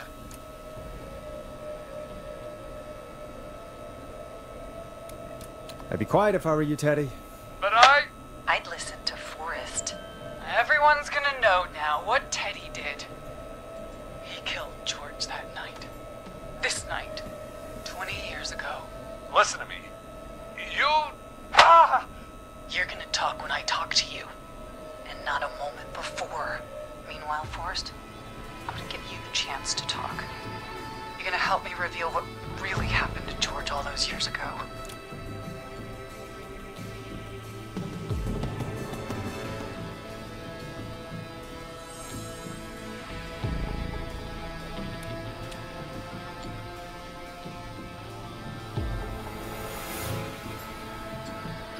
Okay, Marie. I'll do it. Good. Then let's talk about the night George was murdered. Murdered? Listen, I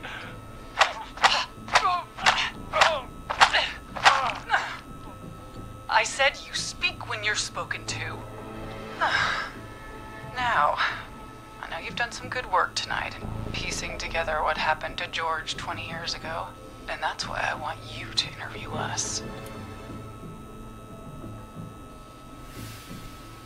Interview you? All right, I can do that. Thank you. I want you to help me and Teddy tell the story, Forrest. Do a good job. And hell, you might be the only one to leave here alive.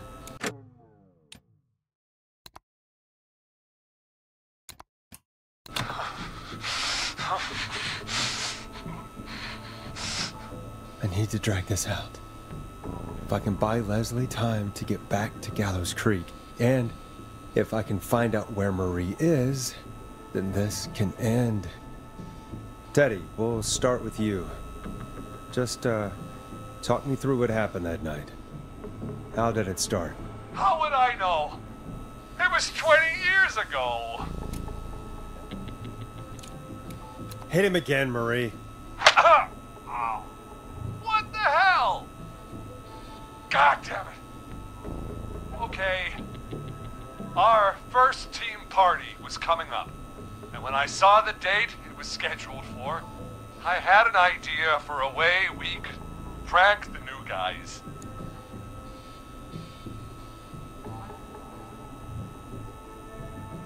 I understand that kids in Gallows Creek know tonight as Whistling Night. I'm guessing that's what you mean? Well, we didn't have a name for it then. It was just the night that Mooney went missing. But Whistling Night is what they'd call it later. Wait. You mean this was the first Whistling Night? Keep talking, Teddy. We went up near Whistling Point. God, who was there? Me, Jason, and George, of course. But George didn't come alone. He brought Marie. And Roller Ricky, he was there too, wasn't he? Yes, Ricky was there too. Runner Ricky, our wide receiver. I helped him off the bottle, you know. Because I'm a decent man. Is that so? Yes, it is. He came apart one day. Some people do. He had some issues. Wasn't stable. I didn't want him to hurt his chances in life. So, I helped him keep himself together. You were afraid he would talk about that night, weren't you? Keep talking. About midway through the night, we put the prank into action. We looked up at the trees and saw Jason there, bloody, like he'd just been stabbed. And the Whistling Man, screaming. George and I and Ricky, we got left behind. But Ricky was in on it too. I know he was. He and Teddy were as close as anybody. Teddy must have told him the plan.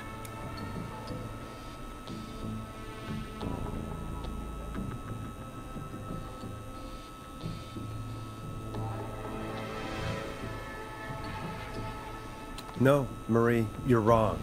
Ricky didn't know. What? Did you miss that part of the broadcast? I spoke to him earlier. He had no idea what was happening. He said he was as terrified as anybody. Isn't that right, Teddy? You didn't tell him, did you? Ricky never could keep his mouth shut. If we told him, he would have given everything away. But well, it doesn't matter. He didn't run his mouth enough to tell anybody about it afterwards. He's still guilty. It was just a stupid prank.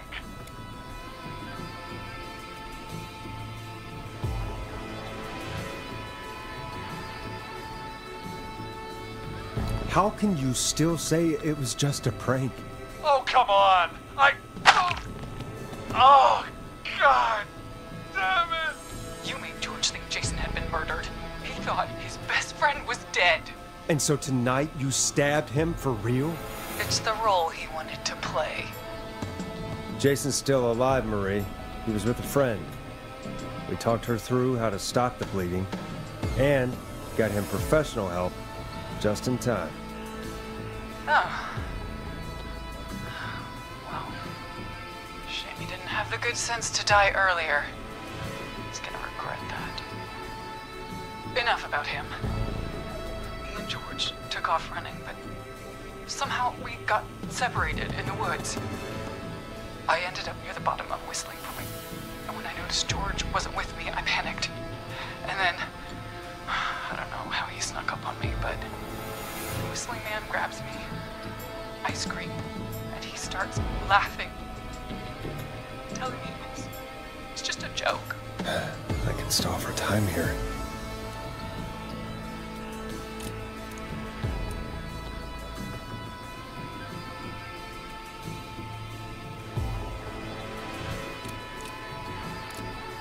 Tell me, what happened next? I suddenly recognized it was Chuck. Chuck Brody was the Whistling Man, laughing away.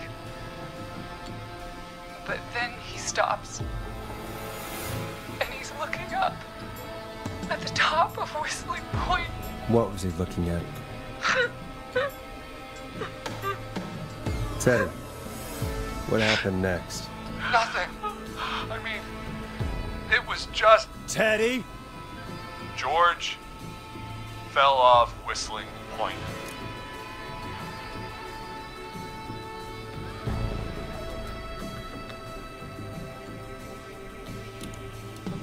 Why'd he fall, Teddy? He just... You pushed him. You were up there.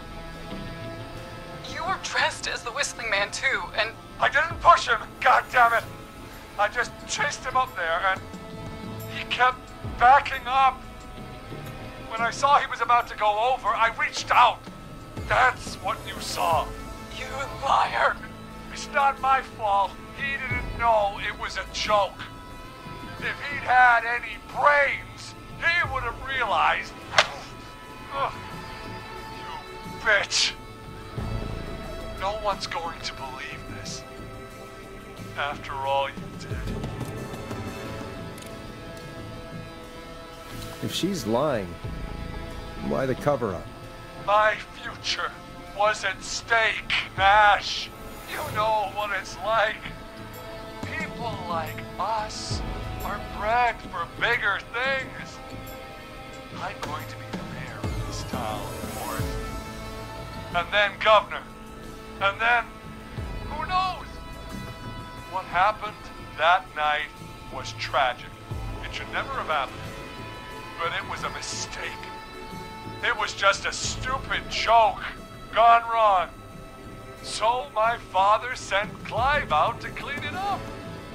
Why should a blip ruin my future? George was a blip? He wasn't a blip, Marie. His father covered it up from there. I searched for George's body all night, but Sandra found him the next morning while out jazz running. she found him in the river, but she lied about that to protect Teddy. She said something about her rent going up, unless she... Teddy, did your father own Sandra Sharp's dance studio? It's Gallows Creek, not Sharp Creek.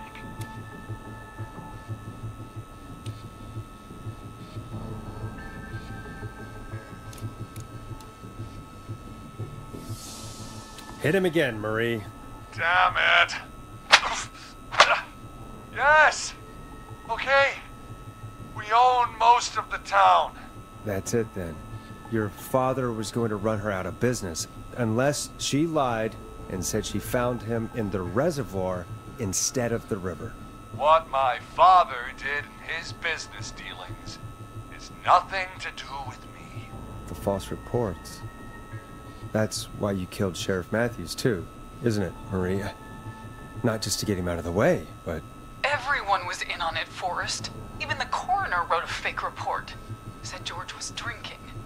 That he just got himself into trouble. And... I saw. I'm sorry. For all it's worth, Virginia didn't have much of a choice. She had a sick sister whose treatment she couldn't afford. She played along with the gallows to save her sister's life. And her own. Even still, she should have told the truth. I did my part. I tried everything I could think of. I even went to the newspaper, but no. That coward killed the story. We'll take care of Maurice Russell later.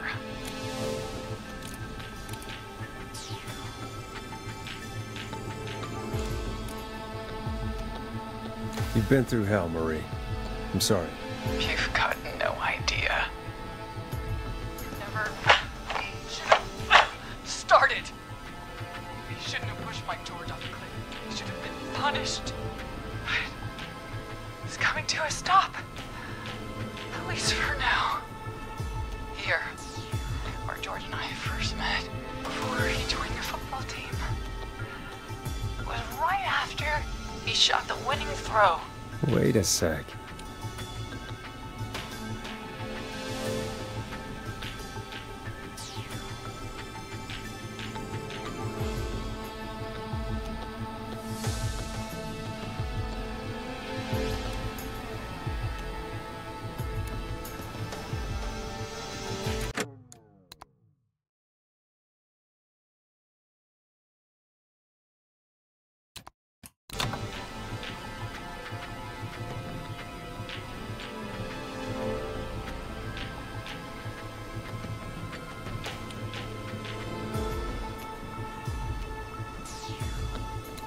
Gallows Creek High, in the gymnasium. That's right, Forrest. Not that it matters, but yes, we're here. Anyway, I think that about wraps up the interview with Teddy. So... Marie? Where? Oh my god. Peggy! Teddy? You gotta help me. Quiet. You'll talk more later. Now I have to talk to someone who mattered more than you ever did. Peggy. It's been so long since I've seen your face. I worried you wouldn't come. Marie!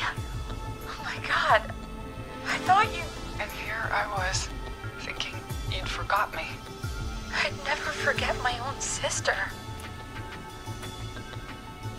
Sister? Peggy, what's happening? Why are you even there? Wanna explain, Peggy? Earlier, while you were speaking to Jason, I got a call.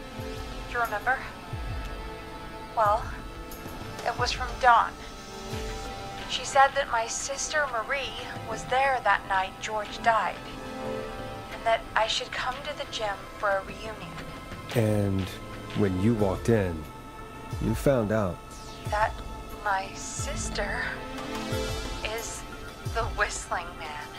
Good to see you too, Peggy. Why didn't you tell me any of this? She said that it was my last chance to see my sister. I knew if I told you, you'd try to stop me or come with me when we need you on the radio. And I just... I'm sorry. This has to be a lot for you. What happened to you, Marie? You just disappeared one day. Disappeared? I was thrown out, Peggy. I begged Mom and Dad to do something about what happened that night, but did they care? No, they told me to stay quiet. They only cared when they learned I'd been with George. And... Marie, I'm so sorry. I never knew. It's not your fault. Really, it's Mom and Dad I should be seeing right now. But since they're dead and gone, well... I'll have to settle for the next best thing.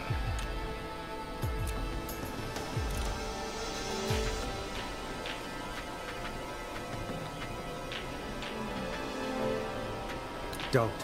Marie, listen to me. You don't have to do this. Someone has to pay for what they did. Marie, please. Mom and Dad are gone, Peggy. Besides, you forgot me. Just like the rest. You forgot. Is there any way I can prove Peggy didn't forget Marie?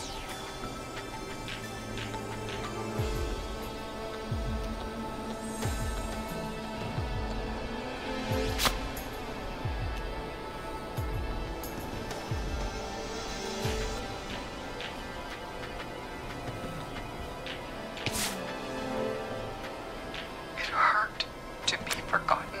I never forgot you.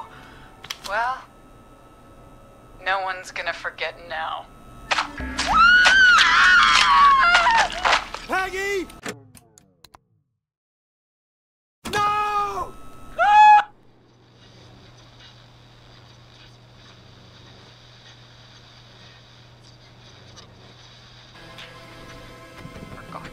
I never forgot you. Well, no one's gonna forget now.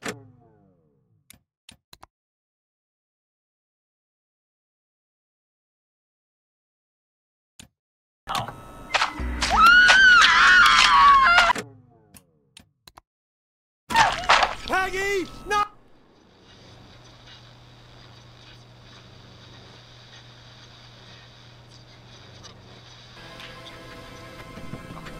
I never forgot you.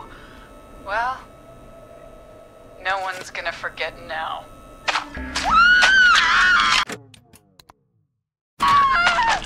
Peggy!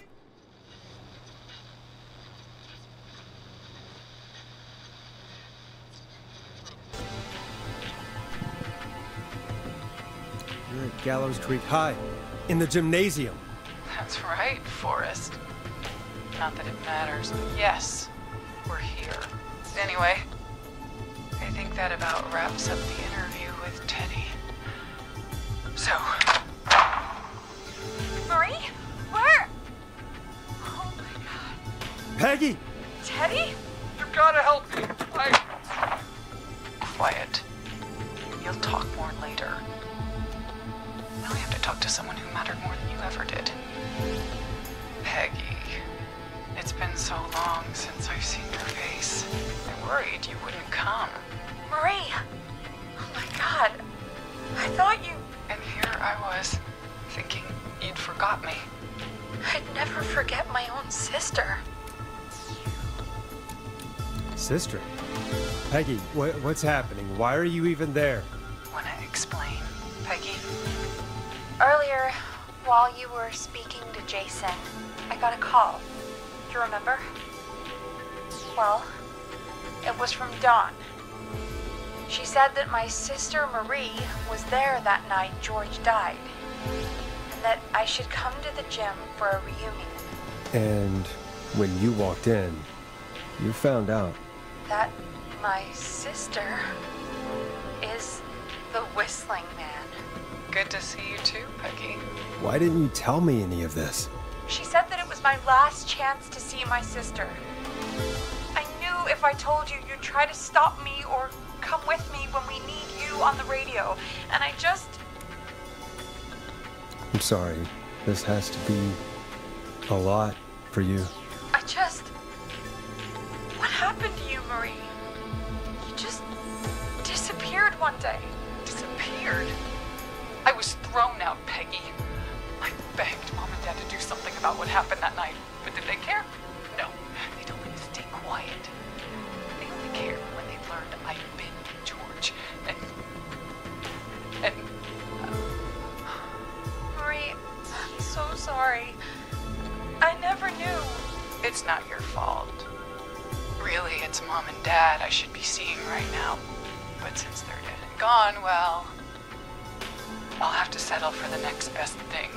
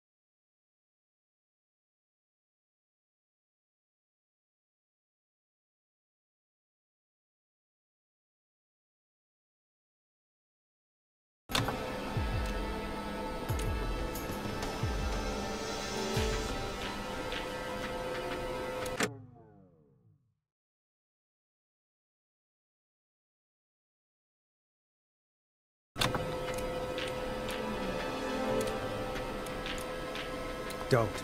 Marie, listen to me. You don't have to do this. Someone has to pay for what they did. Marie, please. Mom and Dad are gone, Peggy. Besides, you forgot me. Just like the rest. You forgot. Marie, Peggy never forgot about you. Keep your mouth shut. She kept a card from you. She kept it here on her desk. What card? The card you made me for my 8th birthday. What does it say then? Happy birthday, Peg. Now you're great and 8. Love, M.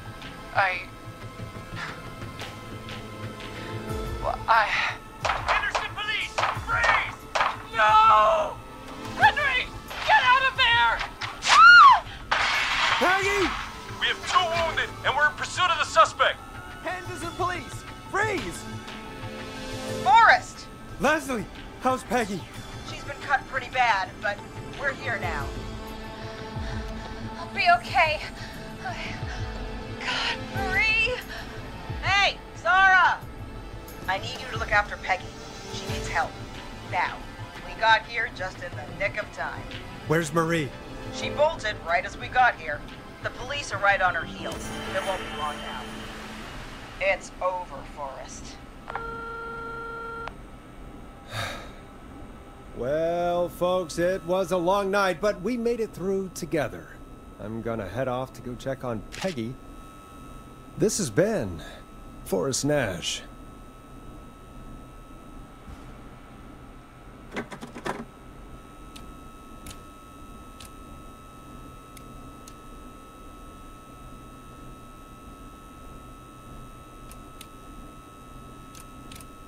And it's been a scream.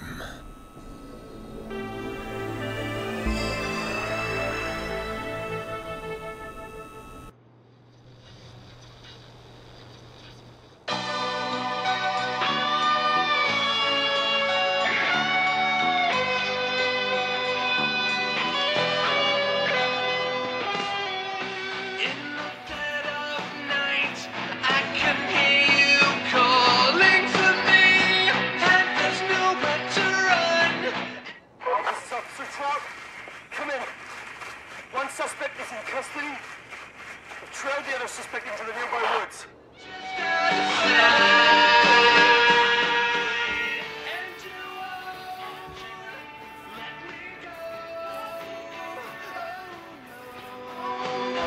Here in the darkness, I've got this feeling.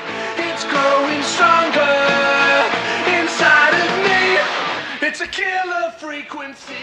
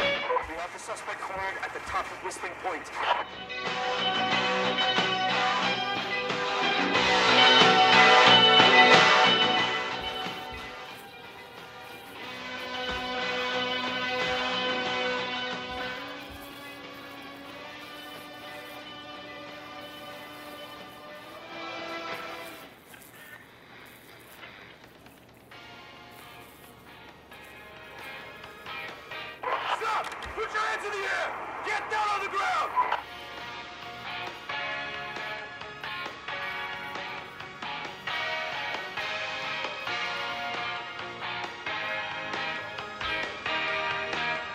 Don't move! Nobody else has to get hurt!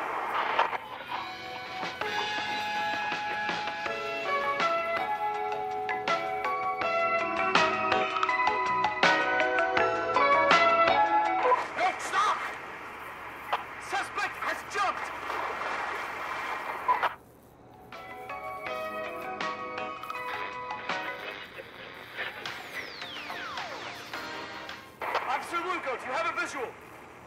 Negative. No sign of the suspect anywhere.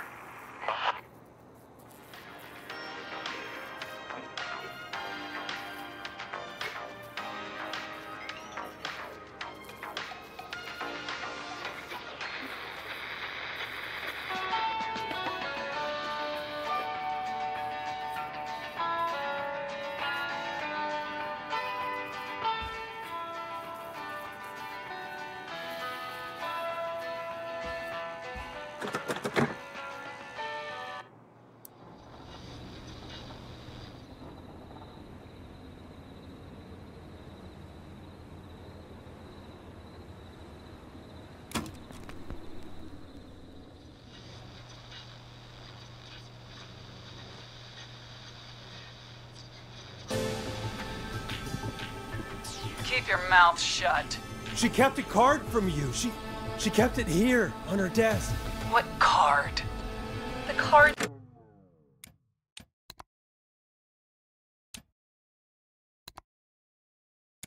You made me for my 8th birthday. What does it say then? Happy birthday, Peg. Now you're great and 8. Love, M.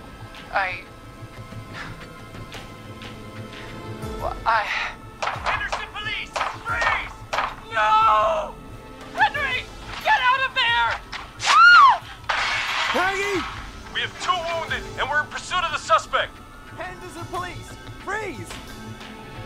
Forrest! Leslie, how's Peggy? She's been cut pretty bad, but we're here now. I'll be okay. God, Marie! Hey, Zara! I need you to look after Peggy. She needs help. Now. We got here just in the nick of time. Where's Marie? She bolted right as we got here. The police are right on her heels. It won't be long now. It's over, Forrest. Well, folks, it was a long night, but we made it through together. I'm gonna head off to go check on Peggy. This has been Forrest Nash. And it's been a scream.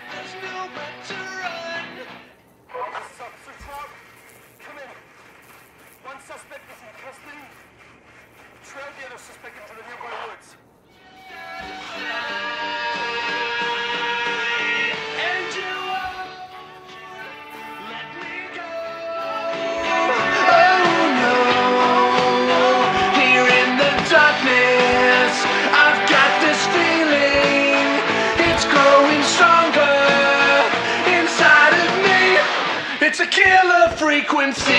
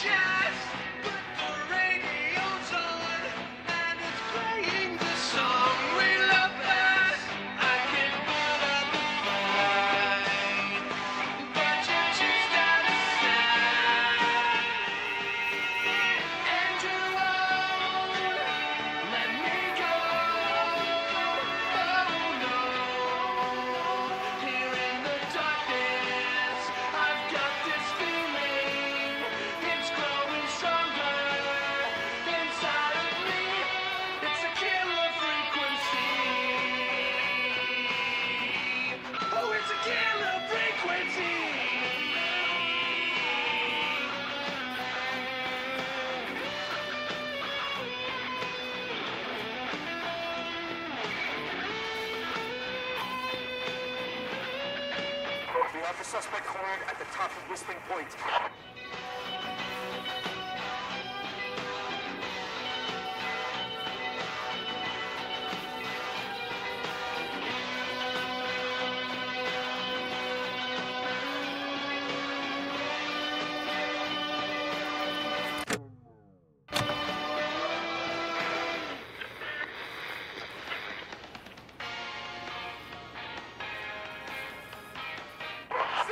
Put your hands in the air! Get down on the ground!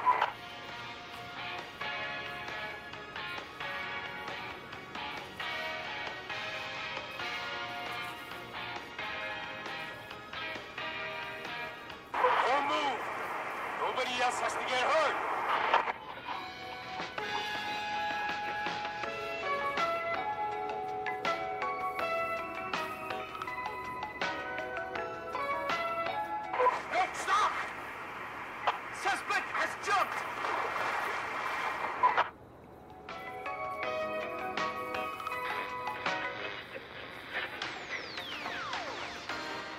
Officer Lugo, do you have a visual? Negative. No sign of the suspect anywhere.